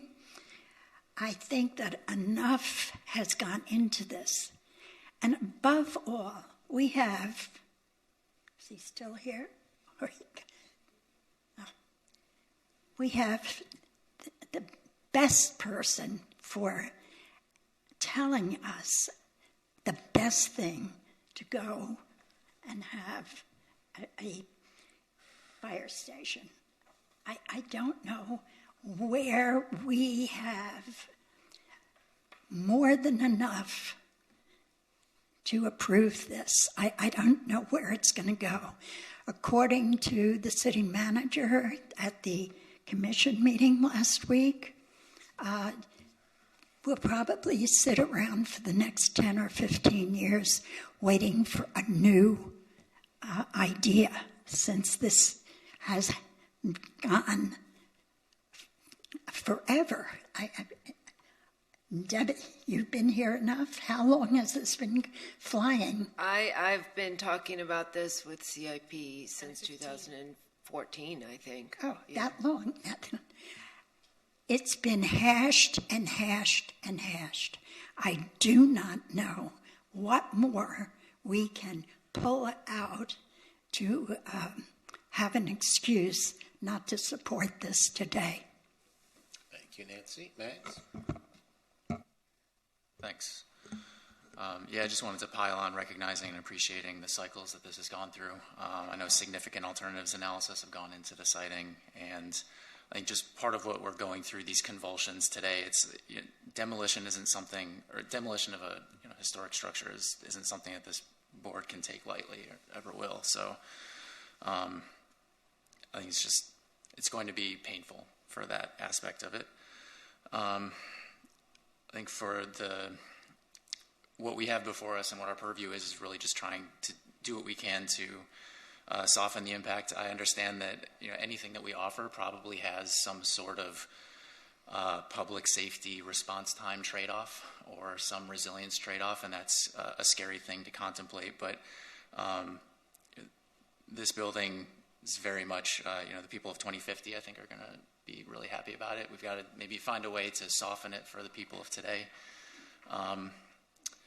And I think really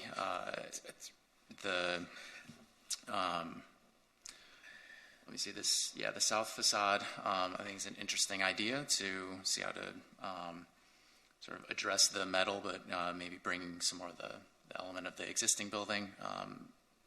I don't have a lot to offer in terms of the specifics on that. I'm just, I know staff had offered some recommendations there, and if we could get another look at what that could look like, helping to make it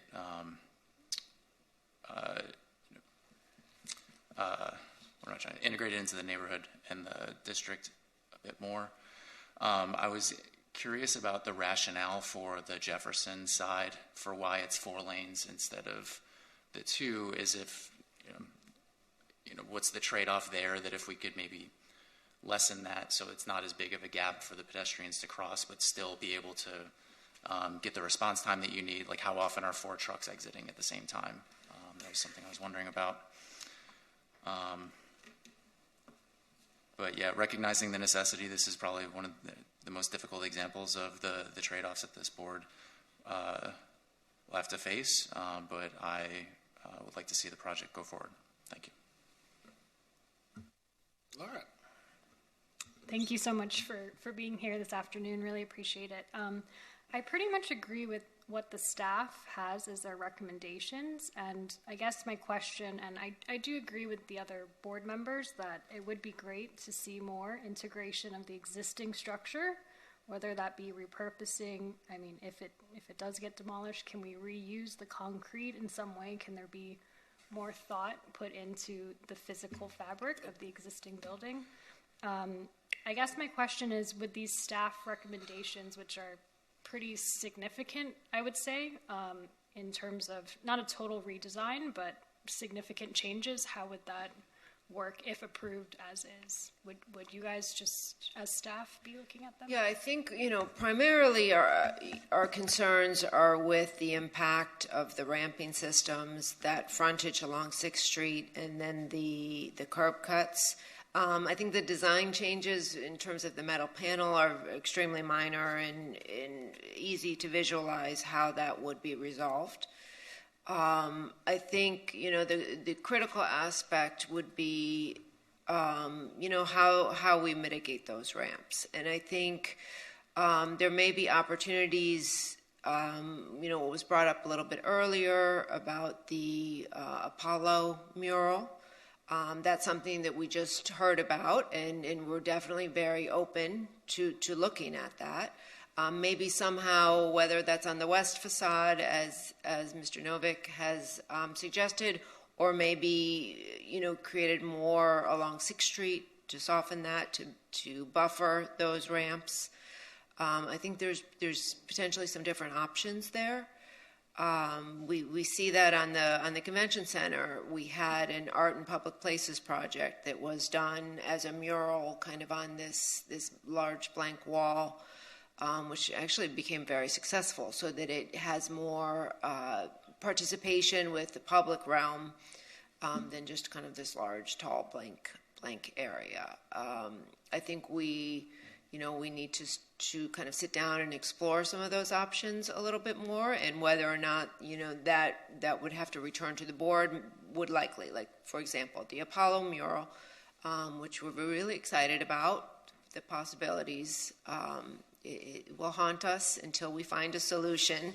So we're going to work really hard to find a solution for that. That would likely have to go back to this board to be integrated into the project. So it's a complex project, like other ones we've seen today, and we don't think everything is resolved, but we think it's far enough along that this board could issue an approval. Thank you. Everybody's commented, so we'll call for the question. Yeah, well, we can entertain a motion. I don't know if there's any more questions or any more comment.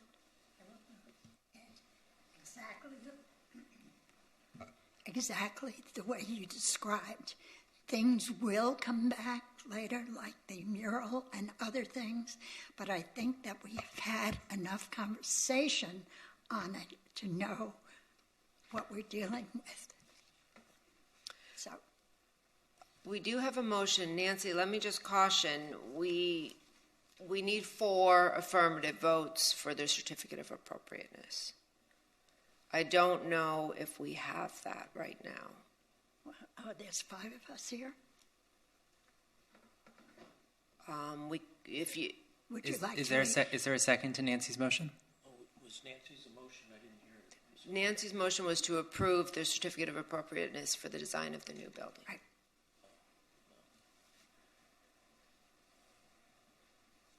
Nobody. I would like to see it come back with. This is the first time we're seeing the design. Oh, this sounds like the rerun of the last issue. So, I would like to see it come back with something that considers its neighborhood a little better as far as the design elements. Look at any of you look at the other fire station that it's replacing up the street. I mean, it screamed Miami Beach at the time. I don't mean any offense to the architect or anybody, but this building seems it could be kind of placed almost anywhere. This could be in Weston. This could be in Fort Lauderdale. This could be in downtown Miami. So I would like to see the building come back with some more relevance to its context. And I would like to see, I raise the issue of my concern, rather, about that large quantity of water coming down 12 or 13 feet, and how the truck lights would affect the surrounding neighbors. I have no problem with what you're suggesting. Okay. I think we can come back at the next meeting with these thoughts. Take that as a friendly amendment. No, it needs a new motion. It's my. I think, Mr. Klein, I think you made a motion. Is there any board member who'd like to second the motion? I was the one who made the motion. The first motion, which was your motion, Nancy, Nobody. was not seconded. Okay, so that was his. I'll second his motion to bring it back because I feel like we are shorthanded here at this moment.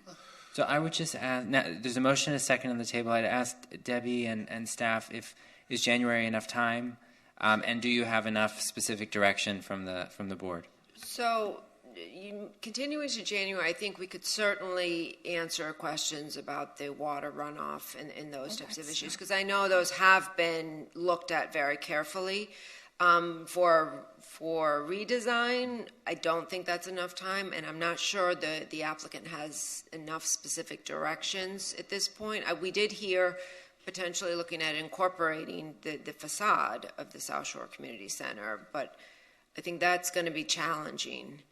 And, I don't know if there was anything else specific or... Whether they incorporated the facade of the existing building into the design, but taking more of the design of the characteristics of the local architecture into consideration in the design. What are you saying? So that it can come back in January? If they think they could do that in a month, I doubt it, but February or March? Yeah, I think February is probably Absolute earliest, right? for any significant architectural design work. I believe the February meeting would be the earliest we could bring that back to you. No. Okay, you made a motion? Or I made a motion. And who wants a second? I second it. Okay. I'm okay. Okay, so that's to continue it to the February 8th meeting, They can always ask for continuance. correct? Mr. Martinez? Mr. Chair, may I address? Good afternoon, everybody. I'm David Martinez. I'm the Director of Capital Improvements. Thank you very much for the time today. Nick, I don't know if you need me to swear me in, or... Yes, I do. Can you raise your right hand? Do you swear that the testimony you're about to give is the truth, the whole truth, and nothing but the truth? I do. Thank you. Thank you. Again, thank you very much. Our architect is telling us that he thinks he can pull this off for the January meeting. We're on a very tight deadline. If I may, I just wanted to say a few words. We've been working on this project. I personally have been working on this project since 2015, trying to find a home for the new fire department. I won't overstate how the deplorable conditions that exist at the current fire station. There were some criticalities. I know that obviously there's a lot of angst with the site, and everybody has their right to feel the way they do, and I understand. We were looking at, in order to fit a modern day fire station that can work in the future, because what we're trying to do is not recreate what's on Jefferson and 11th. We're trying to look at the future and what firefighting and public safety means today and 30, 40 years from now. We were under very tight criteria. We needed a site that was minimum 3/4 acres, preferably an acre, that wasn't compromised with different other aspects. For example, on this site, there's a public parking lot that we need to try to keep because it's a public benefit to the neighborhood. So we pretty much have squeezed in the least amount of critical elements that we need on here. Anything that's taken back will not give us the fire station that we need now or in the future. So there's not a lot of properties. There's very few government use properties that meet this criteria at all, specifically in the area that the fire chief needs. And secondly, a lot of discussions are had about, not here, but in other forums, about purchasing private properties. Even if we were to have the millions of dollars to buy private property, there's very few properties that meet the criteria that we need. So, I'll keep it short. I know you've been here a long time today, but thank you very much for your consideration. We really want to get this project going. It's, as you all know, we just received potentially some of the missing funding from the state that'll hopefully the governor will sign off in the next few weeks, and we have a project. So thank you very much. So, can I ask a question? Do you want us, or would you like us to have you come back in January? Would that help? Yes, ma'am. That would help if we can come back in January. And is that the architect? I don't know what the general... Yeah, and I'm happy to evaluate anything new. The time is very tight in terms of we will get you our recommendations. We finalize our recommendations for the January meeting next week. Oh, by next week? Can you do so, that? Oh, you can do that. There won't be taking any vacations. I'm sorry. So we would need the plans by next Monday in order to evaluate them and provide you with an updated staff report. Wait, I can't hear you. If that's the wish, we will come back with, we have a couple things that we can work on specifically in relationship to this. I think we would do our best to provide a proposal that addresses some of the issues and still meets all of the criteria. This is a machine for living and working that really fits into the volume as far as the comments about the overall size. It is exactly the size that they require for the future. But beyond that volume, some of the other comments we will do our best to work with staff on. Thank you. Thank you. I have a question. What's the date? I'm sorry. The January meeting is January 11th. We, in order to provide an updated staff recommendation based upon new plans, we would need to evaluate those plans early next week. Okay. If Before Christmas. if the applicant feels that they can pull that off, I'm okay with the board continuing to January, and if we need more time, we can take a look at it then. All right. So I guess, do I have to There's a take motion back on the my floor. There's a motion on the floor. It's been seconded. Let me see. So I have a question, point of order. Wait, what motion is on the floor? The original one? Right, that you seconded. Okay. Okay. I would like to take back my motion and see if they can work through this. That's what we did. That's what you did. I made a motion for them to come back to Or did you do that the second time? I guess I... Nancy, it's okay. Okay. Okay. But I have a point of order question. Okay. There are three motions here. No, Nancy's initial motion failed. No, there's this one, the one for the certificate of appropriateness, and the one for his mural, right? No, the mural it was definitely something we're going to take a look at, but it's not under consideration today. The other aspect of this application is a recommendation to the commission with regard to demolition of the South Shore. Okay. So that's the second motion. You can make a second motion, or you can bring everything back in January. It's up to you. So I wasn't planning on making that second motion. Okay, so as I understand, the motion on the table is to continue the entire application. Is it until January or February? January, but they may come back and ask for a continuance. Till February or March is what I anticipate to occur. Okay. And to take into those considerations that I elaborated on earlier. So the motion is to continue to January. Yes, sir. Right. And there won't be a second motion for the certificate of appropriateness. The motion is to continue it. Right. Okay. To January. Right. Okay. So we have a motion and a second. All those in favor? Any opposed? No. Okay. So the application is continued to the January 11th meeting. Thank you. Thank you.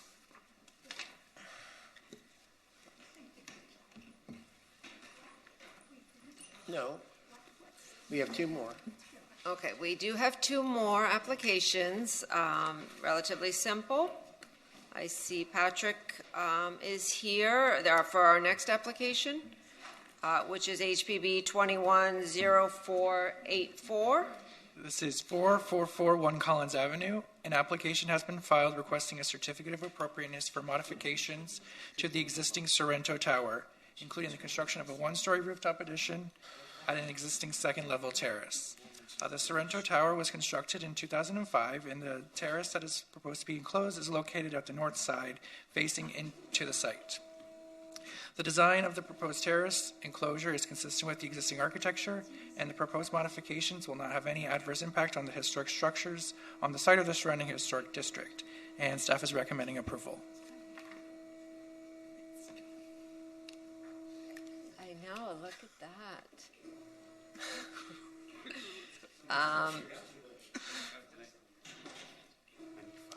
No, there's no demolition involved in this. Welcome, and Nikki. we have four members here, and I believe both of the last applications only require 4.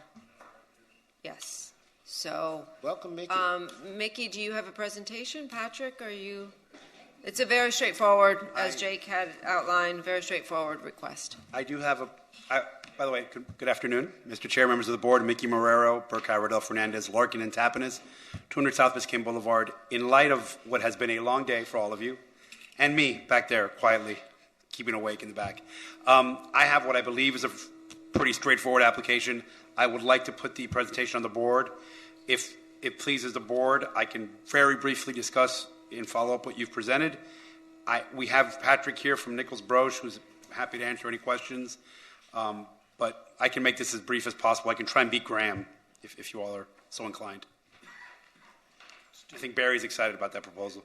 So if we could magically make the presentation appear. There you go. So this is, we represent the Fontainebleau Hotel. This relates to the Scarpetta restaurant, which is in the Sorrento Tower. If we could have the next slide. She thinks that's 4. Right, that's what I just realized. I believe you're all familiar with the Fontainebleau property, so I'm not going to bore you with the details.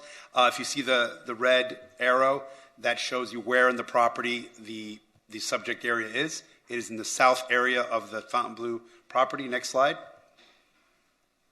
Again, just shows you where Scarpetta is in the Sorrento building. Next slide. And all we're asking for is a certificate of appropriateness for the addition of an enclosure to an existing terrace. By looking at everybody's expressions, I'm going to just pause the presentation. Basically, there's an existing outdoor terrace that is part of Scarpetta. It's already there. Because of the dining experience and what we've heard from our clients, that because of the weather in South Florida, they want more area for indoor dining. We've been asked to enclose this existing terrace. All that we're asking for is, and you have it in your packet, basically continuing the enclosure that already exists in portion of Scarpetta, extending it to the remainder of the terrace. This is in the rear of the property facing the outdoor amenities in the pool. It's not seen by the street. It is consistent with what is there today. And if we can go to the next slide just so we can see the proposal. There's the subject area. And one more slide, I'll show you what it's going to look like. Yeah, so it's just adding the enclosure to that area.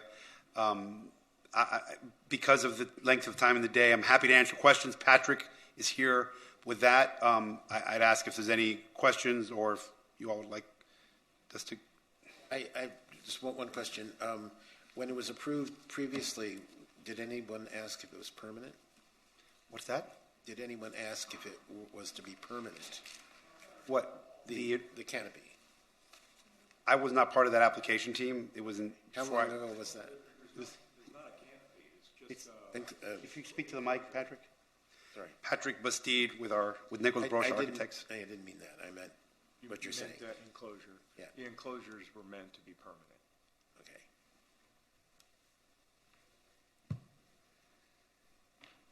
Does anybody have any comment? Or public comment. We forgot all about that. Do we have any public comment? There are no members of the public on Zoom. Okay, so public comment is closed. Board questions, discussion? No. Okay. Do you have any final thoughts? I know when to keep my mouth shut, so I'll take that. I'll take that liberty now. Okay. Okay. Do I hear a motion?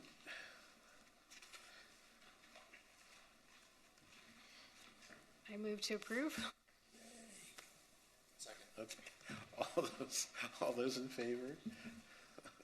Opposed? Thank you all very much. Appreciate your time and what's been a long day. Thank you. Okay. Last but not least, we have the Parks Department here. This is HPB 210487-6475 Collins Avenue. An application has been filed requesting a certificate of appropriateness for the installation of a sunshade within the existing Allison Park playground. This is actually quite a unique project. This is an adaptive playground. It is inclusive for able and disabled people. It's an incredible asset that the city has, and we have been recognized for our inclusivity and how, what an asset this is for not only residents but also visitors to our city. The playground itself was approved by the Historic Preservation Board in 2016. Since that time, there have been many requests from the users of the playground to add some shade structures. So that is what is being presented today. The shade structures will be, limited to the footprint of the playground. They're not, expanding over that. We think this is a reasonable request, and are fully supportive. Great. Good afternoon, board members. Good to be here, and excited that this is the last item. I know it's been a long day. I'm Jose Del Risco. I'm the Assistant Director of Parks, and like Debbie said, this is one of those really feel-good type projects because the playground has been absolutely transformational. You know, we get so much positive feedback. People are so happy with it. You know, it's a very unique, amenity within not only our park system, but really regionally.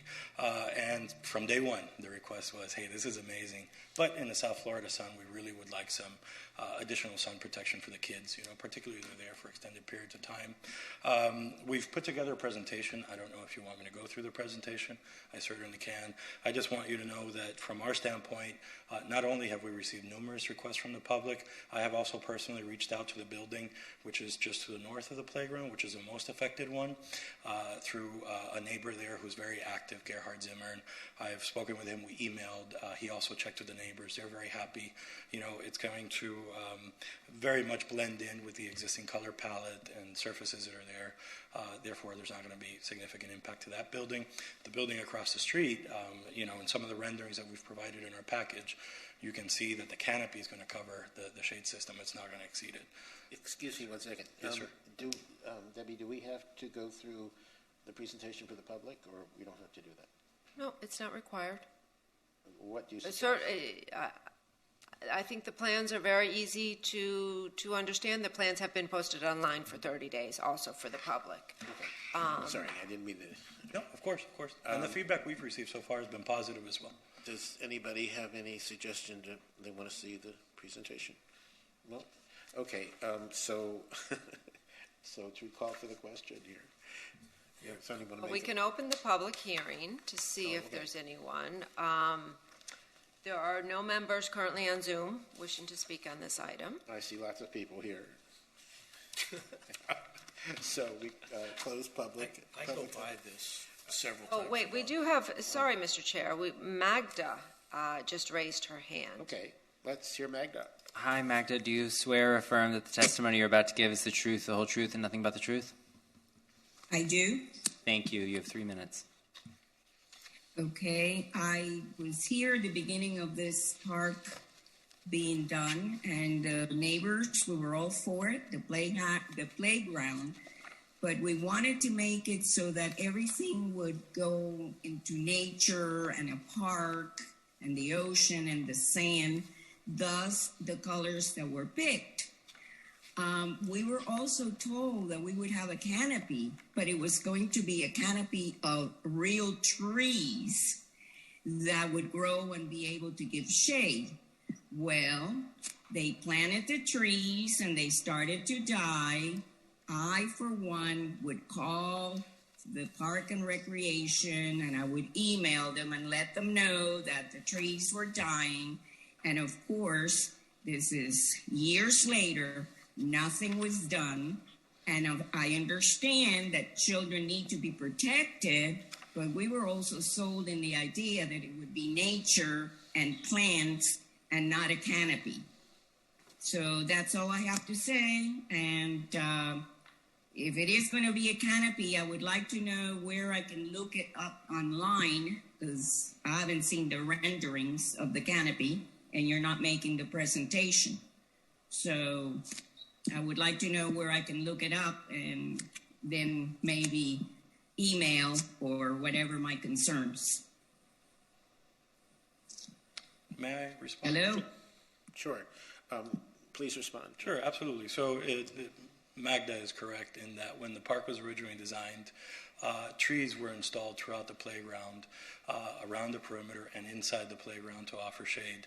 The trees, it's a very harsh environment, at Allison Park. You get a lot of, heavy wind zones, et cetera. There were oak trees, southern live oaks, to be precise. And we inspected them multiple times. We tried different, triage methods, and ultimately the trees failed, Obviously, it's very difficult to see when someone is doing something to a tree to try to preserve it, fertilization, trimming, et cetera. But ultimately, the trees did not fare well. What we plan to do as a part of this exercise is to to add to the canopy. And we're working with Urban Forestry. We've already installed numerous trees at Allison Park, particularly along Collins Avenue. And as a part of this project, or in conjunction with this project, our intent is to further add to the urban canopy surrounding the playground. So not only are we going to put in the shade system, but we're also going to further add trees, particularly green buttonwoods that have fared very well in the center of the park, to further, enclose the space. And that is a goal. So that's more trees on the perimeter. More trees around the perimeter of the playground. Yeah, and ultimately the trees would not fare well once you put the canopy system in. Because one of the questions I had, because I go by there quite often, and it is harsh. There's a lot of wind. Yes. You ride on Collins in front of that, and the wind just kind of knocks you. But there's Fakahatchee grass, or there's some sort of tall grasses in there, and so I wonder about how those are going to get affected by this canopy. Yes, and that's really been my only concern. Ultimately, they're natives. They're going to do well. We believe that based on the fact that you have the shifting of the sun, they'll get enough shade where they're going to survive. They're very hardy, very sturdy plants, and ultimately our goal is to add as much landscaping as possible. We've been doing it there. After Irma, we had some impacts there. We came in, we put in more trees. I live across the street from Lagorce Tot Lot, and I don't know how many years ago Parks put a canopy up there, and it increases the use of the park. Yes, sir. And it just makes it nicer place. Yes, sir.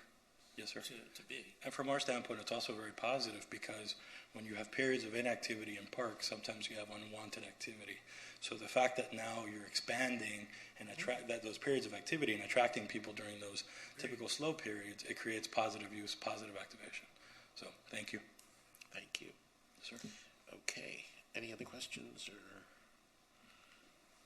No. Okay. Would someone like to make a motion? Make a motion to approve. I'll second that.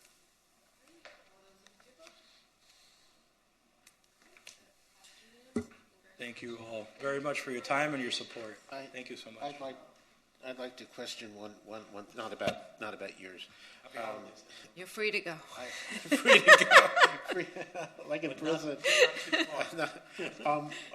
I'd like to ask a question because I don't think, unless I missed it, I've not heard back regarding the DRB and HPB's suggestions to the commission and motions, etc. Yes. And time is growing short, and I don't want it to fall through the cracks. Okay, that there was a series of recommendations made by the joint board.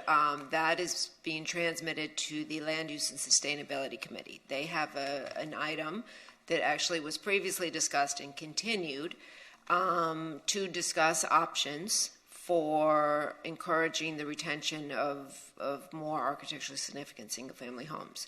So all of your recommendations will be in their staff memorandum for additional discussions. When? Well, I mean, I don't. That's the problem. The problem is we've gone through a transition with the election, and this now that we have two new commissioners, the mayor needs to establish those committees and set dates. I believe we just received the 2022 City Commission dates, but anticipate probably the commission committee dates within the next week or so. So we don't currently have the dates set for this upcoming year, and that's only a product of the fact that we went through an election and we have new commissioners. So they need to shuffle that around and clear, make sure everyone's available for those dates. But I anticipate that within the next 2 weeks. Will you please make sure to? Absolutely, I will keep you all posted, and we will keep all of the HPB and DRB members posted when their recommendations will be heard by the Land Use Committee. Okay, thank you. You're welcome. Any other comments, business, whatever? Okay, so the meeting is officially adjourned. Thank you all for coming.